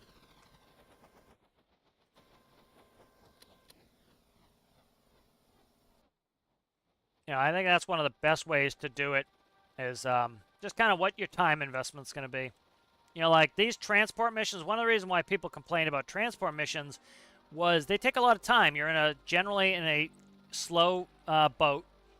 Comparatively, right? I take this tug out, maybe I'll do 10 knots. So it's pretty slow, and it takes me 30 minutes to get out there, 30 minutes to get back.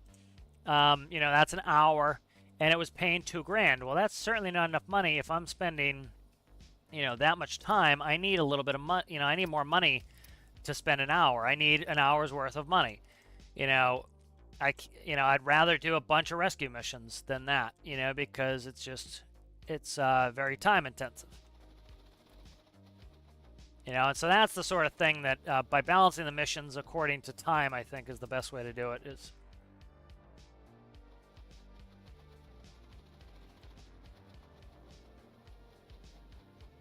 let's get this pushed up against the dock. I'm gonna try to crane it over.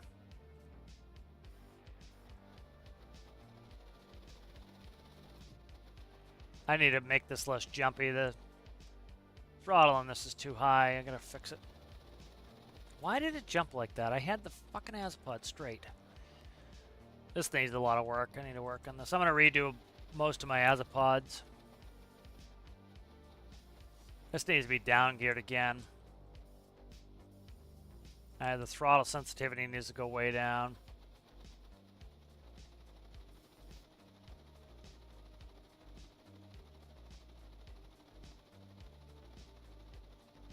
Like this would be the type of parking mission that you would have to do. Is like we towed this in, and then you actually have to use your tugboat to get it in a small area where it's like right where it needs to be. So it's like if it was a little bit too far to the starboard, you'd have to actually push it port a little bit.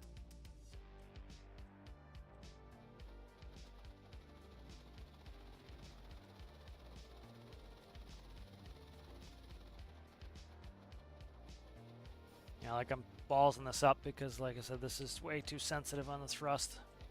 Can't control it the way I want. I'm going to change this so when I eventually do like new azipods, they can be diesel electrics because I can't rotate these 360. But like one thing I could do is I could pig control these where I set the RPS so it auto feather the clutch to set the RPS where I want it.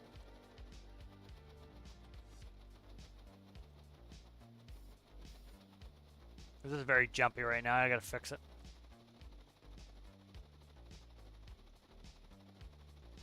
Like my azipods move too slow and my thrust is too fast, so I can't correct any sort of motion fast enough.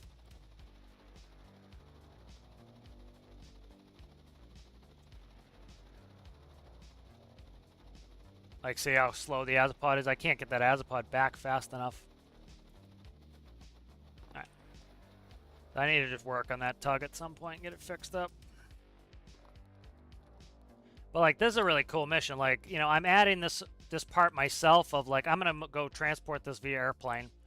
We're going to an airport, so of course I could ship it over there, but I think it's gonna be more fun to move it via airplane. Of course you're not gonna set up ding dong. All right, let's do this. I'm going to take out the buckle.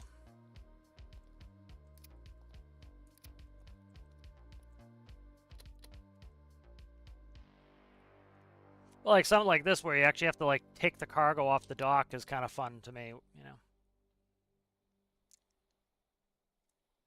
increasing the difficulty and the effort required and stuff is where I think a lot of fun lies. It's more of a challenge, A lot of people will run away from challenge. It's like the challenge is what makes it fun. Is having to take the time and actually doing the challenge of it. Okay.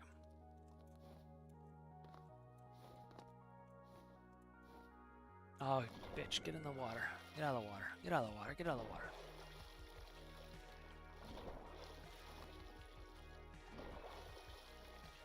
I'm gonna go side and get up the side.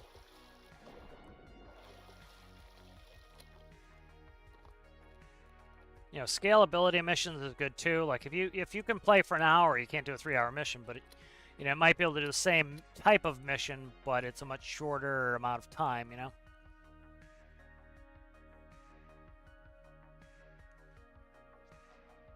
right, let's see. Will this fit in there? I think this fits. I don't know if this fits in the small bench or not. I know I have one that fits in the small bench. This one may not. No, I think this one's the one that doesn't fit in the small bench. Alright, I'm going to go use the facilities real quick, but we got this in. I can get rid of the tugboat at least.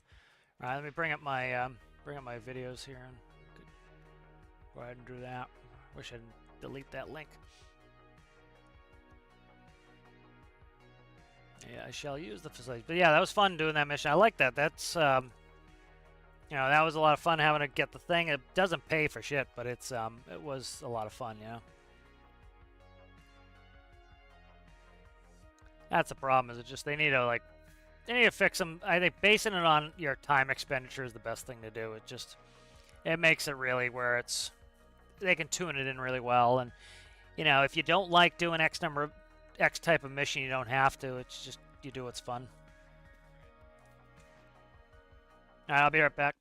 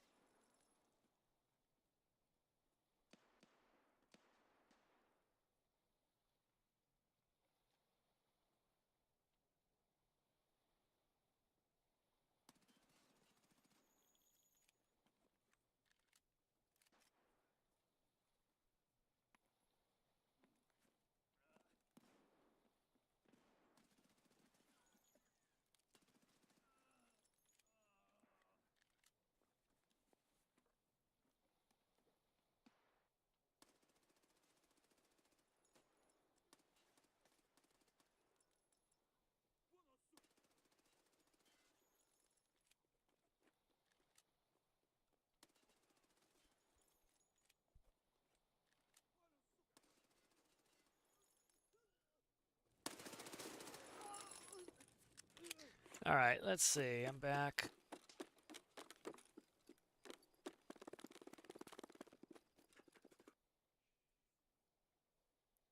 All right, let's see what we have here. So this is going to be cool. We're going to fly the sucker out of here.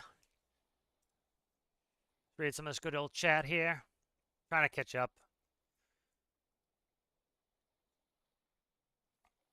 Yeah, high-speed transpo would be cool. For example, like we talked yesterday about, like, person needs to go from hospital A to B. They need to be in a healing bed, and you only have like 15 minutes to do it. That'd be cool.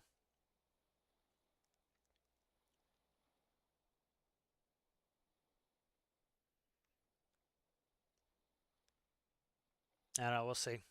We'll see there, CG.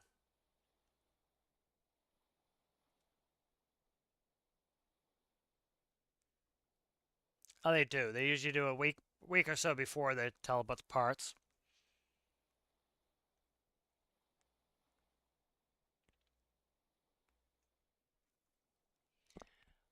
Yeah, it's a balance. Yeah, I'm reading Jacob. How's it going, Jacob? Welcome, welcome. Like Jacob's saying, they try to oil the squeaky wheel and go after like the big stuff, and I think they try to balance it. Like some of the stuff is going back, doing some small parts. I think they've done a good job with that too, where like the physics sensor was huge.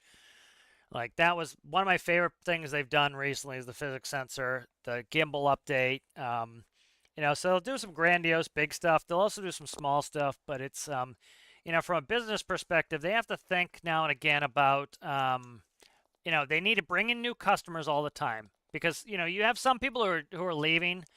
That's normal. You have normal attrition. You have normal people like, you have people who played for 5,000 hours and they're like, oh, I hate the game now. It's like, dude, you played for 5,000 hours. You might just be done with it. That happens. That's normal attrition. Some people, they hit their breaking point, whatever. But it's, attrition can be normal or people just normally like, okay, I've had my fill. I'm done, and as those people leave, you need new people to come in. So you need new themes, new things to do. You have certain elements of the game that don't interest people, and then you have other elements that interest other people. And so it's like, it's one of the things why I get bothered by those, by the search and rescue purists who, like, those people would be perfectly happy if it was a tiny little game and all you ever did was search and rescue. But they need to make the game so that they get enough people and enough new people that the game is profitable. And so you need to be able to do other things. For example, you have some people who all they ever want to do is play with the weapons DLC. And that was an important update because, those people, they don't care to make civilian stuff that they don't do. You have some people that all they care to do is sink a ship and dick around with a Kraken. I have no interest in any of that. But those people do, and so it's important that they get what they want as well. So they needed that balance. I talked about it before as like bubbles. You need enough bubbles to support the game where the company's profitable. And, like my dream game would not be profitable enough because it would be hyper realistic. You'd have to tune each engine, you'd have to pick the number of cylinders, you'd have to set engine timings. 10 people would love that, and the game would go bankrupt. But that would be my favorite game. So, even though that would be my favorite game, I understand that's not reasonable, realistic, or, possible. And some people, they don't get that. They don't realize that their little niche that they would love is just not possible or realistic. And so you just couldn't have it. And so they kind of, some people need to keep that in mind. Let's see. Let's see if I can raise this up without having a. I'm probably gonna have to cable the top. There we go. Nope, we're good. All right, look at that, baby. Innovation. Like, see, this is fun to me, making my own mission here where, like, it has to go to FJ, but it could have stayed on that barge and we could have taken a long run, but I'm going to load it into a friggin' airplane. That's something I think cool and different that, I want to do. It would be kind of cool if we had these types of missions where it was like, they could have this generator that needs to load into an airplane, and fly it somewhere. That would be cool. There's an Arctic base that there's no runway, and so it could be like the people up the Arctic base are starving. They need this delivery of food. We have a pallet of food and have that standard airplane pallet, and you can take the airplane pallet up and do that, or do those little boxes that look like boxes. Well, you have to bring the boxes of food up, and so you fly it up in a tiny little airplane, and something like that would be kind of cool, I think. Okay, let's get this off the side, and I'll try to load it in the plane.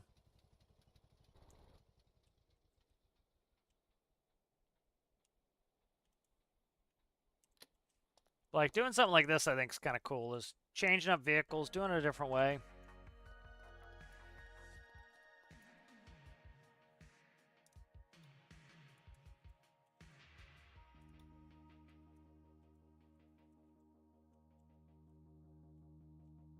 Let's see how to get this in. All right.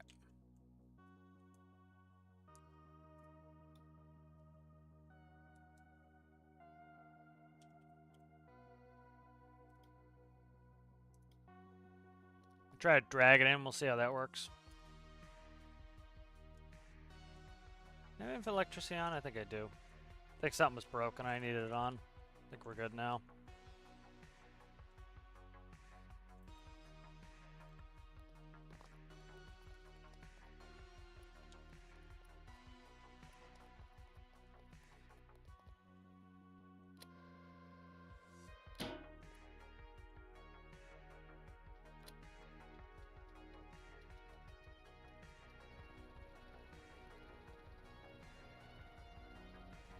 This could use a repaint. That was always a temporary paint job and kind of stayed as its standard paint job.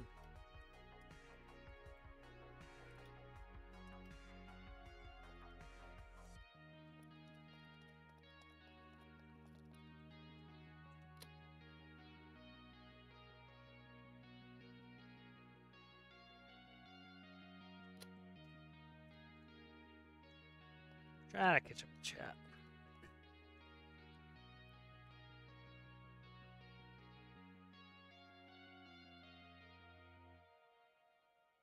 I shouldn't need to read to find out information. Can we please end the rant and play some career?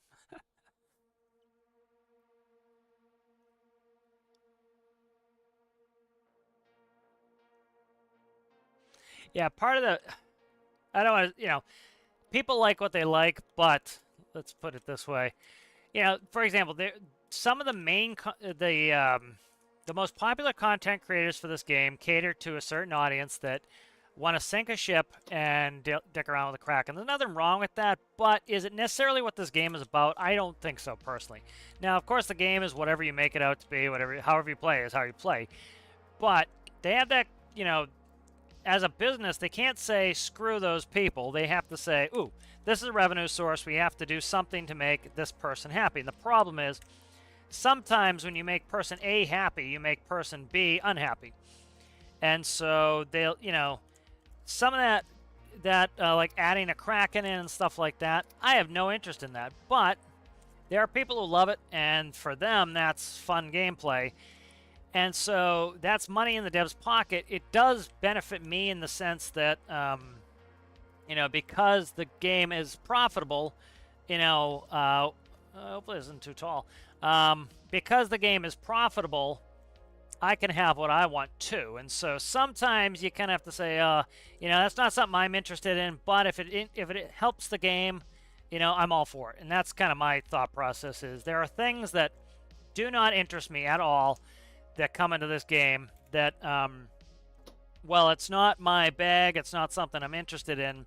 I know that it brings profit in, which allows the game to continue. You know, so, you know, it's why, even though I'm not all that interested in Space DLC, if it brings in new revenue, great, you know? And I'm very much against saying somebody's playing... Oh, fuck. Don't do that. Come on, you cuck. Okay, that's fine.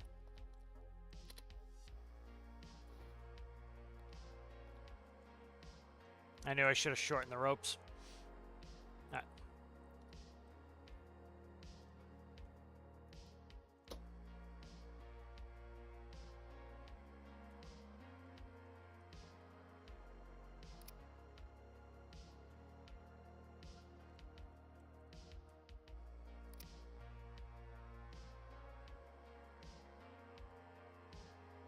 Why can't it? Oh, it says rope too short. All right, let's see. Can I push this in at all?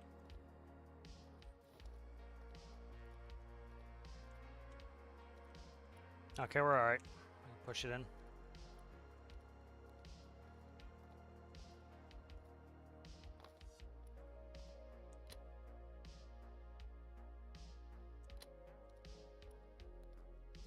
Yeah, I kind of think of it like, you know, when you buy a cable package, you're subsidizing some people's watching because it doesn't make a lot of profit. You know, the most profitable stuff, you know, will pay for some of the stuff that's not profitable, you know.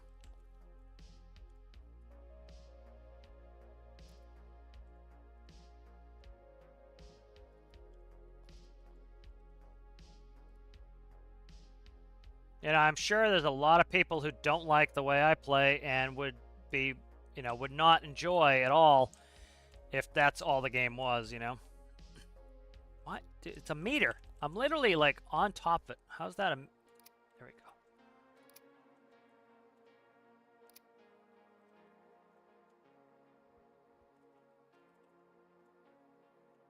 Like, sitting on top of it. It's like... I know what a meter is. It's like...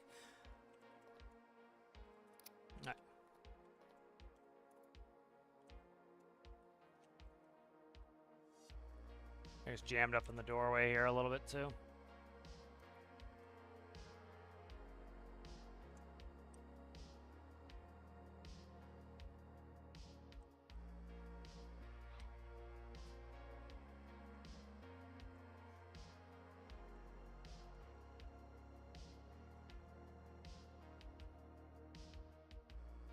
It's hung up on something.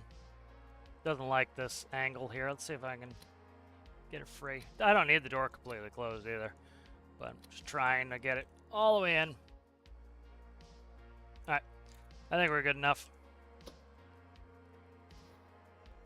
I doubt we damaged anything vital. Famous last words.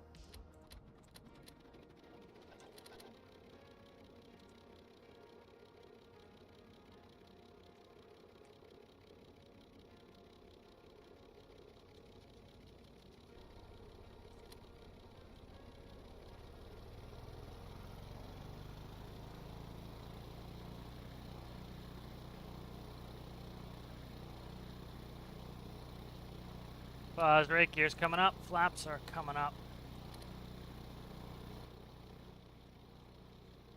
This needs to go to FJ. So at some point I'll put a winch in this, in the back of this, but I haven't done it yet. I just thought of a cool idea to put that oil gobbler in the back of this and airdrop it. We got a fun. I'm trying to catch up on chat here. Let's get this. I need to get set up. Aviate, navigate, communicate. All right, let's go ahead and landing light come off. Go ahead and bring the prop back.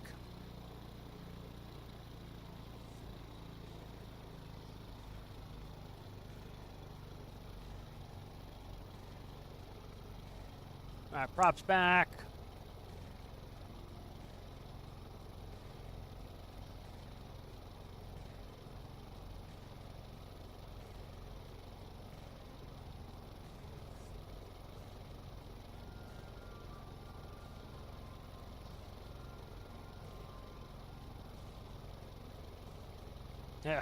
Yeah, Rasmus just said, boss asked him if it's possible to finish a feature in a week, and he said, I'll do my best, but I don't think so. Then he said, I promised that I would be finished.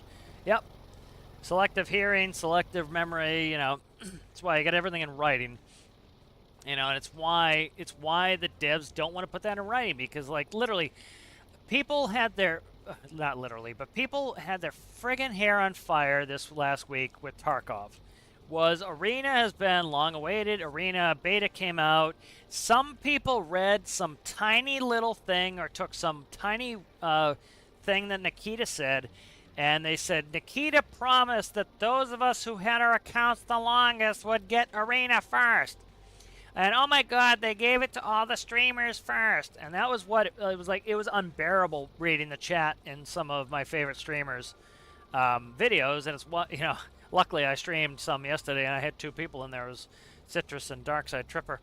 But, like, people were losing their friggin' minds over this. It's like literally over, like, not playing the buggy beta for like a couple days. It's like, dude, just friggin' wait 2 days. It's like, what the fuck? Anyways, so, anyways, people were losing their hair over it. And then they made a big deal that, like, oh my god, streamers got it first. Of course they did. The streamers are giving free advertisement to the game. Any business who doesn't use that as a resource is foolish and is at a disadvantage to their competition. You know, and so they released beta to the most popular streamers. I don't stream Tarkov very often, so I didn't get it early, or I got it in one of the waves. But I also have 5,700 hours in game. You know, so I got it probably sooner than somebody who just bought the game. I bought EOD. EOD was, you paid $140 like years ago, that when they added Arena, you would get it for free. So you helped support the development of the game early. So as an early backer who helped financially support the game, you got it earlier. And so, you know, you had some people who were losing their minds over it, you know, and it was unbearable. And it's like they took a couple little words that Nikita said here and there, and they took them as promises, even though they were never in there. It's like, that's why these companies, you know, are so careful about this stuff now, is because people will glom onto any little comment they make and take it as it's a promise. And then, you know what? Like, literally, it's like, you know, parents will literally promise, they'll say, oh, Timmy, this weekend, we're going to go to the zoo. Okay, so Timmy's all excited. He's going to go to the zoo. Then Timmy's dad's boss says, hey, I need you to come in this weekend. And you say, you know, I can't. I'm taking my son, Timmy, to the zoo. And the boss says, well, if you don't come in this weekend, you're fired. And so guess what Timmy's dad does? He goes into work, and Timmy's all upset. I hate you, Dad. I hate you, Dad. Well, Dad just did the thing he had to do to make sure the mortgage got paid. You know, Dad went to work. He didn't want to go to work. He wanted to go to the zoo with Timmy, but he went to work because it was the responsible thing to do. It was the right thing to do in that situation. You know, he kept food on the table and a house, you know, a roof over Timmy's head, which is more important than going to the zoo. But of course, Timmy doesn't understand that, you know, and so, you know, sometimes a legitimate promise needs to be broken, and it happens. That's life. You know, so you get these people who glom onto a promise that a developer made, and it's like, it's the same thing as, like, you know, an outside force came in that you couldn't foresee. You know, you didn't foresee your boss telling you you're going to get fired if you didn't come in this Saturday. And you ended up going into work, which is what you should have done, and it was for the greater good. The greater good was, guess what? Now Timmy has something to eat this week and isn't homeless, you know?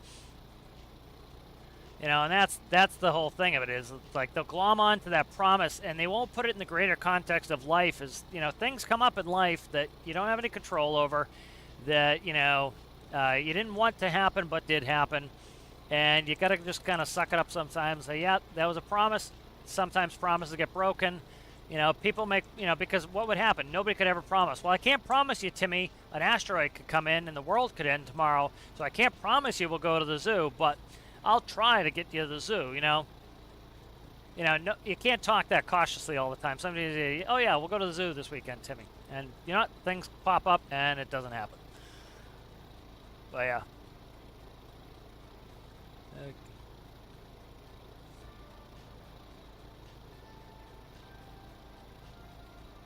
Yeah, that's the thing is, I don't think they're going to oversimplify the game. That's what would make me afraid.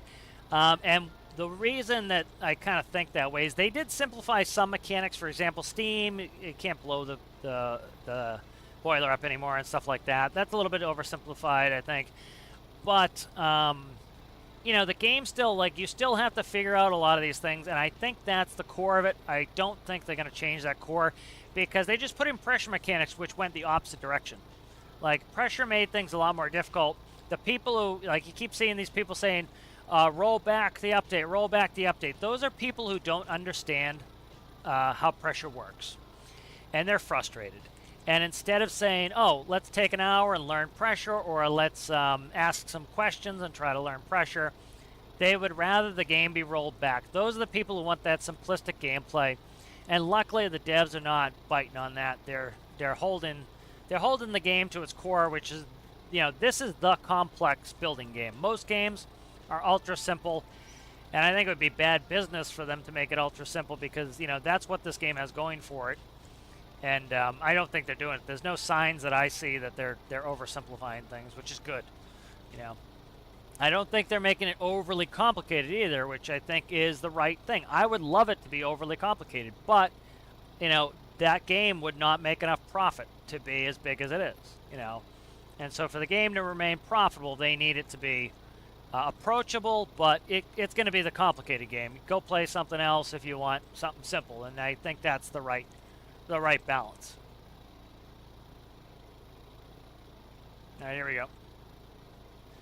Gonna do a nice touchdown right on the numbers there. We'll keep the power up so I can taxi us over. We just need to taxi over to over by the dock, I think. No casualties in fire now, sir. I'm delivering something. Thank you much.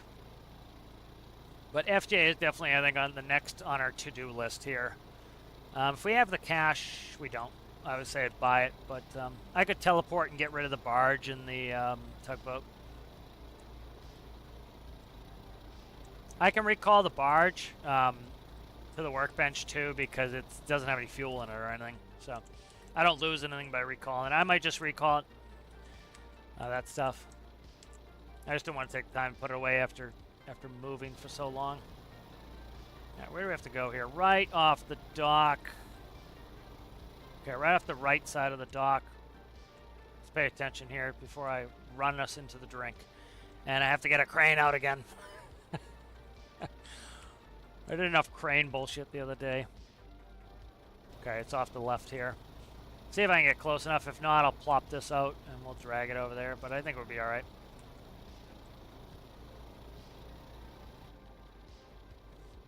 But that's kind of cool. There we go. Nice. 2,200 bucks. Woo! Isn't that worth it? Definitely not. But yeah, again, I don't always do the mission that makes the most money. I do the mission, you know. Generally, my philosophy for gaming is I want the most fun per hour.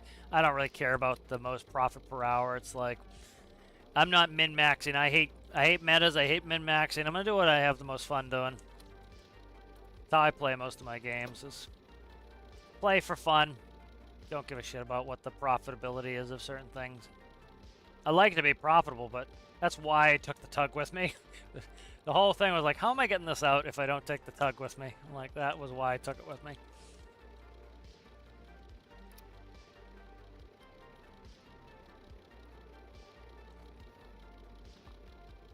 That was a fun little mission there. I enjoyed that a lot.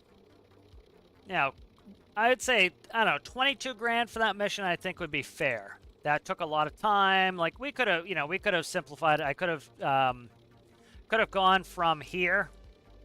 I could have gone over here. So I could have flown down, landed here, left from here, gone there, come back, grab the plane, go across. That would have been more, more conscious of time, but, it wasn't bad. But I'd say 22 grand would probably be enough for me for, like, to say that mission's worth doing that instead of something else.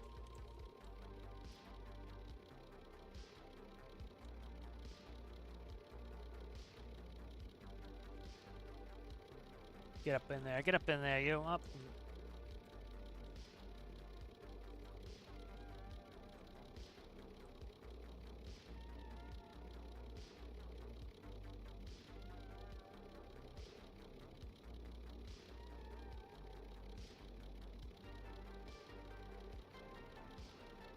Alright, let's shut the breaker off on that. So this is all electric too, so this should be pretty efficient, this little cart. Try to catch up on chat while we're working all around here.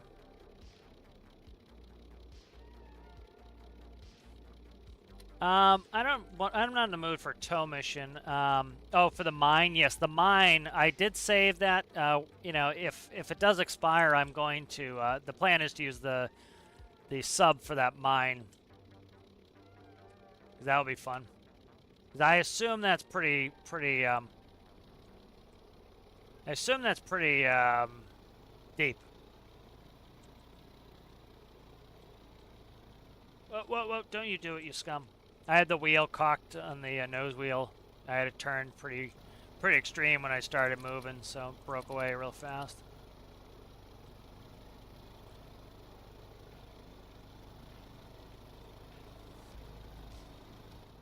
See where our missions are.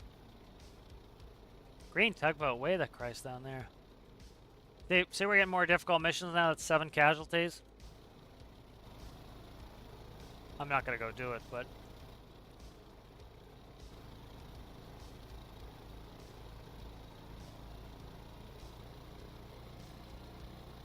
airspeed live. V1 rotate. Pause rate, gears coming up. Laps coming up.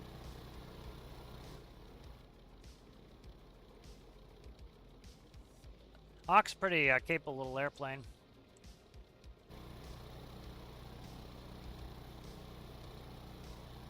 Yeah, but I probably will take the sub out when I do that mission. Even if it clears on this, I will go back and do it, and then I'll just give myself the money. That way, I can have a mission that's kind of cool to do as its own thing, and then just give myself the money in this game.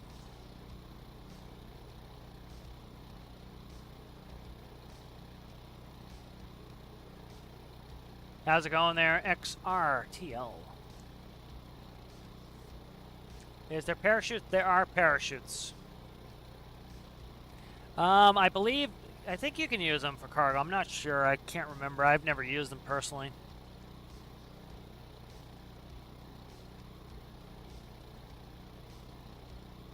Yeah, but like that mission was a lot more fun to me to do it in steps, and it's like I do get the people who want like more like the game to give them that mission, but one of the reasons I can play this game so much and have like always have fun is come up with your own missions.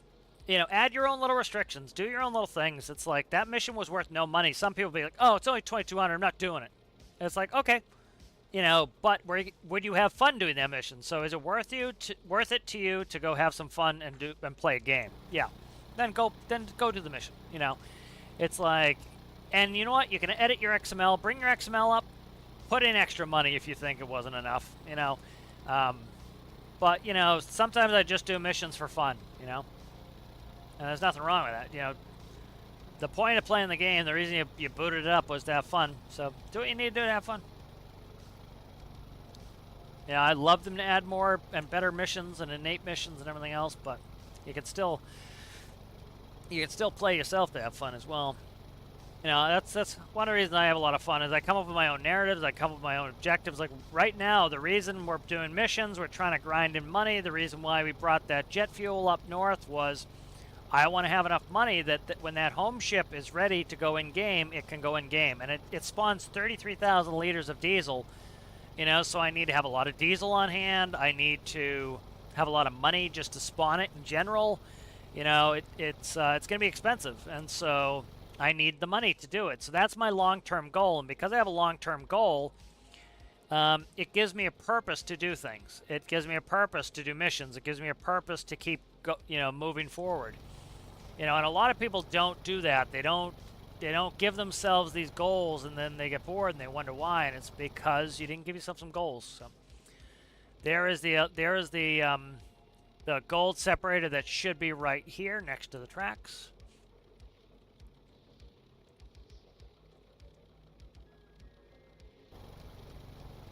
Let's see, what's our temps? Temps looking good. Let's get rid of that landing light. Climb checklist is complete. Try to catch up on this chat here. I'm doing pretty good, but I'm just a little slow here.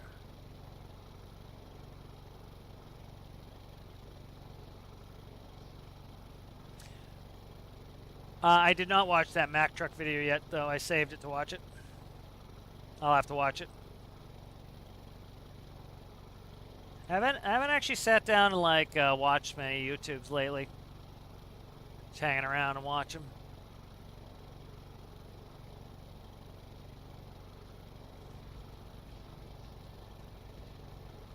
Yeah, a little bit of camo on the wing there from the explosion.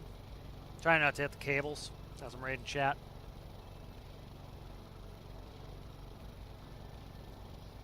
Which boiler thing? The one where it's using up water. I'll see you later, Zaki.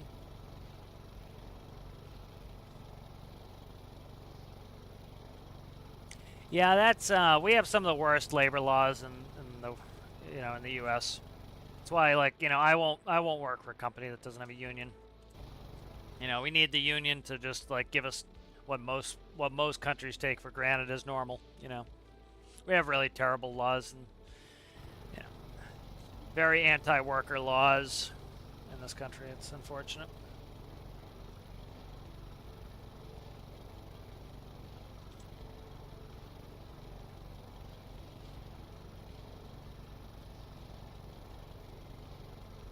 Let's see.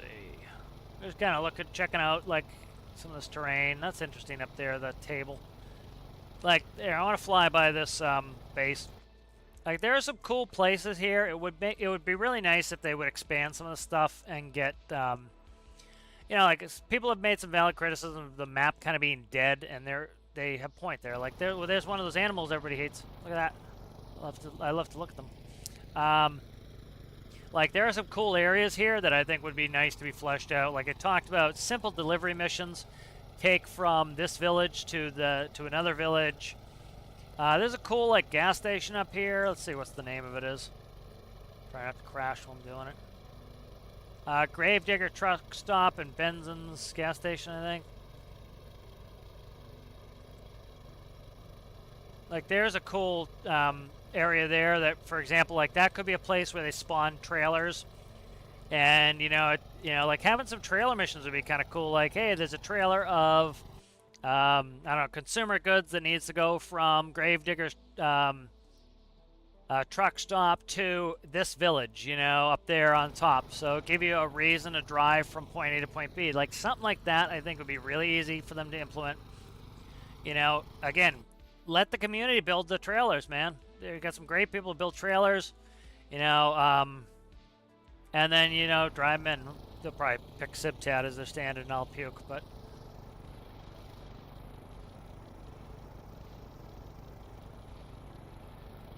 Like, this is a cool town, this ghost town up here. I know it's a ghost town, it's not supposed to have anything.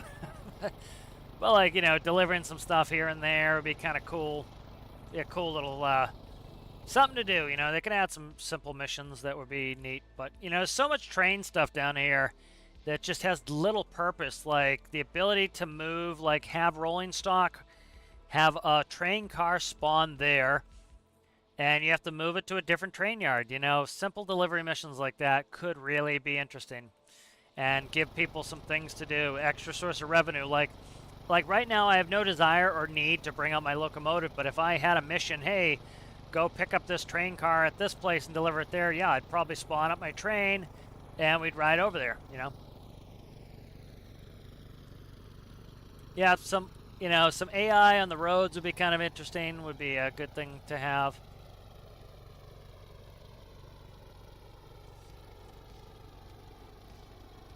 I'll probably take a break when I get back. I have engine overheating on. I do not, but I'm gonna keep it below.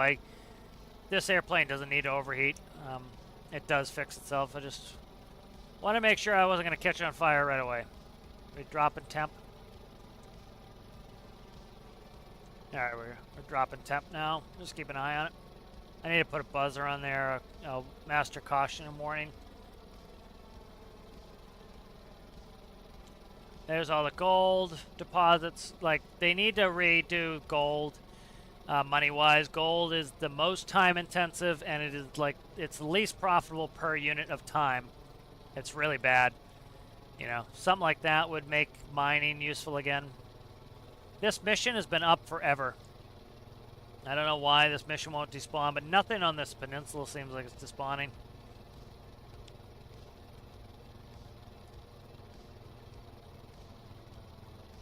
All right, start bringing the prop in. We'll start bringing the thrust back, prop in. Gears coming down, flaps are coming down, landing lights coming back on.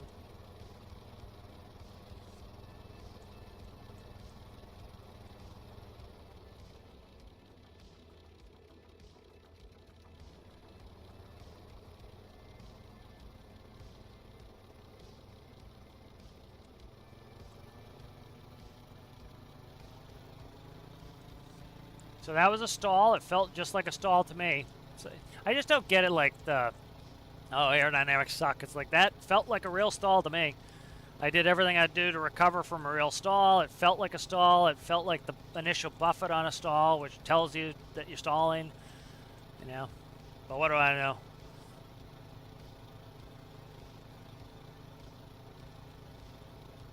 It's easier to say the aerodynamics sucks than to just make a plane that works. There you go. It's hard to see the contour here, so I'm just kind of watching out my right side. Actually, I'm using my peripheral to see the ground. There we go.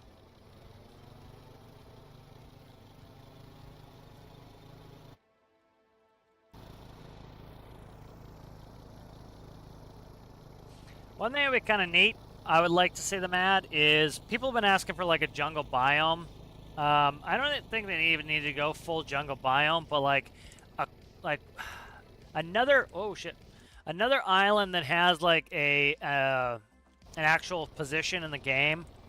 So like, for example, they don't have to make a full continent, but give us like a reasonable size island. I don't know, maybe this big as this island here. Give it to us way out here in the west in the hot arid biome, in the arid area, and make it like kind of tropical, and put one tiny little grass strip on it, a short runway that's grass stripped, so that you can take small planes in there, and then that could be cool missions for transport, stuff like that. I think would be kind of neat. You know, adding little, islands that are big but not the size of continents, and like do a jungle theme, do another one that's a different theme. You know, a fishing village. That'd be awesome, dude. Give us like a little island that size up in the North Atlantic that's not quite to the Arctic, but still up in the chilly zone. And, you know, and it's a fishing village. And, the fishing is always good up there. You know, like say they do the fishing update. And the fishing is always good. And so it behooves you to go there, you know. So stuff like that would give us a reason to go places. The propeller drives me nuts. Ugh. Alright, good.